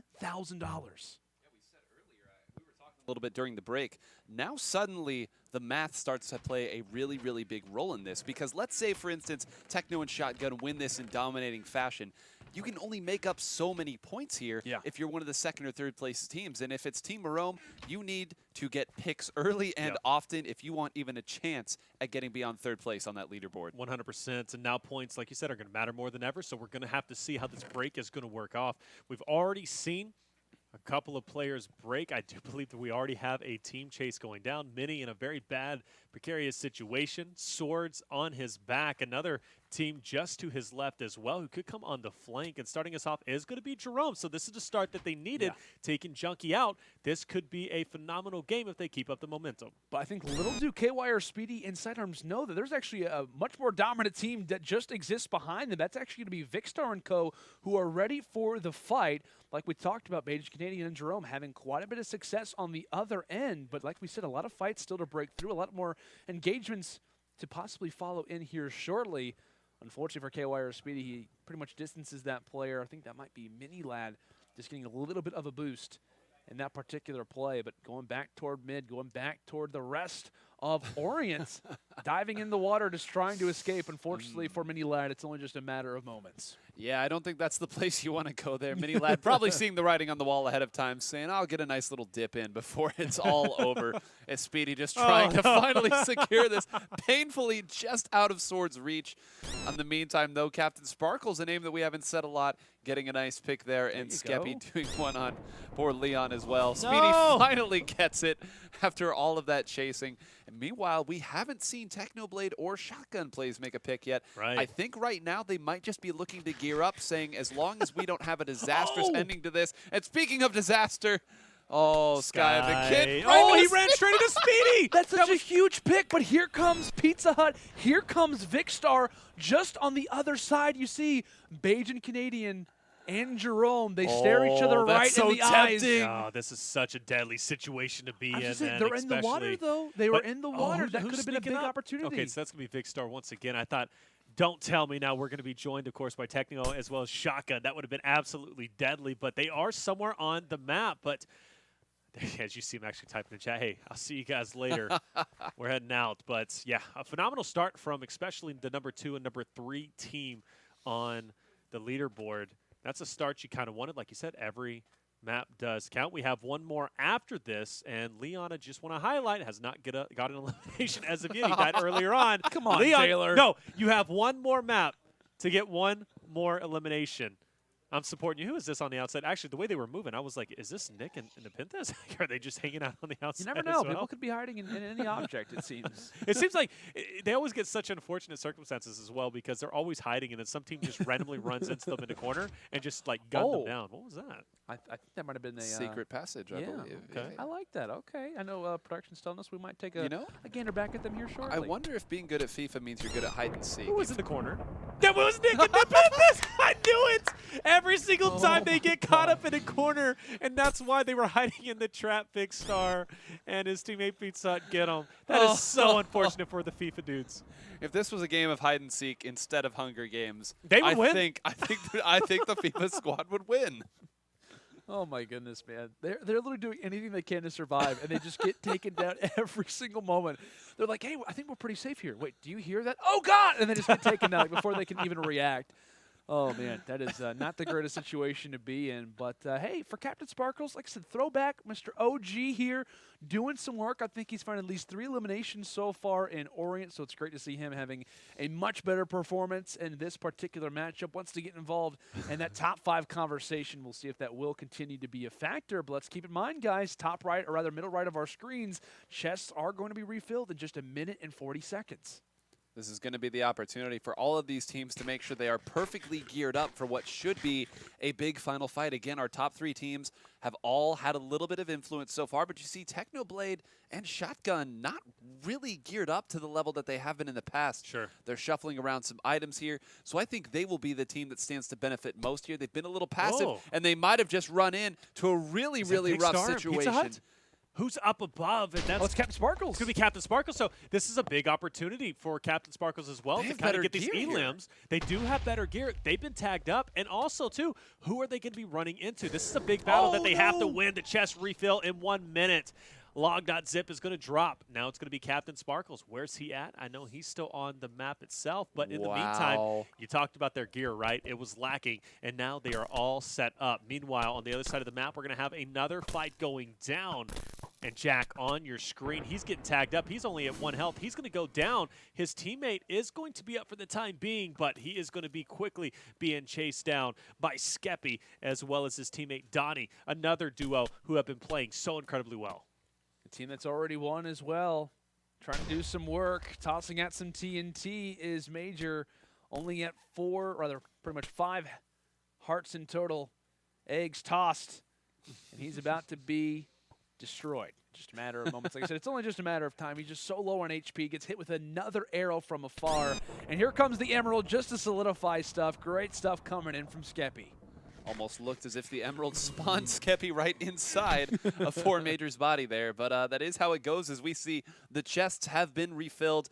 And Technoblade, you saw, got the enchantments on that gear that they had just stolen as well. All of the top teams going to be pretty well geared up at this point. And you see still 17 players, a lot of points left on the map for the taking. And I think that if you're Vicstar and Pizza Hut, that's what you have to be looking for at this point. Yes, go for the chests. Make sure that you have the best gear you can. But you know exactly what the other 2 teams are doing. They are hunting down the stragglers and trying to distance themselves from you. And they have, correct me if I'm wrong, I'm pretty sure they've gotten the most eliminations as well on the map. So, yeah, this is an interesting spot. You talk about taking high ground in the middle of an ocean. Well, he's doing just that. How do I get down? Who is this over here? It's Jay Schlatt. I think a little bit stuck. I think he's just holding on to this pirate ship. He's having a great time right now. Shotgun embarrassed Skeppy. So Shotgun is going to come through and get 1 elimination. So they're gonna start heating up. They had a slow start, but now every elimination they get is gonna be good. That TNT getting very close. Vince taken down to low health. He's gonna get dropped by Pizza Hut. And now the next victim potentially up ahead. But yeah, we have a couple of teams in this vicinity. This is the perfect time to try to go for the 3-peat. Technoblade and Co. are here ready to try and engage. Vicstar and Pizza Hut realized they're weak. Like I said, that 3-peat coming in was so huge. Both teams deciding to maybe reference back, try to get a little bit better when it comes down to the HP game. But I love that play. Very tactical coming in from Shotgun and Co. They know exactly that if they get a pick on those 2 right now, that almost certainly cements it for them, right? As long as they take care of business, get the other picks they need after that, you can build a lead that's too much for them. But I think pretty good for them to recognize might be going in a little too deep here. We will see them again. We will see them again. Syndicate's still alive as well. I love to see that with his partner Grande. Now, of course, they haven't been doing too much, but they are still alive. So that's a positive thing, getting those points, especially heading into the last game. Everything is going to work. But that being said, they are definitely taking their time. Donnie over here, arrows being shot. Who's up ahead? I believe that's log.zip. Okay, so this is going to be an interesting fight to say the least. Yeah, he's just going to go back. He's like, just leave me alone. Like, that's going to be Captain Sparkles. Okay. I'm just trying to check out a book in the library. Come on, man. Seriously? Oh, no, Captain Sparkles. Don't do it to him. He did. Oh, can you imagine, too? Can you imagine if Captain Sparkles had fallen off there? That would have been devastating.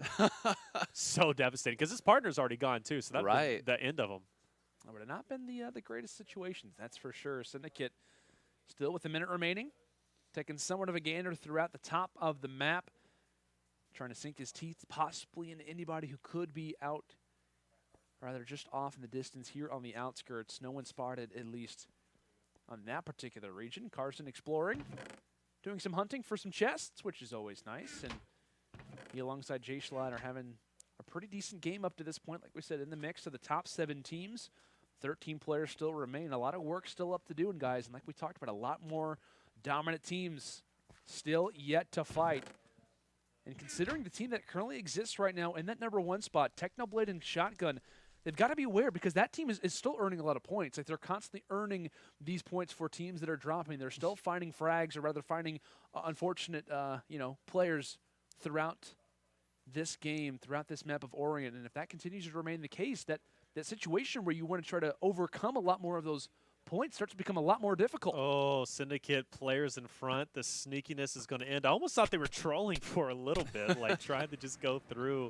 Now, Grande, he's going to go down easily by Jay Schlatt.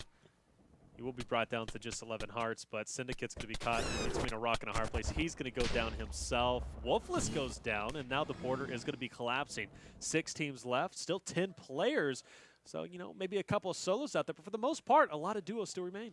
Yes, and it's the same duos that we've seen for most of this. I know that Donnie did go down there, Donnie and Skeppy meeting and end earlier than they'd like, but these are the big ones here. And Jay Schlatt again, who was dancing around on the top of a ship earlier, saying, yeah, maybe the Pirates' life is not for me. I'm going to go in and get a few picks here as we finally do come back in here to Jerome. And Team Jerome here looks like they have found a victim over there in the corner. This could be big. Remember, all the picks really do matter at this part, waiting to get back together. And oh my gosh, everyone's here. Battle Royale, baby. Oh, man. It's getting crazy. Jerome brought up in the air and unfortunately gets taken down. A big one for Technoblade. As now Shotgun, I believe, is last one alive. Yeah, getting ready to maybe try and stay up. Actually, excuse me, he has his teammate there. Just still trying to hang on to what they have left. And here comes Vicstar. This is exactly what we're talking about, the sneak attack coming through. Who can win this major matchup between our top two? And Techno and Shotgun come out on top. That is big. Taking down Pizza Hut, taking down Vicstar, and that very well might have put them in a perfect position to take Minecraft Monday Week 1. Absolutely. They already had that 52-point lead on the leaderboard, and now it's going to be growing ever so much so. And honestly, at this point, everything else is just extra credit. They only have, 2 more players they have to deal with, 2 more solos. They still have both of their teammates up. So this duo is going to be fighting solo after solo, plus they're going to get the victory royale. And this is exactly the position they want to be in. There's really no stopping them. But I will say this, though. Despite that, Vicstar Pizza Hut, they do die at least later on in the round. Yeah. So, they're not going to be able to overtake first, but they still are going to have considerable number of points going their way. The last game could swing wildly depending if Techno as well as Shotgun go down early on. But look at this. Bayesian Canadian doing everything in his power to try and hold them off. And actually the solos facing both of the duos.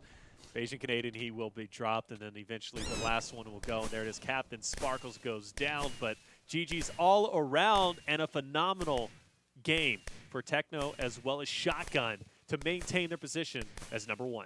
Yeah, that's for sure. I believe that is their 3rd victory in this tournament. I think it's Vicstar and Pizza who won game 2, 3, and 4. Techno and Shotgun have won game 5, game 7, and now game 8. As boys, they are in a fantastic position right now, taking down Vicstar and Pizza Hut, and that situation was so crucial. I mean, we can't even start to try to even describe how important that fight was, how important that engagement was for the future of this tournament. And like I said, game number 9, the final one of the day, becomes even more interesting in terms of, is it even possible for anyone to catch these guys now, as long as they just stay alive, right? Yeah, I think staying alive, that's, again, like you said, we couldn't possibly break down exactly mathematically the bare minimum that Technoblade and Shotgun will have to do to make this happen, but they don't have to change anything. As long as they find themselves in the final few teams, as long as disaster doesn't strike, they're going to be A-okay. And you talk about a late surge over the course of this. You said they won games 6, 7, and 8. Are they our last 3 champions? I think it's 5, 7, and 8. 5, 7, and 8. So just about a three-peat of their own in the later half as well, making up the huge gap they were down. And again, the fight that you see right there. And again, it's so important, again, that they both stayed up in that situation. It was earlier in this tournament, actually, that we saw that fight go against them where they got O2'd. But to be able to stay up there, like you said, Taylor, means that they had absolutely no trouble cleaning that one up and getting all the points. And speaking of all the points, 130, give or take a couple, Yes. separating the two. That's a lot, right? And even whenever they were trying to catch up a little bit earlier in the bracket, Pizza Hut, Vicstar, they were only able to cut it, about 50 points at a time or about half at a time. So they're going to have to severely go off here, eliminate Techno and Shotgun early on in the game if they even want a chance to come back. And you look at Bayesian Canadian and Jerome, 632, it's going to be nearly impossible for them to take over first place. But I got to say, from second through fourth, they were incredibly close, but now you're starting to see a lot of these teams start to take off, specifically Techno as well as his teammate Shotgun. Yeah, these guys are looking pretty dominant right now, like we talked about. They have been kind of consistently winning the later game. We were discussing earlier on in the tournament, was it possible for anyone to take down Vicstar and Pizza Hut? It looks as if we might have found a team that has done exactly that. Guys, we are down to our final matchup. Game number 9, the final one here of week 1 here at the Minecraft Monday series is about to conclude. Do not go anywhere. Tweet it out on social media. Make sure to be using the hashtag Minecraft Monday. Get involved in the chat as well. Let us know who is going to walk away with this game number 9. Of course, a lot of questions to ask, all that will be answered right after this.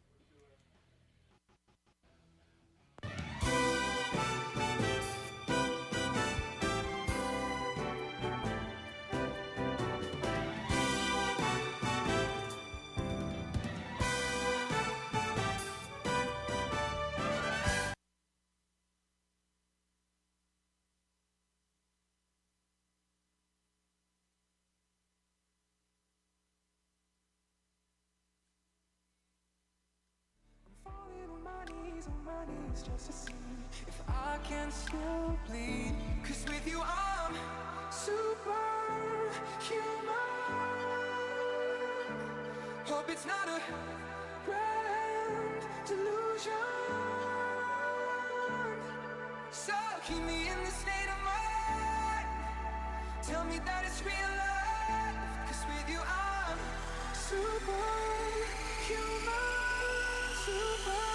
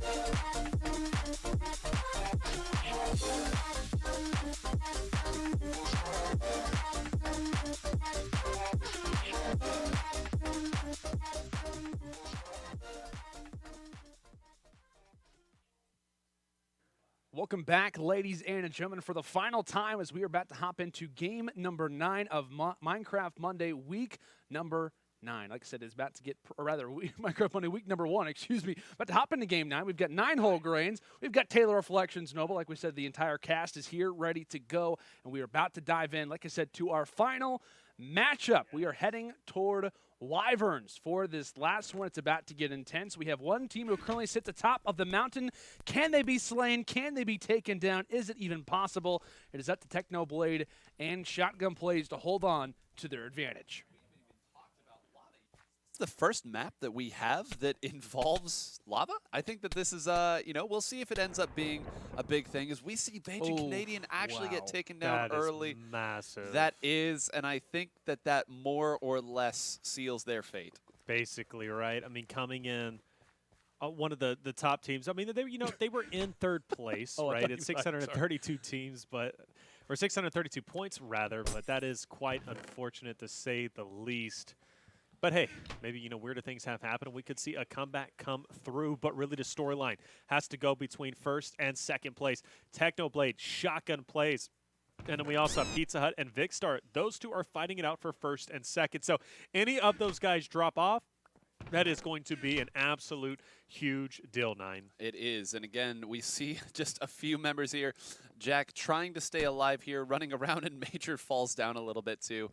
But as you said, all eyes going to be at the bottom of the screen on the players that we aren't currently seeing as a beautiful dragon off there in the distance. Gotta love the creativity of some of these maps as we get now again seeing Jack trying to navigate this, very painfully navigating it. Talk about verticality. Stairs are hard, everybody. Yes, they are. Stairs are quite difficult. That's for sure. Guys, we want to let you know something. We're hopping in, like I said, to game number 9, our final one. We are about to do a giveaway. Keemstar is looking at the chat right now. We're about to give away a console. Be aware. Let us know why you deserve to win a console of your choice. Like we said, Keemstar is going to be choosing that. So massive thanks to him. Make sure to be involved in that conversation because it is about to be exciting. Landon, we just saw Shotgun Plays and Techno take out Vicstar and Pizza Hut, the number 2 players. We have already seen Beijing Canadian go down as well, who was in third place. That all but seals the tournament, essentially. And that should mean, at least at this point in time, that the winner of this tournament should be Techno and Shotguns with that elimination. That is massive. Really, the only thing we're looking for them now is to not get themselves disqualified somehow over the course of the last end of this map. There's no way that they can lose points, and there's no way that the opponent can gain any points being out. Jerome got taken down there, too. Yeah. That is third place. That is second place, all out. And this may end up being a victory lap here in this 9th game. It definitely could be. It's looking so good for these guys right now. They've been dominant from pretty much the mid-game to end as of this moment. Been super consistent, and that may come in to take down the enemy in the long run. A nice group of eliminations coming in as J-Schlatt does take down Mr. Captain Sparkles. But guys, like we talked about, it was really a matter, and it was kind of almost a targeted attack that we've been seeing from Technoblade and Shotgun Plays. I mean, well, I think they've taken down Vicstar and Pizza Hut throughout a lot of this matchup. And look at this from Skeppy. He has changed his skin to look like the wall. Let me tell you something. This is exactly what I appreciate. This is what I would be doing. I'm taking notes. Ladies and gentlemen, if you play Hunger Games, take notes. This is the way to play. Well, anyone who's seen the movie knows this. This is Peter Malark's strategy right here. Okay. This is exactly what he does in the books and the movies. I love it. This is incredible. Yeah. Well, this is great, too, because that's his teammate. Yeah. Donnie's his he's teammate there. around. Oh, Donnie's baiting 100%. Donnie, la, la, la, la, la. Oh, and here could be the bait. Oh, no. Hold on. I got to point out. Does he have any weapons, though? Does Skeppy actually have anything to fight with? I don't know, but Watch he him has just his pull out body, full and he diamond. could actually just knock him off the mountain and fall damage. This is incredible. His big advantage, Techno onto Chandler. I love this. And now, of course, the second one still remains from that duo. Just racking up the points. While Techno and Shotgun are just absolutely dominating everybody else. You just see one guy just off in the distance, just enjoying the view. Just a total fly on the wall in the situation. And there goes another. Chris dropped even more points toward what seems to be the hottest team right now on Minecraft Monday. Absolutely. Seems like nothing can stop him, right? Techno, Shotgun. These guys have been tearing it up. And I got to say, you love to see it, especially if you're a supporter of this duo. Trying to think about who else look is. at that. Wow, is that beautiful. Is that a what is that? A dragon? It is a wyvern specifically. Oh, please explain, because you did this before the show. What is a wyvern? Well, wyvern is, in layman terms, because this could take a minute, a dragon. It is a type of dragon specifically. Dragon. Okay. There's wyverns, drakes, dragons, things like that. Play Monster Hunter if you're curious about it. I love that. Taylor's just like, I'll just take the easiest version, please, the first grade version. Okay, perfect. A It's dragon? Oh, Okay. That's incredible. Thank you very much. I always love Spark Notes. How do you think I passed Romeo and Juliet? I'm not reading that. Spark Notes. Read the book, guys. If you're in school. It is the best. Don't take the easy way out. Looks as if more Elam's starting to go down. Mini Lad and Co. just kind of enjoying the view, as so are we. Like I said, Wyvern's a lovely map, a perfect one to close us out on a very scenic journey that we have been on a tour of all the Minecraft survival maps. And like we said, guys, I mean, it seems as if there is one duo who should be in a very good I spot. love this side view. Still there. Still just chilling. Oh, my goodness. He is dedicated in that spot. He's not going to move, and he doesn't need to. He doesn't need to change anything. Except when that zone comes. And I just want him to just knock some. But what's the chances somebody runs by him? Come on. I mean, we almost saw Techno play in Shotgun Place. We did. Oh man, that would have been pretty bad. Like, look at this detailing. We are really doing Shout out. cinematics. Shout out the Observer. This is nice. You can get up there, I think. Does that tail touch the ground? I can't tell. My depth perception is not what it once was. But we are getting old. 25, 27. Oh God, why'd you say that? I always have to make an old joke. When on screen. I'm surprised Syndicate isn't all the way at the top. I think Syndicate's still alive. I mean, hardcore parkour. That would be that. Oh, Too hardcore. Hey man, what you doing? wait. Was that? Is he by? Where Carson was? I thought that he was just by that same area, but I could be wrong. Oh boy. You just never know. Like you look at a stone block and you're like, "Is there?" There's Syndicate. As we know, there could be, like I said, there could be players hiding, camouflaging themselves. Oh, that's yeah. Uh-oh. That's Ooh, Hardcore parkour, baby. You love to see it. Love to see it, man. It's great. Okay, now where to? Syndicate just planting the flag everywhere that is possible. This is my mountain. This is my mountain. This is my pillar. Maybe some other stuff. And speaking of giant things, Is this that's a mushroom? mushroom. Is it a mushroom or a tree? That's got to be a mushroom. That's a mushroom. Yeah. So how many soups can you make from that mushroom, you think? Stack of 64 at least. Stack of 64. Oh my gosh. Yep, this is Minecraft Monday, ladies and gentlemen. Well, what's great right now is we have a bunch of explorers, we have somebody hiding in a rock, and we have two Grim Reapers just running around the map in Technoblade and Shotgun, just looking This is at what Skeppy's view is right now. Nick and Nepithans are just vigorously writing notes down. Like, okay, so this is how we hide. This is how we won't be seen. Google how to change texture, enter. Was he the one who typed in earlier, is it okay if I leave even though I'm dead? That's probably what he did. He probably wouldn't change his texture pack. Or his skin, I mean. Oh my gosh. That's incredible. That's fantastic. You know, if there is a week 2, I think I see what the strategy is going to be for some of these players. A Shotgun and Techno are... You can see him just off over there. Look at that. He's just off in the distance, just waiting. Techno is like, well, I think we won this. Let me just kind of chill out. Check the tweets. He's getting that victory tweet ready. Yep. Still here. Skeppy. This is probably one of my favorite. Well, the border's about to highlights. close, so, I mean, he's got to run. Oh, here we go. Finally, some action going down. Wubby getting dropped major. Taking him out. That's rather unfortunate, that's for sure. As hiding in trees. There are still 10 teams left. I wonder how many of them are hiding. What? All of them? Yeah, What? It's clearly. like, what is going to happen at the The only end? team that's not hiding is the team in first place. The team standing in the middle, like, where is everybody? Like, what do we do from here? Look at these dragons. Aren't these nice? Like that's really the conversation. That's they're a having right liger. now. Oh gosh. What are we getting in? Oh, Don't roast okay. me. Oh man, what is? Don't add me He at literally has been reflections. watching them more than we have. They have no. I want to point out they have zero idea. Oh, all right. Techno, Hey what's that? man, what you doing? He's probably like, bro, there's someone on us. No, it's just me, bro. It's Bro, just me. there's someone on us. I don't know how we missed it, but Yep, there it is, the highlight play in the bottom right. Still there, ladies and gentlemen. Man, this is... But Shotgun and Techno have no idea. Like, he's literally just off to their side. They have I think no clue. Skeppy's winning right now. I think in the 1v2 battle, I think Skeppy is winning. This is awesome. We should cancel the circle, cancel the zone, and just make them try to find him. What's that limited time mode? Find the button? Or find the switch or whatever? This is definitely like find a Skeppy. Where is he at on each map? Oh, wait.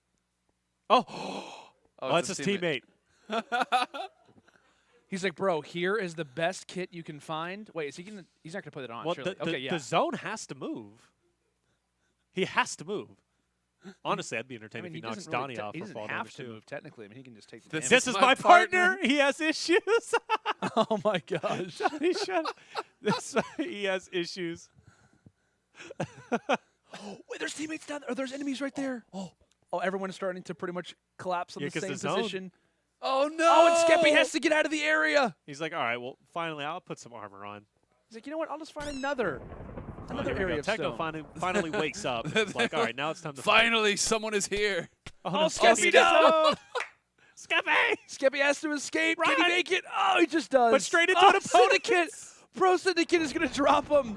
Oh, no. All the hiding, unfortunately, does not pay off. And here comes Think Noodle. Here comes Dan TDM. Not messing around toward the outskirts as there goes Grande. There goes Carson. And Syndicate also is about to follow. Ends up dropping. And now here comes one of our final few fights. 8 players exist. And the most dominant duo in the tournament is still holding on. Shotgun Plays and Co. are continuing their run. Looking super, super solid. Depenthes takes down one, but unfortunately it's all to no avail. There goes Logo.zip. There goes Think Noodles, of course, to the dynamic duo. Taking their victory lap right now, running right back to the middle. Donnie, They know. we will let you win. Some collusion in chat right now. If you shout out our stream, a victory in more ways than one. Hey, this is great. And No, now no, lies. Some arguments. No Look, chance. Look at I'm that. not with that man. I am. Say wolf. Say wolf and we'll let you win. This is actually incredible. Has Donnie figured out a way to beat the dynamic duo? Donnie Turn says, them away. I wouldn't do that to my viewers. Oh. Wow. Punch fight. Oh, punch fight would be great. Raw chicken battle. Okay, I like where Vicstar's going with this. I really do. I like But you get the- I like the salmonella, idea. though. Like, you can't do that. I mean, hey, it's fine. It's the end of the Do game. it for culture. Okay. To Donnie. No, to Donnie, not you, Vicstar. Oh, dang, they said we're killing this guy, though. Fight okay. with fist. I like Not this. messing This is around. man-to-man, hand-to-hand, 1v1, mano-a-mano Techno still has the combat. sword out. Come on. I want the raw chicken fight. I want a cake fight. Wait, who's the last player after this is over? Because there's still one more player after this. Is Major still alive? Is he hiding? Hiding in a tree. Oh, wait, someone just came from the trees. Someone just came out. So there goes one. Shotgun's like, I'm not doing a fist. Fist. Yet he has a sword and he's sitting hitting him. What is going on? One more shot, and there it is. 4 out of our 9 games won by this duo, Technoblade I and love Shotgun. This. We have to do another week. Unbelievable This is stuff as great. we take a look at the Wyvern, the dragon. As that is exactly what we just saw, but the highlight, Yes. the only replay we can look at is this. I appreciate that our producer took the time to put this as a replay. This took some time. I love it. You got tears coming out of your eyes, Nine. This is laughing so hard. I'm in physical pain. I'm not gonna lie, this is pretty awesome. This whole experience was like pretty awesome. Because like we came into today not really knowing what to expect. Not a like, single thing. No one really obviously commentates Minecraft. There's not really as many tournaments that are broadcasted, obviously. But what an opportunity this was. Massive thanks to Keemstar, to G Fuel, for everybody, even the guys who put together this server, for working so hard. What an unbelievable tournament, one that I'm sure is going to live on in our minds for a while, viewers included. But my goodness, man, we were treated to some awesome games, some great Seriously, moments, yeah. and to some fantastic players. Content creators, thank you guys so much for coming through it and making this a fantastic experience. As we're going to go and take a look at our scoreboard for the final time, as it is solidified. Technoblade and Shotgun Plays walk away from the very first Minecraft Monday tournament as champions, winning this one with 1,156 score, much farther than their counterparts who exist just below them, Pizza Hut and Vicstar 123, a very respectable 858. And obviously rounding out the top three, we've got Bajan Canadian and Jerome, who played very well, 636 overall for those boys. Like we said, for the most part, kind of toward the latter parts of this entire tournament, it was those top three consistently. We started a few of those overall shifts, but to no avail. It was one team who, toward the late game, started to dominate. Absolutely. And let me pull up my calculator. How many points is that between first and second? 298. 298 points. Oh my gosh. You are insane, my man. I got to bring you on. Please, calculator. I love it. Man, techno. Let's take a look at 11 through 22 real quick. Bob and Hex at the bottom there. Yeah, shout out. Ninja. Which one was Mr. Beast? What was his name? What was Ninja? We can't tell. We really can't. I would imagine it's Throw Mr. a dart Ninja here. Ninja loves Mr. Beast. Mr. Ninja Beast. Clever names. Listen, 28 points, not too bad. Leon and a Mini, not too bad as well. 76. Syndicate and Grande, not too bad. Shout out to team number 14, the Penthez and Nick. We saw them start to get in a little bit at the start of the tournament. They're like, we have no idea what they're doing. It's not dead last. So at least you can kind of sit there and somewhat confidently, 192 overall score. Comes to show you survival points do add up. They really do add up. 192 just on survival alone. Maybe an elimination here or there. Not bad at all. Overall, honestly, a pretty sick day of Minecraft, I gotta say. Sure. 7:06 Central Standard Time. Central Standard Time.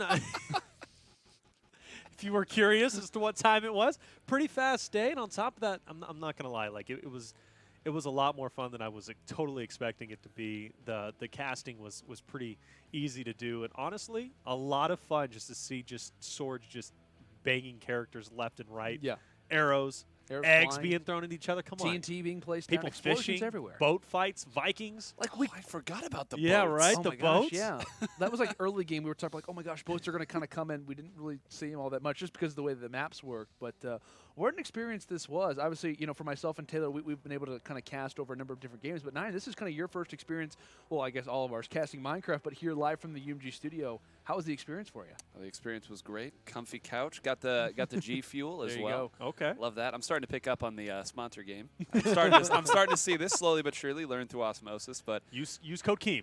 There you go. use code KEEM. 40% off. Everything that you said, I just want to echo. It was a pleasure to cast this as well. I'm happy that the team I picked at the start did end up getting the That's win. true. Makes me feel a little better. And after 9 whole games of this, I think I'm feeling okay. Got the pun in. I appreciate that. I respect the pun game, that's for sure. But guys, like we talked about kind of toward the middle parts of Game 9 and throughout the broadcast, we've been talking about the giveaway. What exactly is kind of be going on? We now have our victor courtesy of Keemstar. Our player, our person has been officially chosen, and it is Wade Fortnite, but Keem is the real MVP. You are a winner of a console, my good man.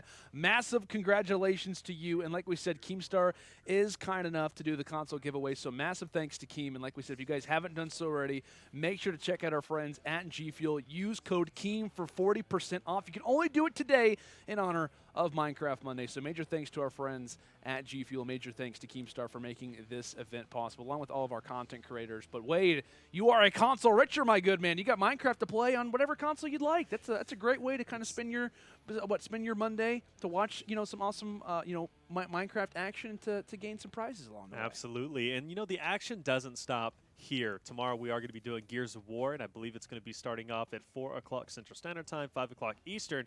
Make sure to go on Twitter and follow at UMG Gaming so you can stay up to date, especially when we are going live. And also, don't forget to hit that follow button here on this channel as well so you can keep up to date with all the action. We also have, like I said, Gears of War tomorrow, and then Friday is going to be what you guys love. Friday, Fortnite coming back, and maybe even some more Minecraft action coming your way next week. But honestly, it was a blast having you guys. It always is. Hashtag Minecraft Monday. And honestly, I hope to be back here again casting some more Minecraft next Monday.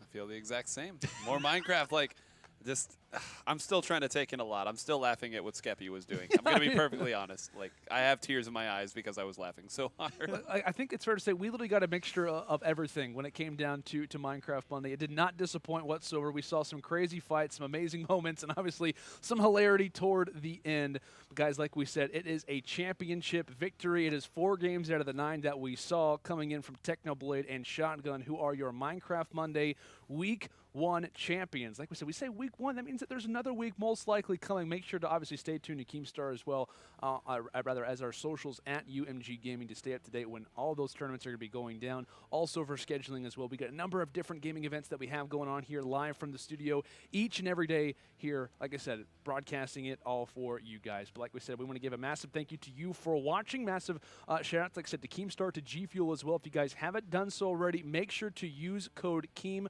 for 40% off your G Fuel purchases, only in honor of today and the inaugural week of Minecraft Monday. But for Taylor, Reflections Noble, for 9 Whole Grains, and the entire UMG studio, this is Landon Lano Center signing off for the final time, saying thank you so much for watching, and we'll see you all next time.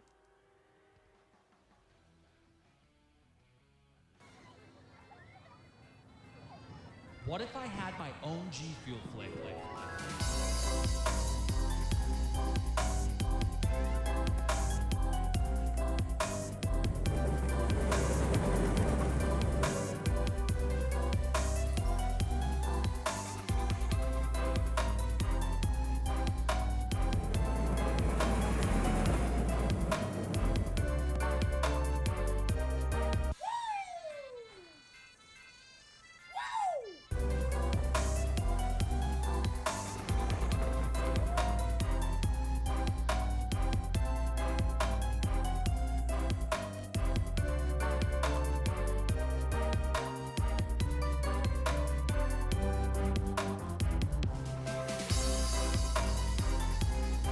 Introducing Cotton Candy G Fuel. Get it now at gfuel.com.